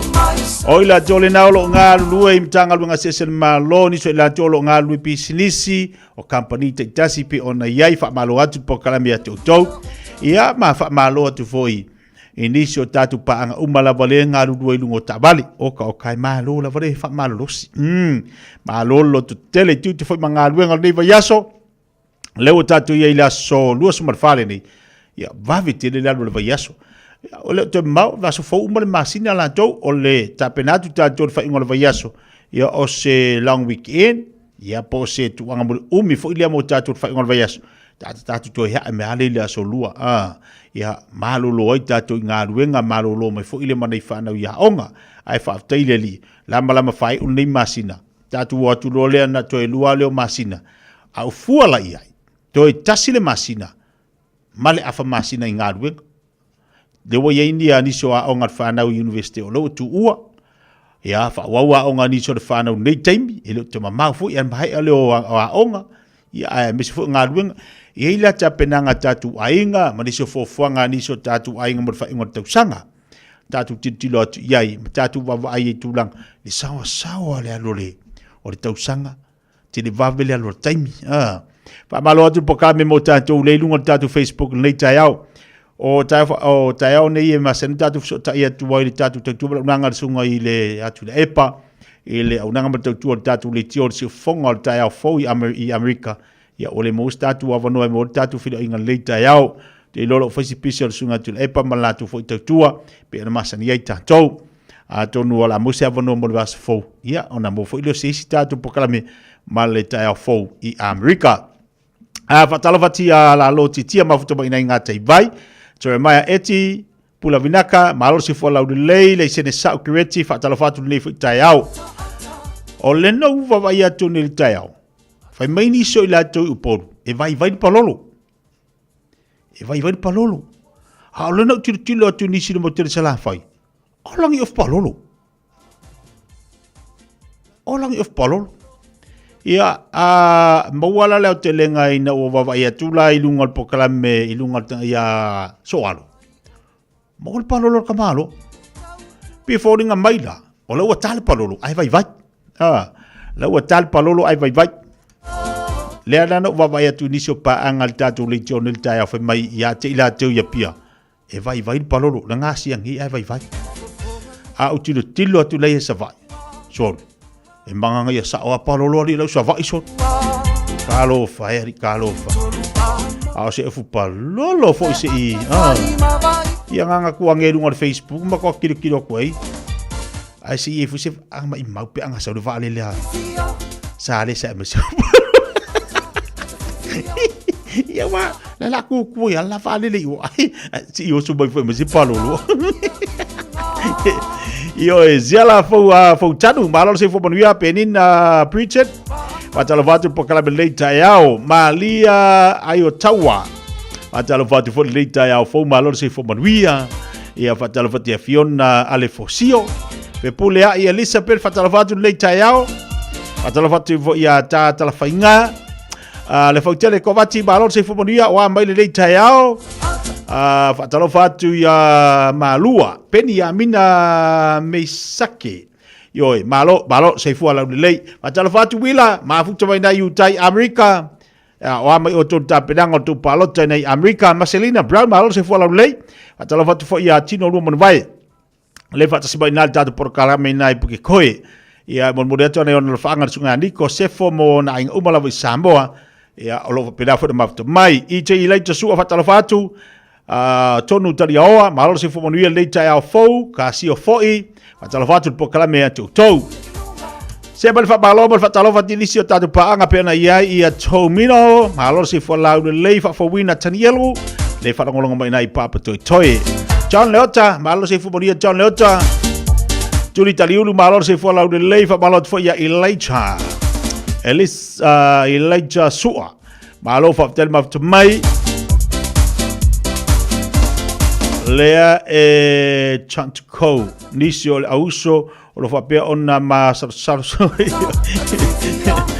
ia e mole atu o lo whaanga mātou I lau whingaluenga le Chantico io ina istamaki malo ngā lue malo lava whamalos manuia mafualo malo whapetari maftamai e tuale tau whauso alo whatu leitai au ai fo wa e o le mala va lele Bea ka mai ki o kuare le kai kingo fon fo le leipe ar Samoa. Tanga vai esa lo fatu brother, lo fatu e mal fatu le foi ma futo ba leita yao.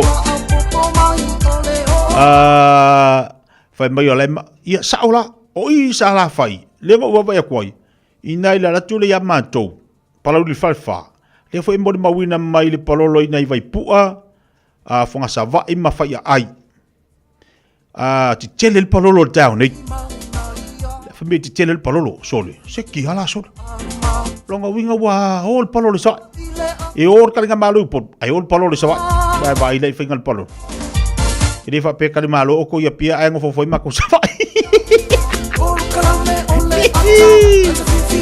vai jo fo palolo vangi fa ka ia pia ke wa la ku ia sa le se fi palolo patalo va to le tayao ya ke taala malo si fo banuia ia va ese tangwa I sa ia mo kingoala wa kofo ia sa le sa makamila le palolo o kingoala wa kofo ila ia sa le palolo wala ia pia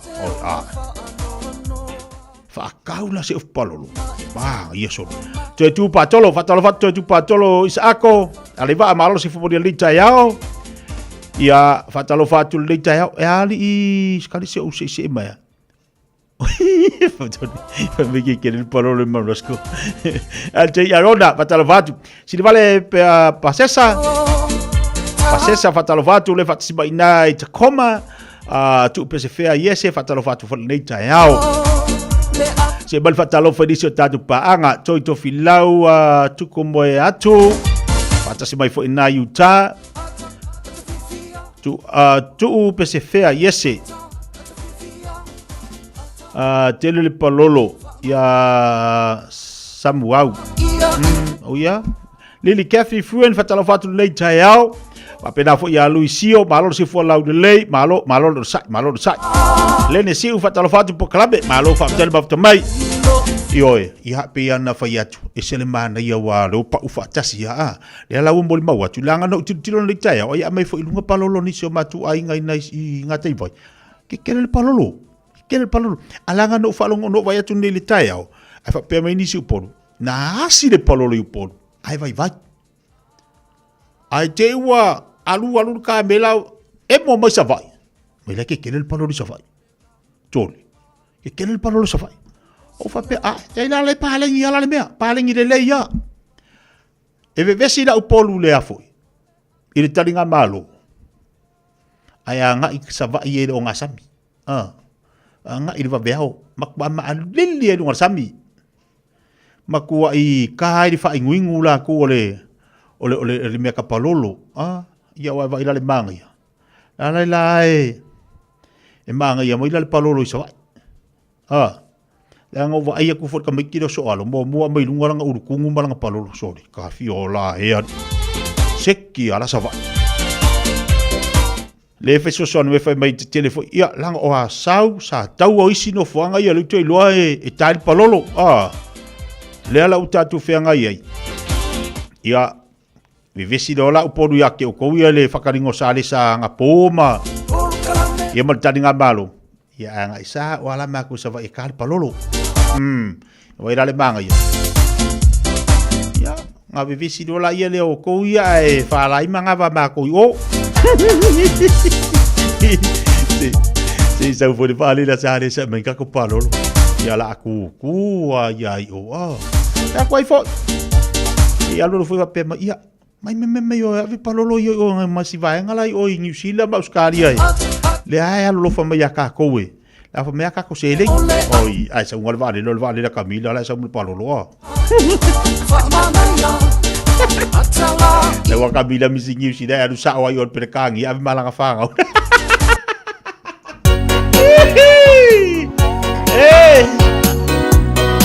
Koi kiki au kaliu palolo se Ia kākou a ia pau ame o le vaai. O le vaai ia. E se me mawhai pe ale kākou leo i Samoa. Men kākou palolo pau ame o le kākou kiro ma vaai ma whakangisi dunga palolo. O la lei palolo lo fai lei palolo. Kape kākou kiri fongi o koe vini masesi. Luas fulu tole tele tu las fulu nei tai au.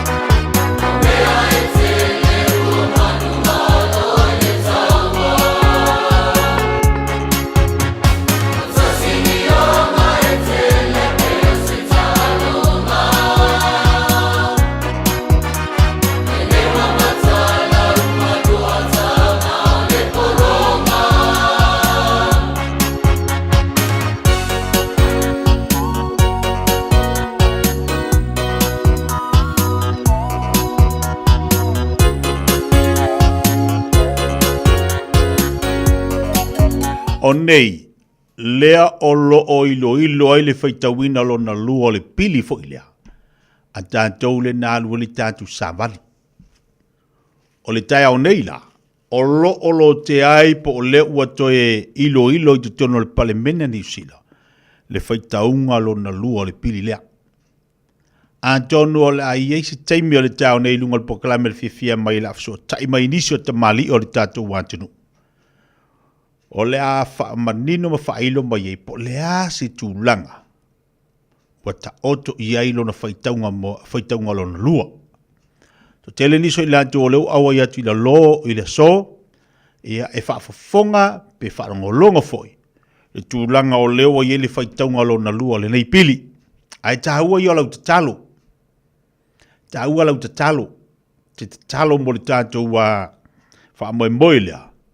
Ina i mawhai o na pāsia lo na whaitaunga lo na lua. Ia, to tele la tō lena maori mawina ma mai tau atu na malanga le tau nei ma le aso na nafi. A wā ia le tāputapo ia o le nei fo i tau mawhainga. O lo tau mawhai niso ta mali o le tātou watunu. ina ia mawhai o na maua lea vanua mo nei o tātu tangata mātutua. Tau le whailo le tūlanga o leo ta oto i eile nei wha moe moe. Tau le whailo, lea la, si tātu tari tari, le whaitaunga lo na lua. A pāsia le whaitaunga lo na lua. Wa mātango fie tele lea. Mātango fie tele. Ta hua la lau te talo. Te iloa e ta hua mo tātu tangata mātutua. Ina ia mawasi na ia wha manu ianga mani o tātu tangata. Na soifua mai tau sanga ia olo avi tutonu nei mau. Po le nei pili. Ina ia mawhai. O na mawasi citizeni mo la tau. Ia ma tātou uma. Wa manu ia mai. Wa manu ia fo maniso tātu whanau.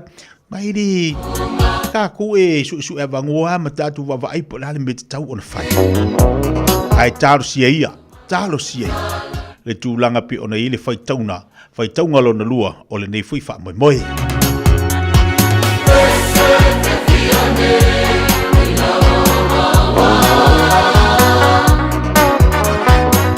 Te leilo ia te oepena i mai moe le asona nafi. Tatu tala noa fo ilea i le manai o le taringa māloa le afi anga o le au waa. I le taunu uatu o le pale mia o fiti le asona nafi ma le afi afi nafi. Oka. I lau tilo, ma lau wawa ai, ma lau mai tau le asona nafi. I lungo le tātou pokalame. Mana i o le taringa malo. Me mua mua no vai ai. O le awhio anga, ma i la tousa awai. Tangata mātutua, io oi whanau, mata no fie i o le tapenanga le asona nafi, le taringa malo. Ia, e moni e upu fu ia masani e tātou.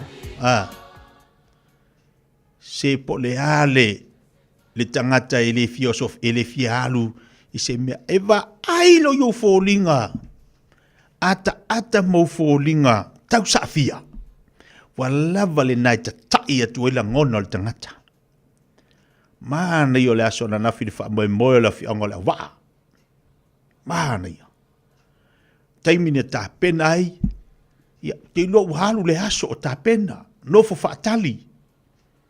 Lesi vaenga lo tilo iai le mana i o le puupu o le pokalame. O le puupu o le pokalame, sa whaatinoina le aso nafi. E le iai mangi me whangale, i mau, anga nuu, ma le telo mea sa i masani ei tātou, whaapupu unga le afio anga, langa lailoa. E iai le wha moe moe a ngā iai i le palemia o fiti. Mana i o le taringa malo le au waa, malo whaftai. Taringa malo le aso nafi. Usuinga lai ka maiki o le vi o fiki oi sole. Ke whai a kole maka au ki a re poko ka maiki le au waa e usu le vi. Mana i a sole. Ia, via le li. Whaafitai i le li. Whaftai e le tua ia vanoa, ea ma le tula i mai o le neitaringa malo i tutono le tātu watu nuu, o mawhai e no atu tai umalava o atu nu te tasi se i latu moli mawina, ma latu vava ai le tūlanga o lo i ai Samoa ma ona tangata. Ia e mai se foi, se i latu savali vali lau ele elo le tātu watu nuu, se i latu vava ai o na lau whanua, tilo i ona o ngā sami, Baba ai ati nae. Me o lo whaatino ina tu tonu o le tātou wātunu. Ia lea lau kako kilo i. Mulinga fuingi mea na tā ngofi ei. I lo de lau whawhonga o fio tangata. Lava le nā matu toi le taringa malo. E se le mana ia wha malo whaaftai. Ia te ilo whapena uma fio anga te tasi ia pia. O lo o. Anga ia le tātou taringa malo, ma vava ai, ma tilo, tā penanga fi anga te tasi wha malo whai ora whaiwa. Au whai ngaluenga le tua i tono nei a fi anga, le ngata fo i lea, o whai pule, a li ima whai pule, o lo o malu ai tono a fi anga te tasi. Whale tua matausi sa oamu tu maitai. Malo se no, si o lava seo pito i titi. Malo whai ora whaiwa le taringa malo, ia vi ia lele. Whaafitai i le tua. Taibele wati lo toa sifuri tolu milioni talo le tula sumatas.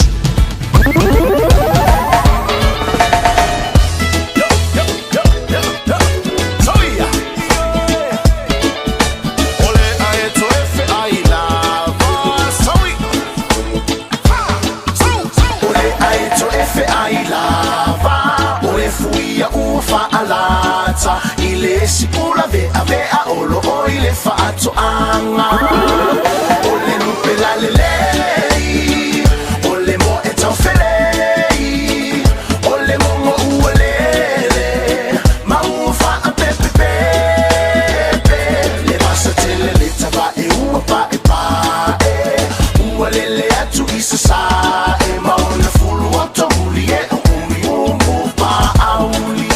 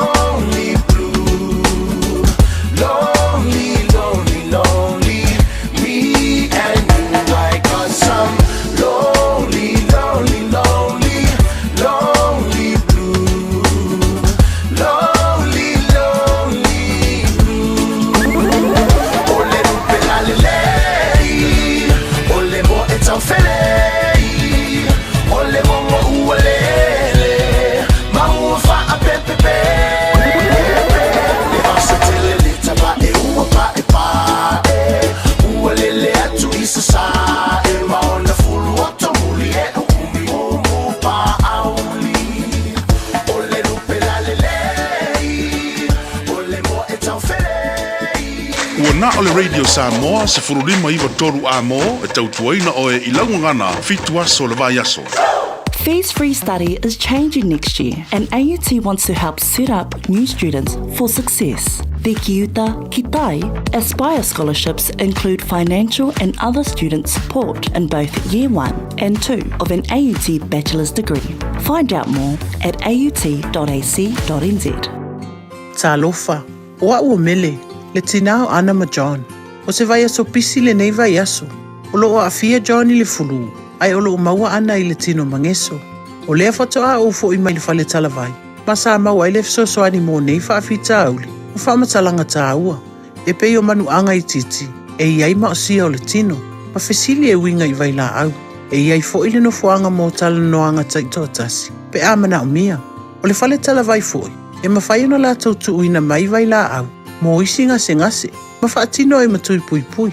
O lunga o le healthpoint.co.nz e te maua I whamtalanga o le fale tala vai I le taupi tonu. Talo Falawa Samoa. O lawa unanga le nei tu Samoa Manhattan. Ua toi o seanga o na o mai leo le Leipa Weekend. Su mai le asfalaile. Lua lima o ki topa mo le Leipa Weekend. Dine and Dance. Tua tusi. Iwa fatasi a to Mineral Road I Mangasko. Fase furu lima tala le fali. Ta tala le fai to le a for lima. Ai am talia le tau maftanga le a folonu le afiafi. Ta tala le pai le po a toa. A fa afia nga mata ngo fie mo le fa ai le tu Samau. Fa mau lo ilalo le asfalaile. So rua lima o ki topa. Wa mai tato fie fatasi. I le Leipa Weekend, Dine and Dance. Ale tui Samau, Manhattan. O le R-Dash Travel o le company numera tasi le taungo fio pasese mo fe malanga inga i Samoa whapea le malanga bai i Samoa i New Zealand ei. A whea de loa i le ofisa o le R-Dash Travel. Tasi valu lima Great South Road i Marurua. Pe vili mai i le telefoni tolu iwa lua o wha o o. Tolu iwa lua o wha o o mo le R-Dash Travel. Se bali bali tebele wati leo toi luas fumaltasi minuti ona tale o leitu lai se fumaltasi pene fafonga mai pe disi na o tatu fa fifianga musika so i foi so i filoi au fengale tatu watinu itu te mangalo nga masari toi fa talo fati nei tamam tira ma tu mo te malawa ma lor si fumoria malo fut so i fo laude leile nei taiao o le asa tofi o le ua sa vale atu tatu unanga mal tua le fifia mai la unanga mal tua le Parkinson Pasco pe ona fatasima iai ia le tutua Jackie Mel i le nei fo i taiao. Yeah, good morning, Jackie. Good morning. How are you? Yeah, good. And how are you, Jackie? Very well, thank you. Very well. Okay, Jackie, what is Parkinson and Pasco and what services do you offer, please? Our company, Parkinson and Pasco, make headstones, and we, together with headstones, we do plaques, bronze plaques, granite plaques. We do a range of products, but headstones are the mainstay for our company. The services we offer is completion, making headstones, installation of headstones, exporting headstones to the islands. So we do actually have a range of services as well. Okay, Jackie, how much do these headstones or memorial cost? The starting point for an adult headstone is 3,000. And when I say 3,000, it goes up from there. It is a package price, so it's not just 3,000, and which is just a stone. It then comes as a package, so you get a photo. With most of them, you get 200 letters. You get 2 vases, 2 standard vases. You get artwork. We install as well. In some cases, there's a certain portion, depending on the price of it, your shipping could be included in it, in the price of the headstone. But obviously, it has to be, at a certain price. Otherwise, there's a certain portion for shipping. But the price it comes as a package. It's not just 3,000, and then you have to pay for everything on top of that. Yeah. Okay, Jackie. Jackie, how long does it take to produce a headstone? Okay, so we need to do a headstone from when a customer walks in and orders one to when we complete it and either install it or export it. It'll be is 12 weeks. Okay, because it is actually a lot of work. Initially we have the first. We have what we call the pre-production work, where we do order the photos, do the graphics, which is, the words, doing it in the right font, doing it all, the graphics, do all the work there. And if it's cemeteries, we do the, permit. So there's a whole lot of things that needs to be done, which takes around about 8 weeks. And then the last 4 weeks is when we put the stone in production, which is the final bit. But, you have to blast the stone, you actually put all the words and, words on it, all that. Once that's completed, we install, or like I said, we freight for you. But the bottom line is that, it is actually a lot of work. It's not like you can come in and say, look, we need it next month and it'll be ready next month. It doesn't work like that. Okay. Jackie, where are your showrooms and how can we contact Parkinson and Pasco? Okay, so we've got our head office in Onehunga, which is just opposite the train station. We've got a branch in North Shore, Bush Road, Albany, West Auckland. We've got Great North Road, Glen Eden, Papatoetoe, corner of Puinui Road and Wiley Road. Then there's Tauranga, which is in Cameron Road, Greaton. And there's me here in Otahu. We're in the Otahu Shopping Centre, 345 Great South Road. Now we've got an 0800 number that our customers can call, which is 0800 733 433, and you can call that number, and which will go to Onehunga, and they will then put you onto the showroom that is most convenient to you. Okay, Jackie. Any final words from your side, please? Yes, please. Look, if anyone's thinking of doing unveilings next year, I would recommend that you start thinking about it. Come and see us before Christmas if you can. Otherwise, beginning of the year. Just bearing in mind we do need 12 weeks to, complete it. We do also have a low deposit scheme, not a scheme, but you can low deposit system where you can actually come and when you first come in and order it, it's a deposit of $200 to come in, sign the documents, and order a stone, and then you can take it from there.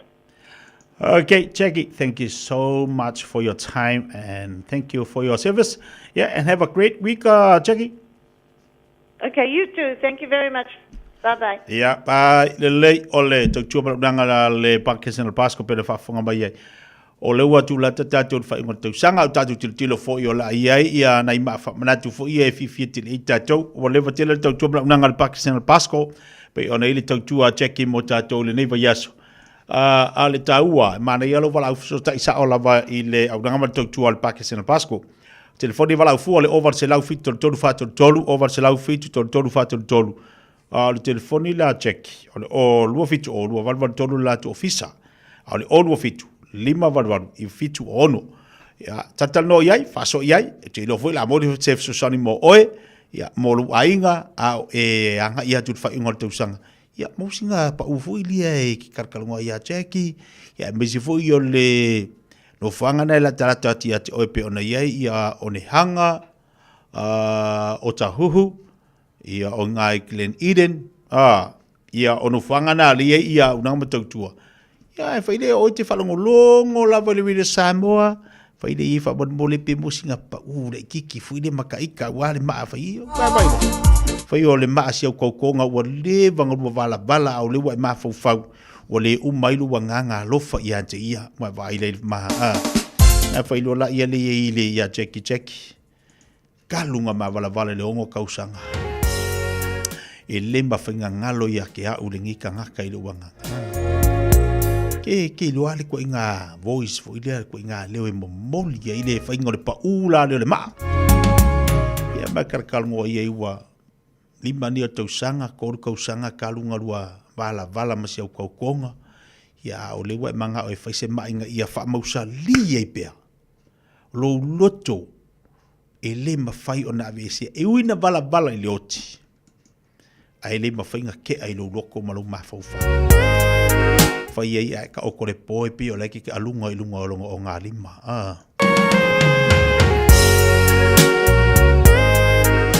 ai lunga le lau ia le ke ai lunga le alunga vai a kuari le whanga ngalo nga i ero ma fau vai me ka o konunga le o ngari ma marulu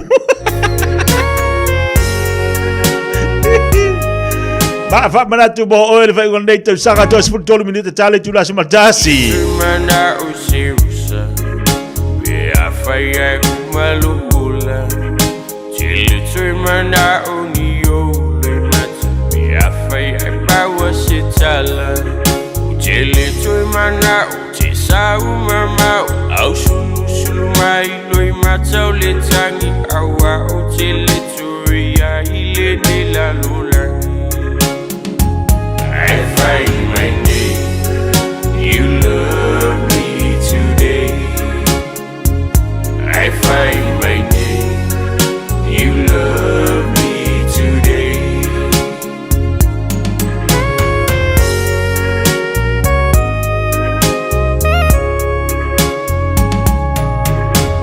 Apagai o te fatali, o te fia I lo pea sautali.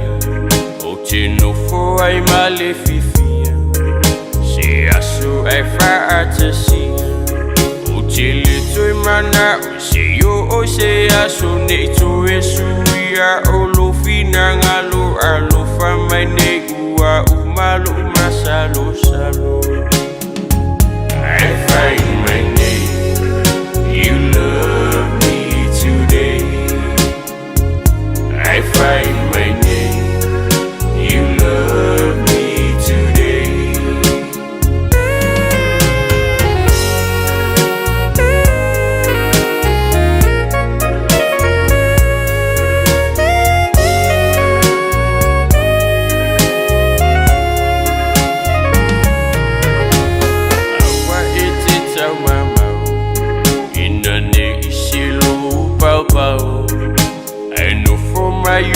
talane ne sopo o se manuvale tele firmana oni me atinga pe afai ai to e uma ilo sha ne tu fa po e vangai le fa atofa I find my name you love me today I find my name you love me today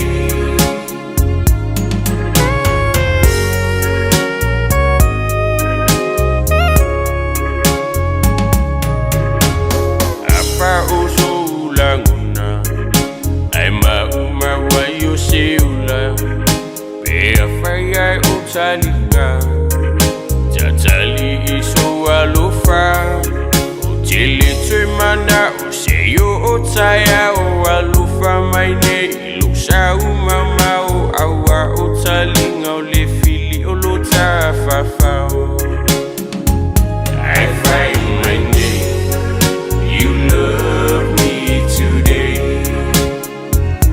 I find my name, you love me today I find my name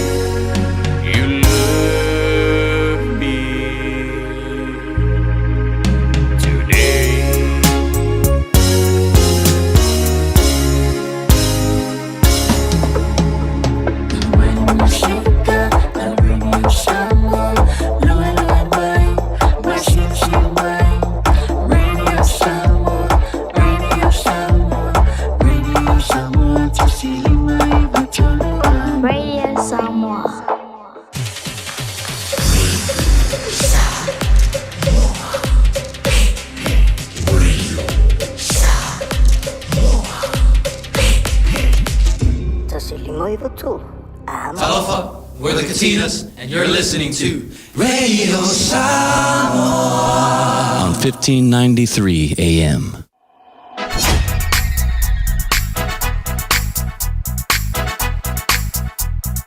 DJ Magic.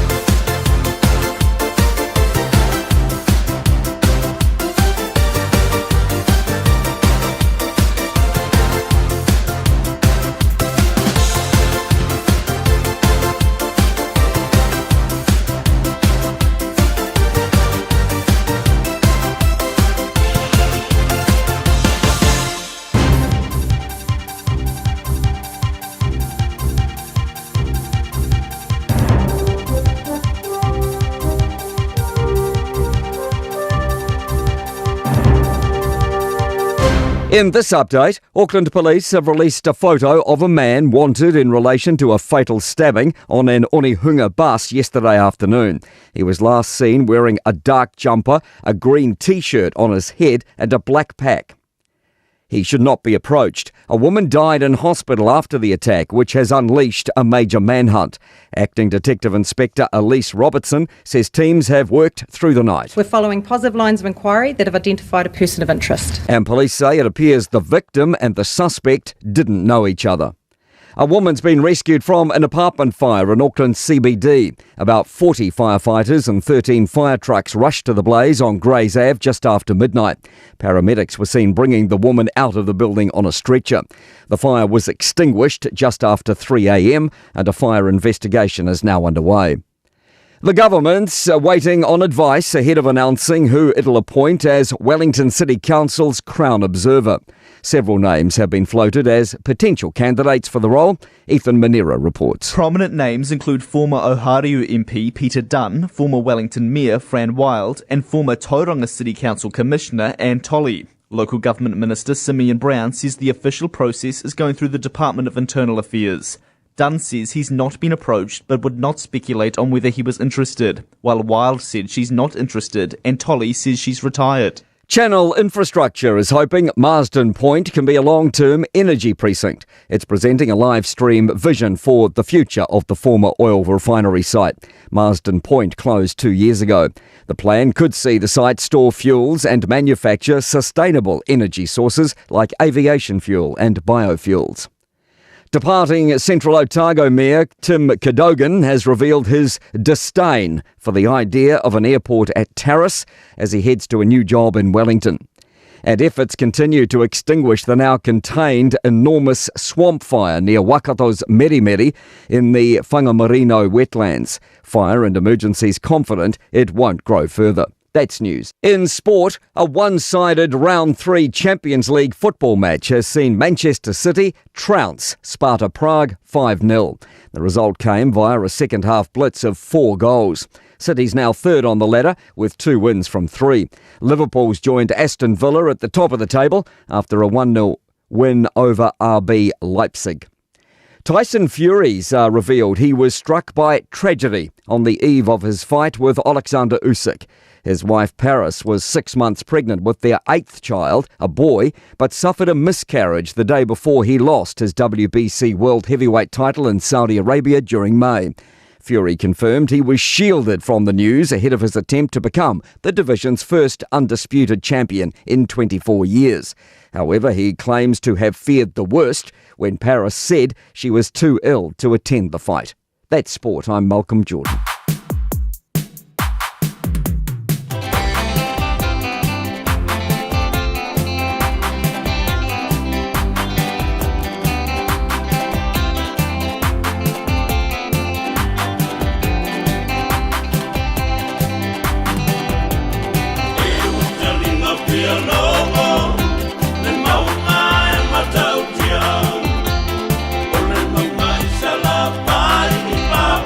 Santa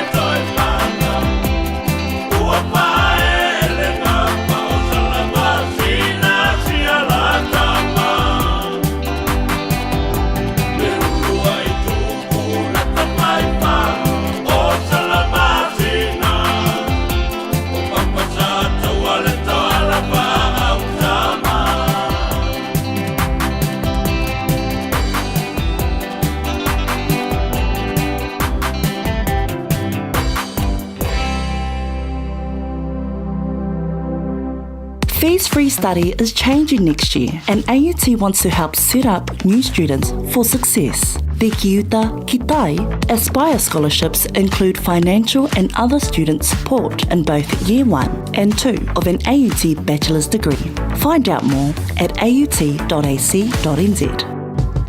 Beta Drive Doctors i le taulanga whaatau i maangele, whaapea manrua. O le vaenga o so ngase pe amana o mia. E whaatino e fo i matupui pui o le whana witi, o tupui pui la COVID is fluiva, mo i lato is fuluan tausanga malunga atu. Whaapea matupui pui o le flu.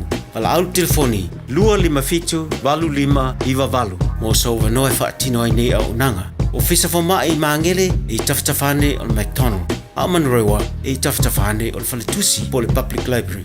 Peter Drive Doctors Clinics. Mga umia se maa mga kosyo kingalay sa mo. Sisi le Lifestone Headstone Life file lako fa piko mo maa e lalo may le 5 afirikaw. Mafai fo inga lafo sa mo. Vili leong se lau kasi valo 5 po le website o le lifestone.co.nz. Fa iloy le Lifestone Headstone o le Radio Samoa na e mawai le nei fa asalalaunga o na lafo lea o le maa fa amanatui Samoa e au noa masestongi. Lifestone Headstone le au nanga ale Pasifika. Talo fa Samoa. Wa ule ne yo kasu tialu, a wale suia ngila wa ule kio. A eva mai ina se fulu 5 iva kolu. Amo, Radio Samoa, Vevela a.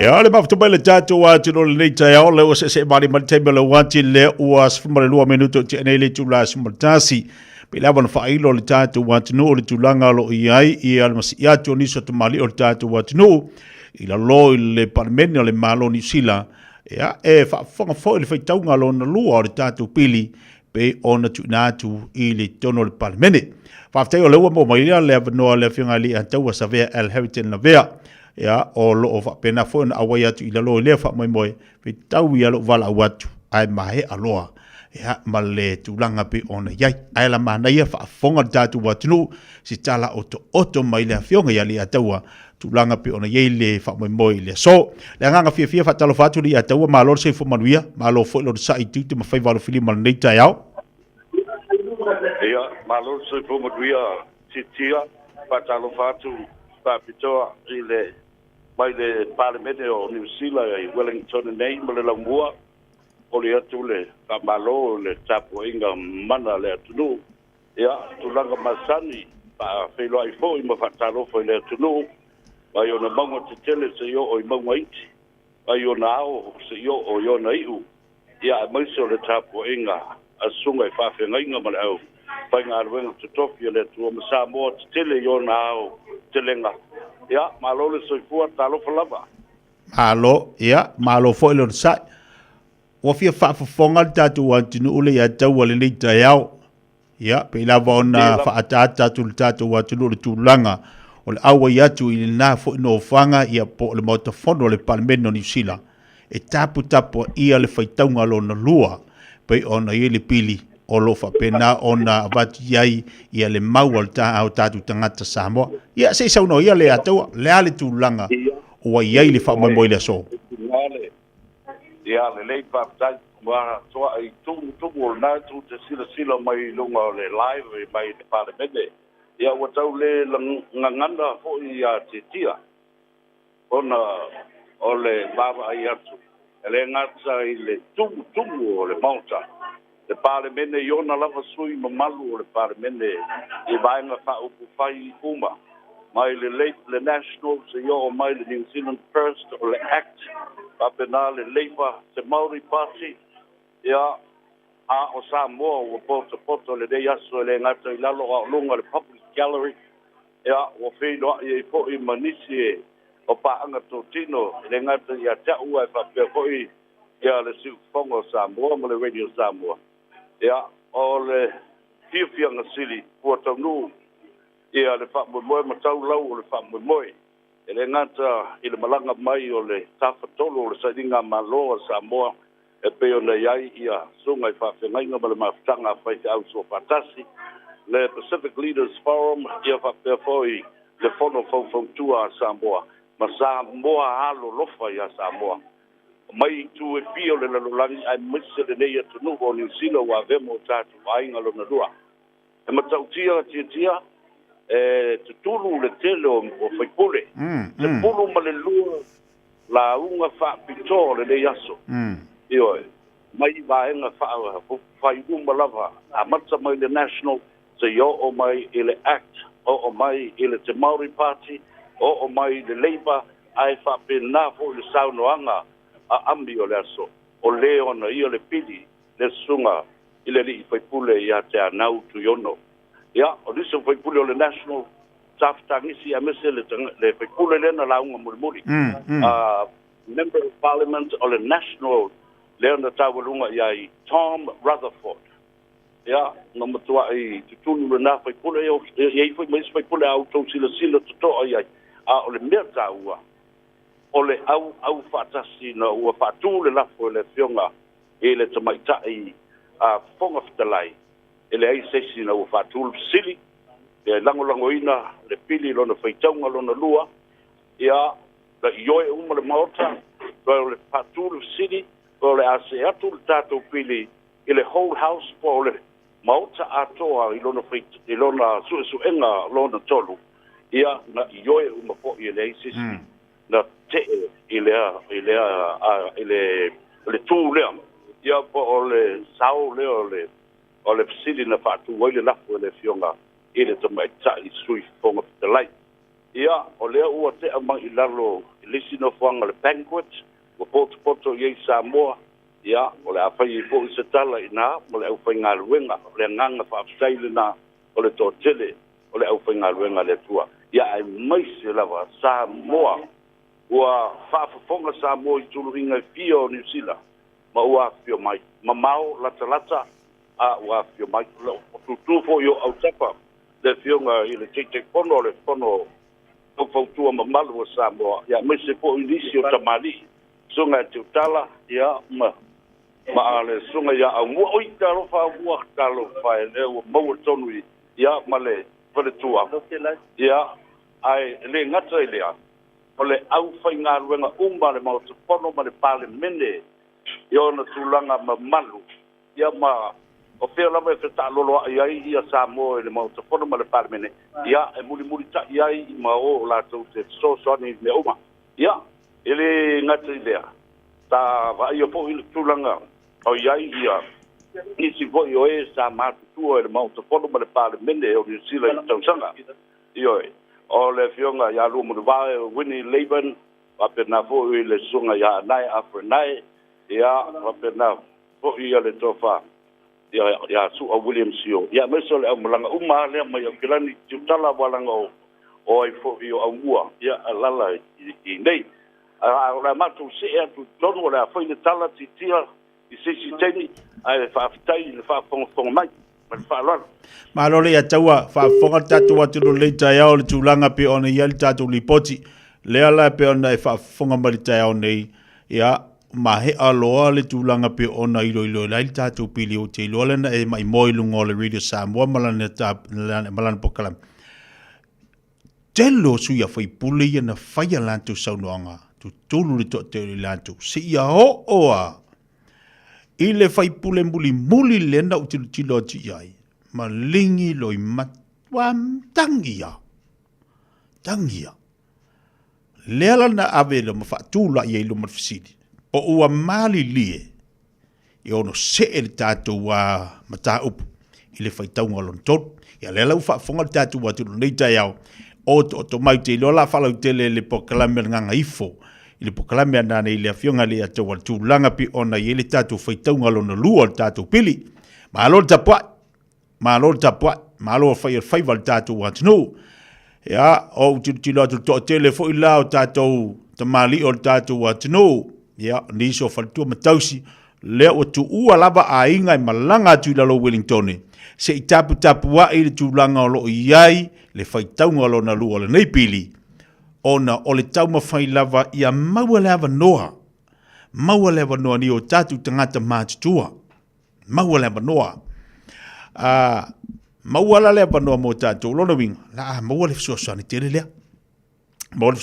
lea mo ni o tatu tangata le ala ua maua le fai taunga lo na lua wa ta oto mai la ia tatu tilo lo le peona maua sa nuanga le fionga le ataua o le anga ia tu lo la i tu tonu o lona fai taunga lo tonu ia tatu tapua ia lo le o pasi ni mua longa winga lua o kele lua tatu tilo le fai taunga lo tonu po le tu langa o le ai o le nganga ia le whaaftai malo te talo ele manuia ina stangata sto tasi manuia i tato uma pe ai le manuia ni fa moe ia o lo fa pena ona sa ili malo ai to tele ni o tatu tangata fa malo fo ia ti la to uma la volo tau la mo ni fa moe ia tatu te tu fa tasi mo le manuia o lo tele o tatu tangata wale ni ia tu no lo tatu iai tatu tapo ia pe faiva o lo fa pena ona nga ia le tatu atu nei vai taimi le wati luas fultasi minuto te nei ia le tu la se fulmaltasi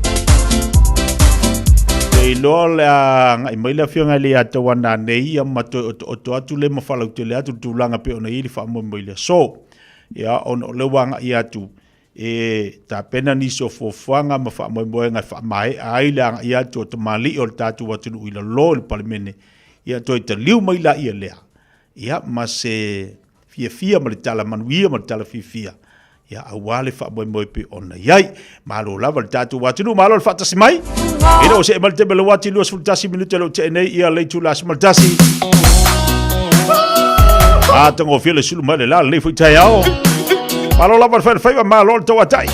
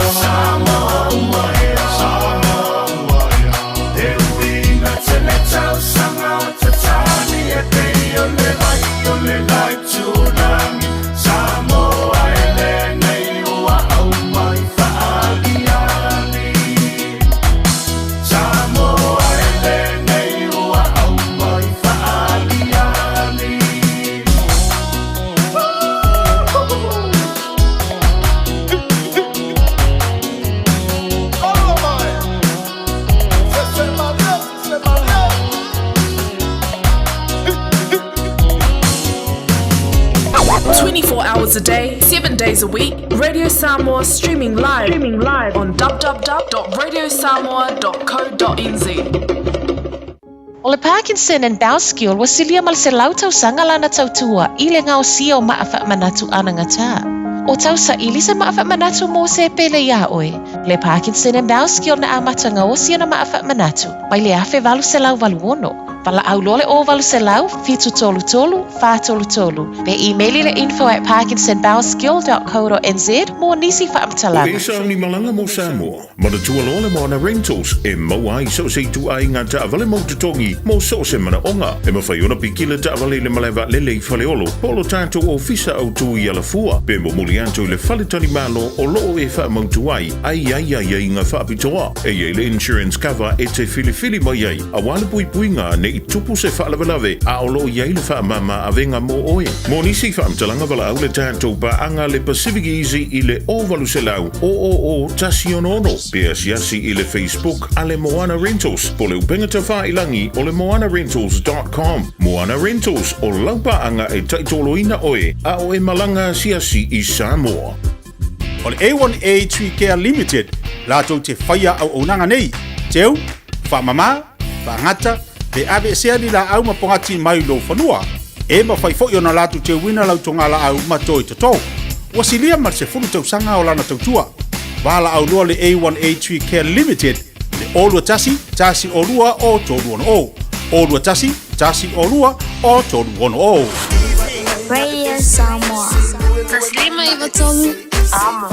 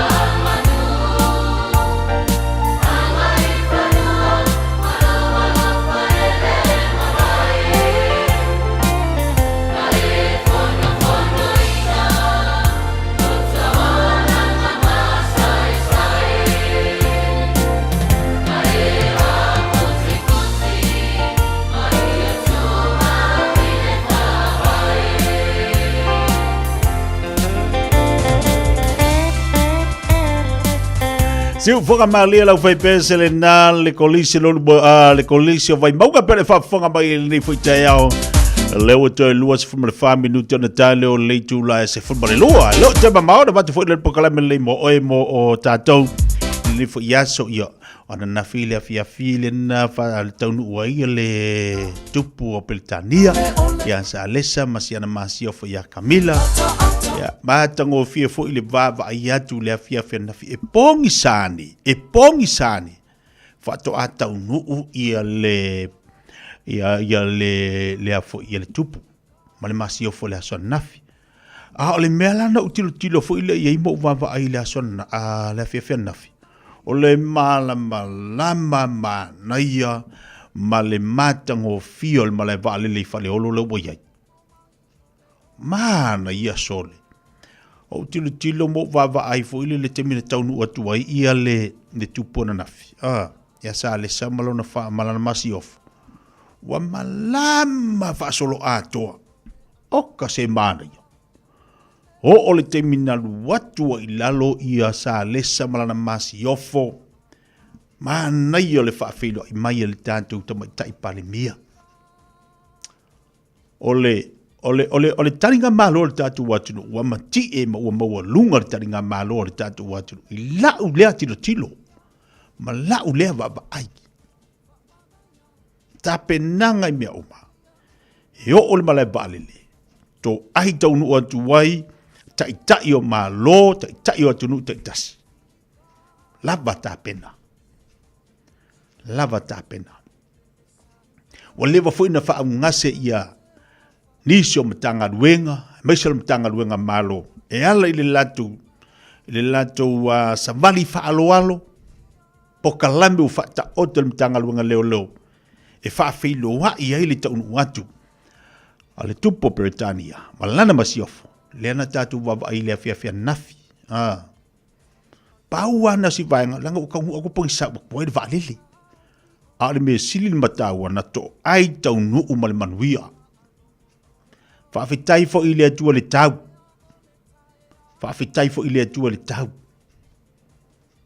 Ei se whaamalu ko vai ako kau ke e ngā kai me kau whaamalu ai le taunu atu. Nāla ale leia ko ingai lalo. La a ko ima sianga maasi ofo. Tā pena ele atua le tau le lei.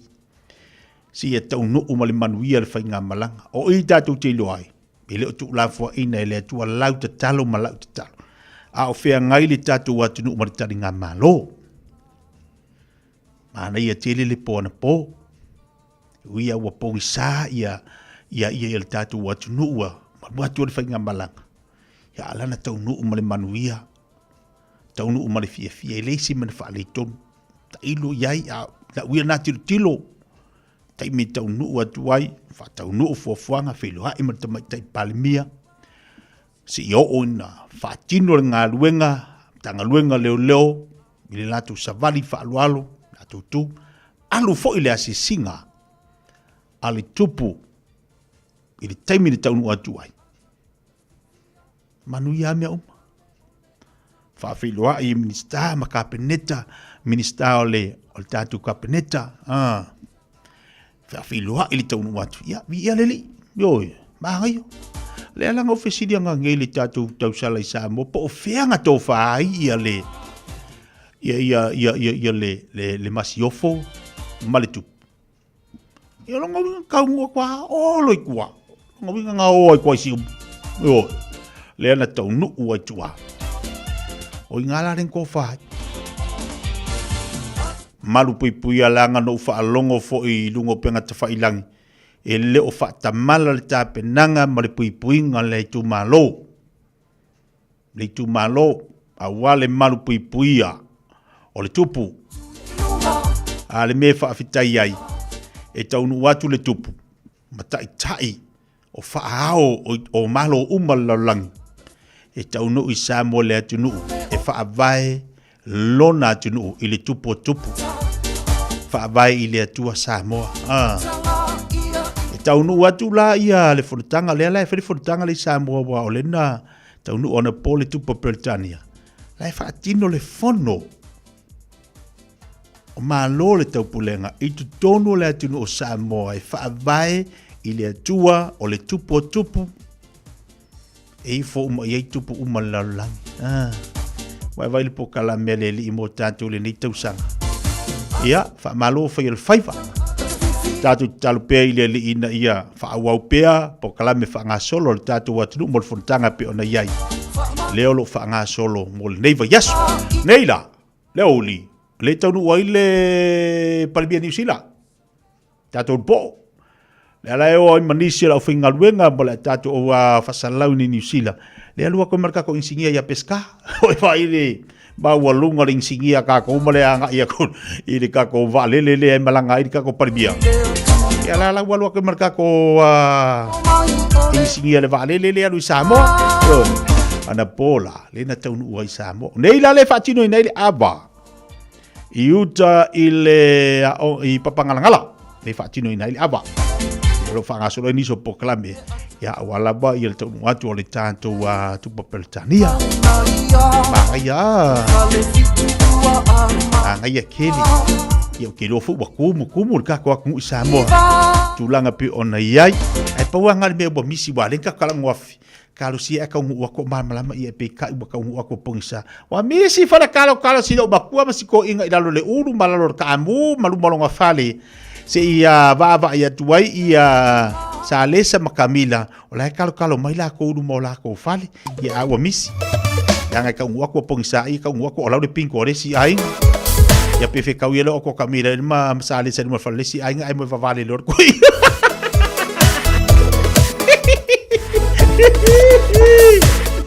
yo oi ngai do ako ola wale va ka ba fau le si ko ingai le ngo kamila e do pe o ko lo du balla ko fale ai fa pe ia la fa mai mila ole lo ba ko la ge yo la ai maka lang ki ve fa ko ingai ko ka mai mila ai pa do bal maka kai ngam Wake le ko ingal sa salma ka ka ngam kalma ko ai mila ba vai la mila aku ko ya lo le ngam le vai mari le ka vai mari le chayao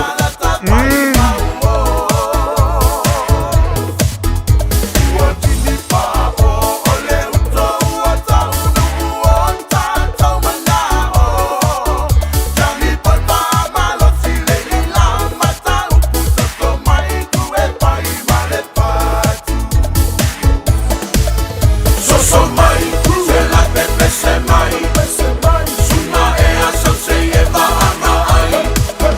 Toko so mau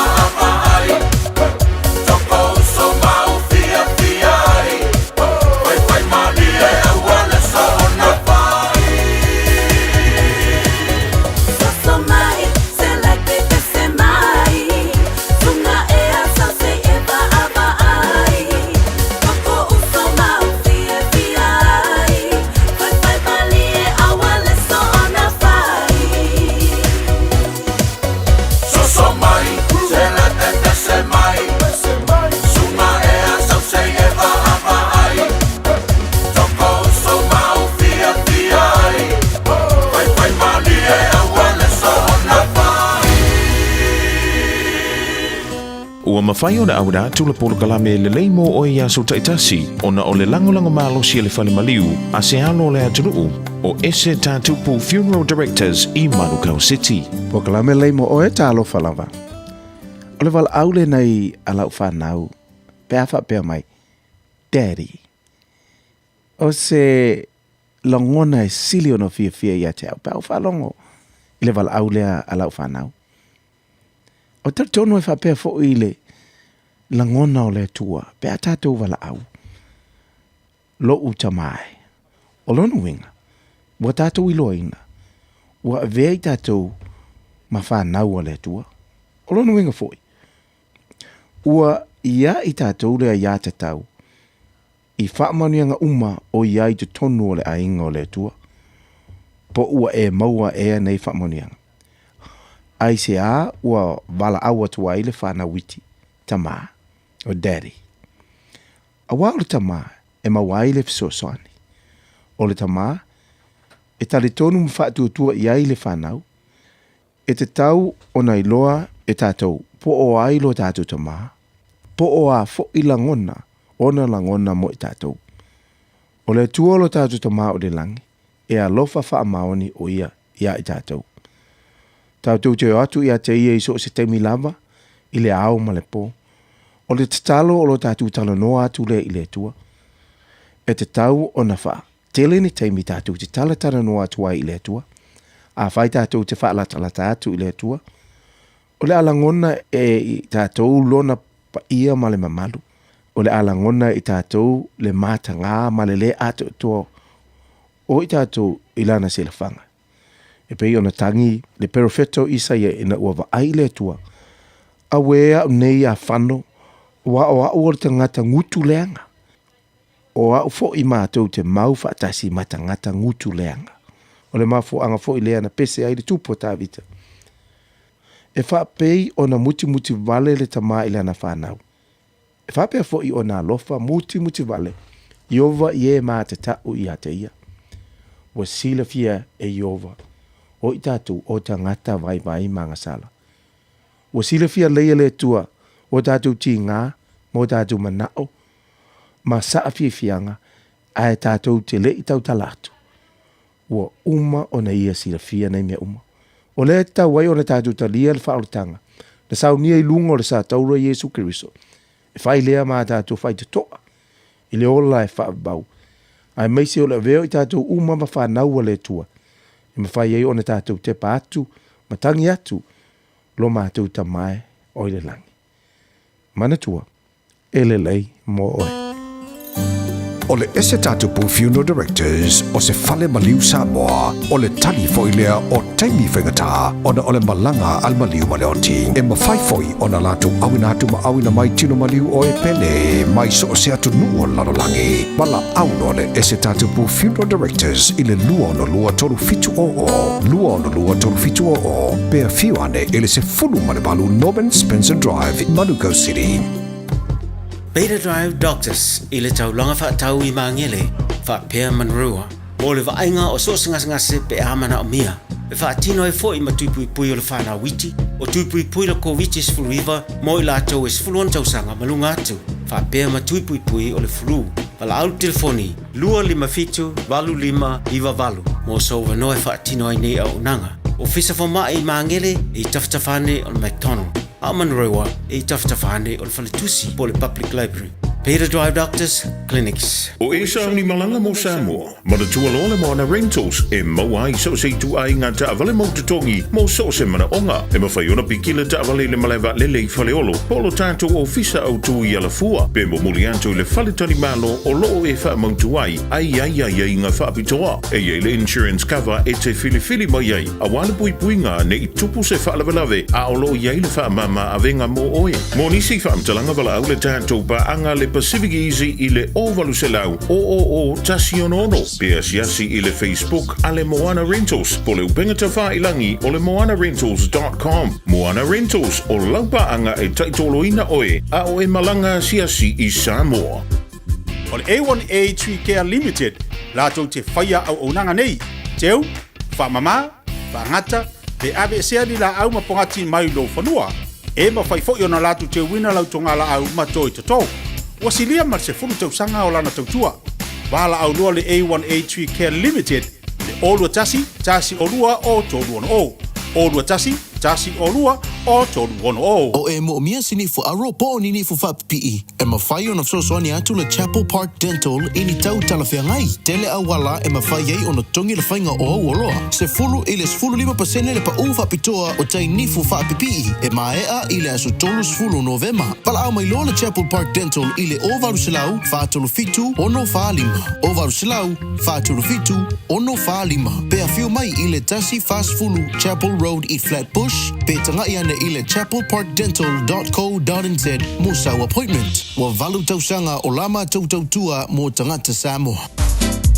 Lelei te bele wati lo tois furu minuta talo le tu la se football e lua leo se maila unamba tautua ale tanto o mega kas le sunga fo le pule le sunga toksia o wale tatu o unanga tautua mo tanto le nei fo ia stofi tala fo toksia ba le se football ia. Ia langi ma ia se football ia fo ma le nganga la te fia ma le nganga fa mongolalo e fa talo fa tu le sunga te tia. Ia le tautai fo tatu po kalame o le fia mai ia wa fa fo anga Samoa. Famalo se sumo via famalo si nei aso a tia. Malo tato ile astofil nei fa ngolonga tu malo si lo si fonga stongi me si le foi na umala maru le tao me si na mta o le mo fa malastino di amtanga lueng. Ia ele ia fo ia tu lo fa fonga sa mo te tia ia tai tara to ile fi mele le aile tao. Yo po me fi ia tong sia a mo le ola mobile malosi ia wa lava matoi le fai ma fa ma au le aso te tia sa ole ia toksia le manongi se ai pe ale ato to fo malosi la to ia ele te fo manongi le ai pe pe le tina la ing ele ai le manoni le ai toksia la to ia le ni tina la ai ia tu la fa la to ia manoni ia le ai toksia la to ia mo te tia ele se me pole tu la to ia ia ba ngai lo sunga ia fo i wa ngai lo sunga ia fo i pe afa pe le mo sita mo tanga to le tala fo ia se manu ma a yo e pole la ba ia ke o ta le ta sami te tia le te ole mo se malo se te tia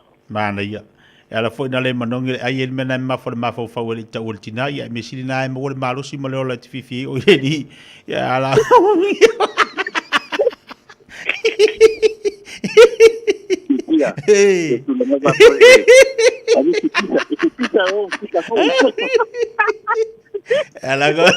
ela ga bale mango ki ai de kai au ai do ai de vega mama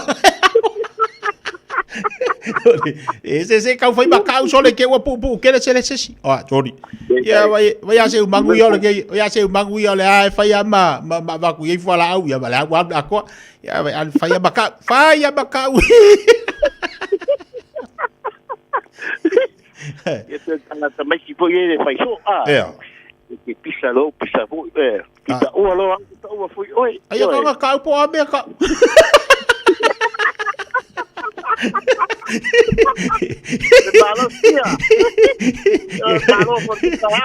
Ye ka ualo foi mo no me alo va ya sa no ya lo suga le punan ke kayao ia le nganga la mal fifia fa tai tele la suga te tia mo mato no ya di inga la vai fa so ia te ia fa tala fa tu la fa pong anga Samoa po fe la le tu fa le nei kerope to tonu ante ro to tonu tato la fa no i Samoa mo me ne fa salong fa business ia leva te leva mat fa lo e fa tala fa tu ai tu si sio wat nu pelin la fa Samoa fa malo fa lo manuia fa malo to wa sai fa malo fo ile no sai fi au man nga wenga o le nei ya ia anal formato atungsia ia o iso tau ainga wale lava mai ona e o ngasa le tino ia fa pe fo ia ngasa tu mau o alum fanau ia tu lang foi la le wo sue foi le tau tua fatava ngai tangata atungsia ilma mal tatu atu a fai Samoa ele foi ia vanga ngai se fo I fa foto au kirangi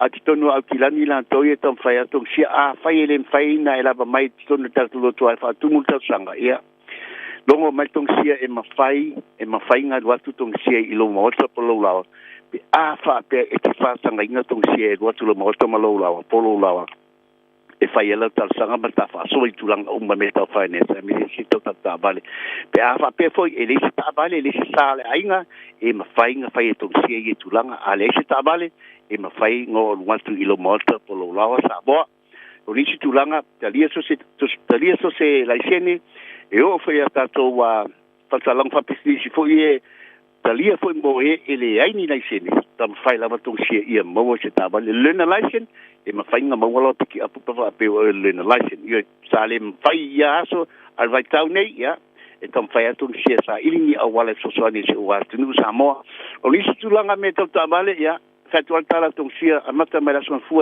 pa ia le so ya fai asina pise tato falta vale a to no la talata le a fo le ke wismasi una tele na wato tele na tenu ya mana mia raba ta vale la po ma ta vale ono mia so e me mau va me se asisingo ainga que vai tau ke mas pe fia mas malo ya o te milange o devo tau no mai ai to tele tatu tenu to no tatu lo toa mai o telefone ta vale tongsia o le lava ya fo e tutunga i lava o le fo i to tele ainga familiaina ta to tele o tato ainga tato la mamalo tato tu i tau ta vale e lau e lava tau ta vale a ko le tupe mai e mau mai le finance pe fa tanga mai finance tau i lusa o lisi langa me ta vale SUV la po SUV fiololo o tato vans family van commercial van mini vans tu langa pa penga ma mini pass pa pe fo ia tato piki up for Rangers Toyota Hilux Nissan Navara Mitsubishi Triton all in Colorado na fo i male tato Mazda PT50 mal tato Isuzu T-Max ia tele no piki up ia yo na teuteunga SS ma ta vale fo i ava petele mana teu pa mana tua foi specialized tato pa ta vale e caso mai singo ta vale pora lava tulanga ta vale nga mete ma fa pi pe va ese mai lo sa man teu nga ese nga le longa me to sia pesu me mantala mai au ni tulanga ti mal manto finance e te so ani to sia fa mal me uma ai li fa ia to sanga sa mo yo o le promising to sia ya ti oi e mai le time e fa e time a fo e sangiela ko kalati o e mala mo si le fia me uma e mai pe se tatala i le lu se la kemini stavi mankau po papa toi lu se la kemini stavi mankau pe va ana fel tato le night o iva lu fitu lima balu ta sua o iva lu fitu lima balu ta sua e por telefonia tonsia o nga fatava o le lu tasi pa fituono lima fatasi o lu tasi pa fituono lima fatasi manu tele fa so sa mo e ma dio fai ba filima tetia e ma fai ma tau ni o mese se final ainga ona e manga nei fa to fa se fu mo tene tetia a ko sia Lai tong sia bala udang ngambar tua pe ona yele me kakas wala wan il olu tasi fa fi tuono lima fa tasi olu tasi fa fi tuono lima fa tasi ta walunga to si tau tua bal ni vai ngal tayau ta pe mai le to fa ya fonga mo se manu Francis yone a wale fa win on tatu bokala me se pa e fo istemi o le ulo le so tatu toi fe le so tayau i le lofa maleanga le o tatu tapa au si le langi manuia tele lava singa le yaso so i fo mai manuia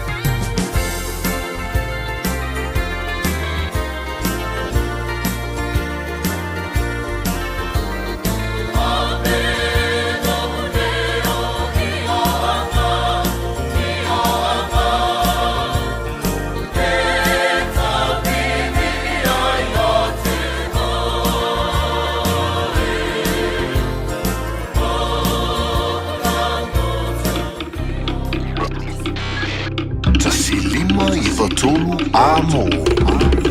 Radio Samoa. Usi mai alau whaafafonga. Telefon mai Samoa ia so taitasi. Wa au mai amo oe ona o le langolango mai a le talofa voucher. O tātou toe mafu taile nei fo ia so fau. Ia usi mai alau whaafonga. Tala tau longo mai lo tātou tino. O le tālo sanga i le whaamasinonga māua lunga tu isila malua fiti whangaso aia. O mutia tele ale i pata mau kilani New Zealand. Lea na fina wina ai le mau e whaapea o le moto na mua. Se mea tō tino e umia le suafa tu isila o mutia tele. O le talia i se whaai unga le whaamasinonga siri alo tātou tino. O le moto na mua o wha maonia. O se mea tō tino ua le sitala wha le tū la fono i le malo. E ina ua wha tino le tūsanga e awhiwa se lau lua se fulu. E tūsa o ai e ingo le wha vai le nā vai tau. No atanga o le toi tu inatu o le motu e umia se tangata po ni tūlanga whaaleanga no. O lea la sanga na mafua e le tuanai o le tūsanga e awhe valu se lau i valima. I teimi o pūlenga sia mani ina umia whaale tūla fono ai le motu. E se tangata e swafa i a Peter Leipen. Lea na mua o na lisi ina. Ai ona oni ai tā lafu i lea tangata na o ai le fina unga ia teimi le komisio fanua. Ma le wha masinonga maua lunga i ona po sia mani. Pa wha mao ni ai le maua i lea tangata o le motu o sana mea tō tino. O le teimi na muta ai pūlenga sia mani ro tātu mutunuu na tau ave ai le malo New Zealand lea pūlenga ai wha malu ai le malo Peletania. O le teimi o ia pūlenga wha kolone ro tātu mutunuu na ave se ai le toi umia o le motu. Eni tangata ai ave le malo. O le fina unga le tūtalo sanga ele ave se le pule wha leanga nu umai ele uma o le motu. Pei tai o sa ili ilinga le wha amsinonga i wha maunga mau ai tu a wai o le meta upule nei. Na taunu uai le te ena ma wha lea o ngā ina le talo sanga. Wha lia le wha iunga le nei o se tasi leo meta upu maa ale. Wa tango fia le wha amsinonga. Ona o le tele o tau sanga utuana i sa wha vai ai whinaunga. Ai mai se teimi o pulenga wha kolone. Le ana amata ia si amani so ai mani usila. O le mafuanga fo ile na tua yeuna au mai se wha iunga o le whinaunga le nei. Ona sa wha to anga o na ilo le lei mauna tu inatu e lo ia i tu a wai. O wha lia le wha iunga. O se lau tau sanga talu na wha mawina wha le tu la fono. Le tu langa po le status o le motu na mua. Mai leto e mawhai o na suia. O se au nanga o atina e tau tulisi o loo lisi ina le motu na mua i le atuale i pata. O loo taria nei e se tangata whainga aruenga i to tonu le laka pi Samoa, se tali atua leo le na tangi o wha uru wha sanga i se ngai o inga se sui, o le komiti wha tonu le laka pi Samoa, e peo na tua ia e lea tangata whainga aruenga, le tango atu o lea sui o le komiti ma kolalo na ofu ma toso wha tata, ma lafu atu ni upu maasoa ia te ia, i to tonu o le wharekalapu o le JT vai mea. O lea tangi i leo wa ave ai foi ma se tusi wha sea Andrew Fusi Williams, i le taitei fono le komiti wha tonu le laka pi Samoa, wa wha matalailo na le fia le ngai o inga na whaia ia te ia, e lea sui o le komiti wha tonu. O lea tau fia le wha ino ino le suafo o lea tangata, se ia talia su e ngā leo i loa ai, pe whaia ni morianga. O Andrew o lo ngalua se tangata e whia ngai ma por kalame o le atina e le kapi, po se Rugby Development Officer. O ia wha matala i le natusi wha sea o ave le teite fono le komiti wha tonu, le sunga tu i la epa lupe sori aisa i le maria le ngoi. Ina ia sila tutoa i le ngai o inga na whaia ia te ia, pe o ni a mionga ia e whaia i ni sui o le komiti. I la tau o lo tolo toi tonu whai o le atina e o le tālonga la kapi i Samoa. O le sui o le komiti wha tonu o lo whatutu i aina nei wha sea, o se lo ia ma o se sui, o le sosa iete a lo ia i Samoa. O sa fune i tuunga lo mia tia o se matai tausi a inga o sa fune i savai. Ma o le se furu lima o tausanga o wha ngā ioi, lana ati na e o wha moe ngā lango meli e maua i le meli sua mali e pole hani. O se fesoa soani malosi telelea ia te ia, i le wha a o ngaina o nalo, a o isi fo i fua ngalo na a inga e mana o mi ai le tupe. O ia o se tasi o whai pisi nisi lai titi, na fesoa soani e le pol kalame o pisi nisi lai iti, le ua atoa nei le tolu se furu tausanga talu na wha vai nei Samoa. O le maketi lo whaia nei le lo toa o le kolisi o malua fau. O lo iai ma le sunga sa fune i tuunga lo mia. O lo whaalawi lo aia na whangu meli sua malie po whanguhani. O le na mori mau, se le mana o mia i tangata o le nei tau mawhai peo nei a whamatala, o le aso mua lava o le maketi, le leia na tupe na mawai. O le maketi lea o se tasi o por kalame o whaalawi loa, o le fono a malo o le tau pulenga. Ia e mongi au, o le aso ngā ngafi, ia e pō wangi le aso maua lima se lau kāla, ia walu lea keu, ia awanga ngei, sau wale si finge pālangi, sau whaakau le lua sifurufanga, ia kakalo mai ki au se pa uofu o kakalo hoi le iei, ma li e whainga kāle whainga le hani, ia ngā lua le lima su kāla, ia e whaakai wa mo whaakau o mawai kupe e mongi au, maua ngai se lengi ua, walua aso maua le afe mo, afe rima se lau. Se whisam tana i lau tau whainga nei i le meli. Ia wa mata watu o le whangai o i mai o tātou mo tene se la whai. Ia a o le mawai atu. Ia o tasi nei o loa sirina arumia. Tau lia fwoi mana o mia tele o tātou tangata mai whafo. E mo ia o tātou o tunu pe wha le masani tele le meli tua maria. A o tangata i Europa ma tunu i whafo. E tasi nei vai la au wha mai la tau e. I ai ngase o le tino e tā ua e.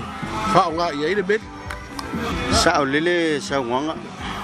O le kele o customer o me whaakau le hani o afakas palangi. Whapenga le amakanga o le kaiminga o laku e kiliva ku le hani le amakanga. E whamengai si o kako kungu upo le ale vai e whai ai. E o kango ale whamal malama e o ngai whaasukai lau i puti.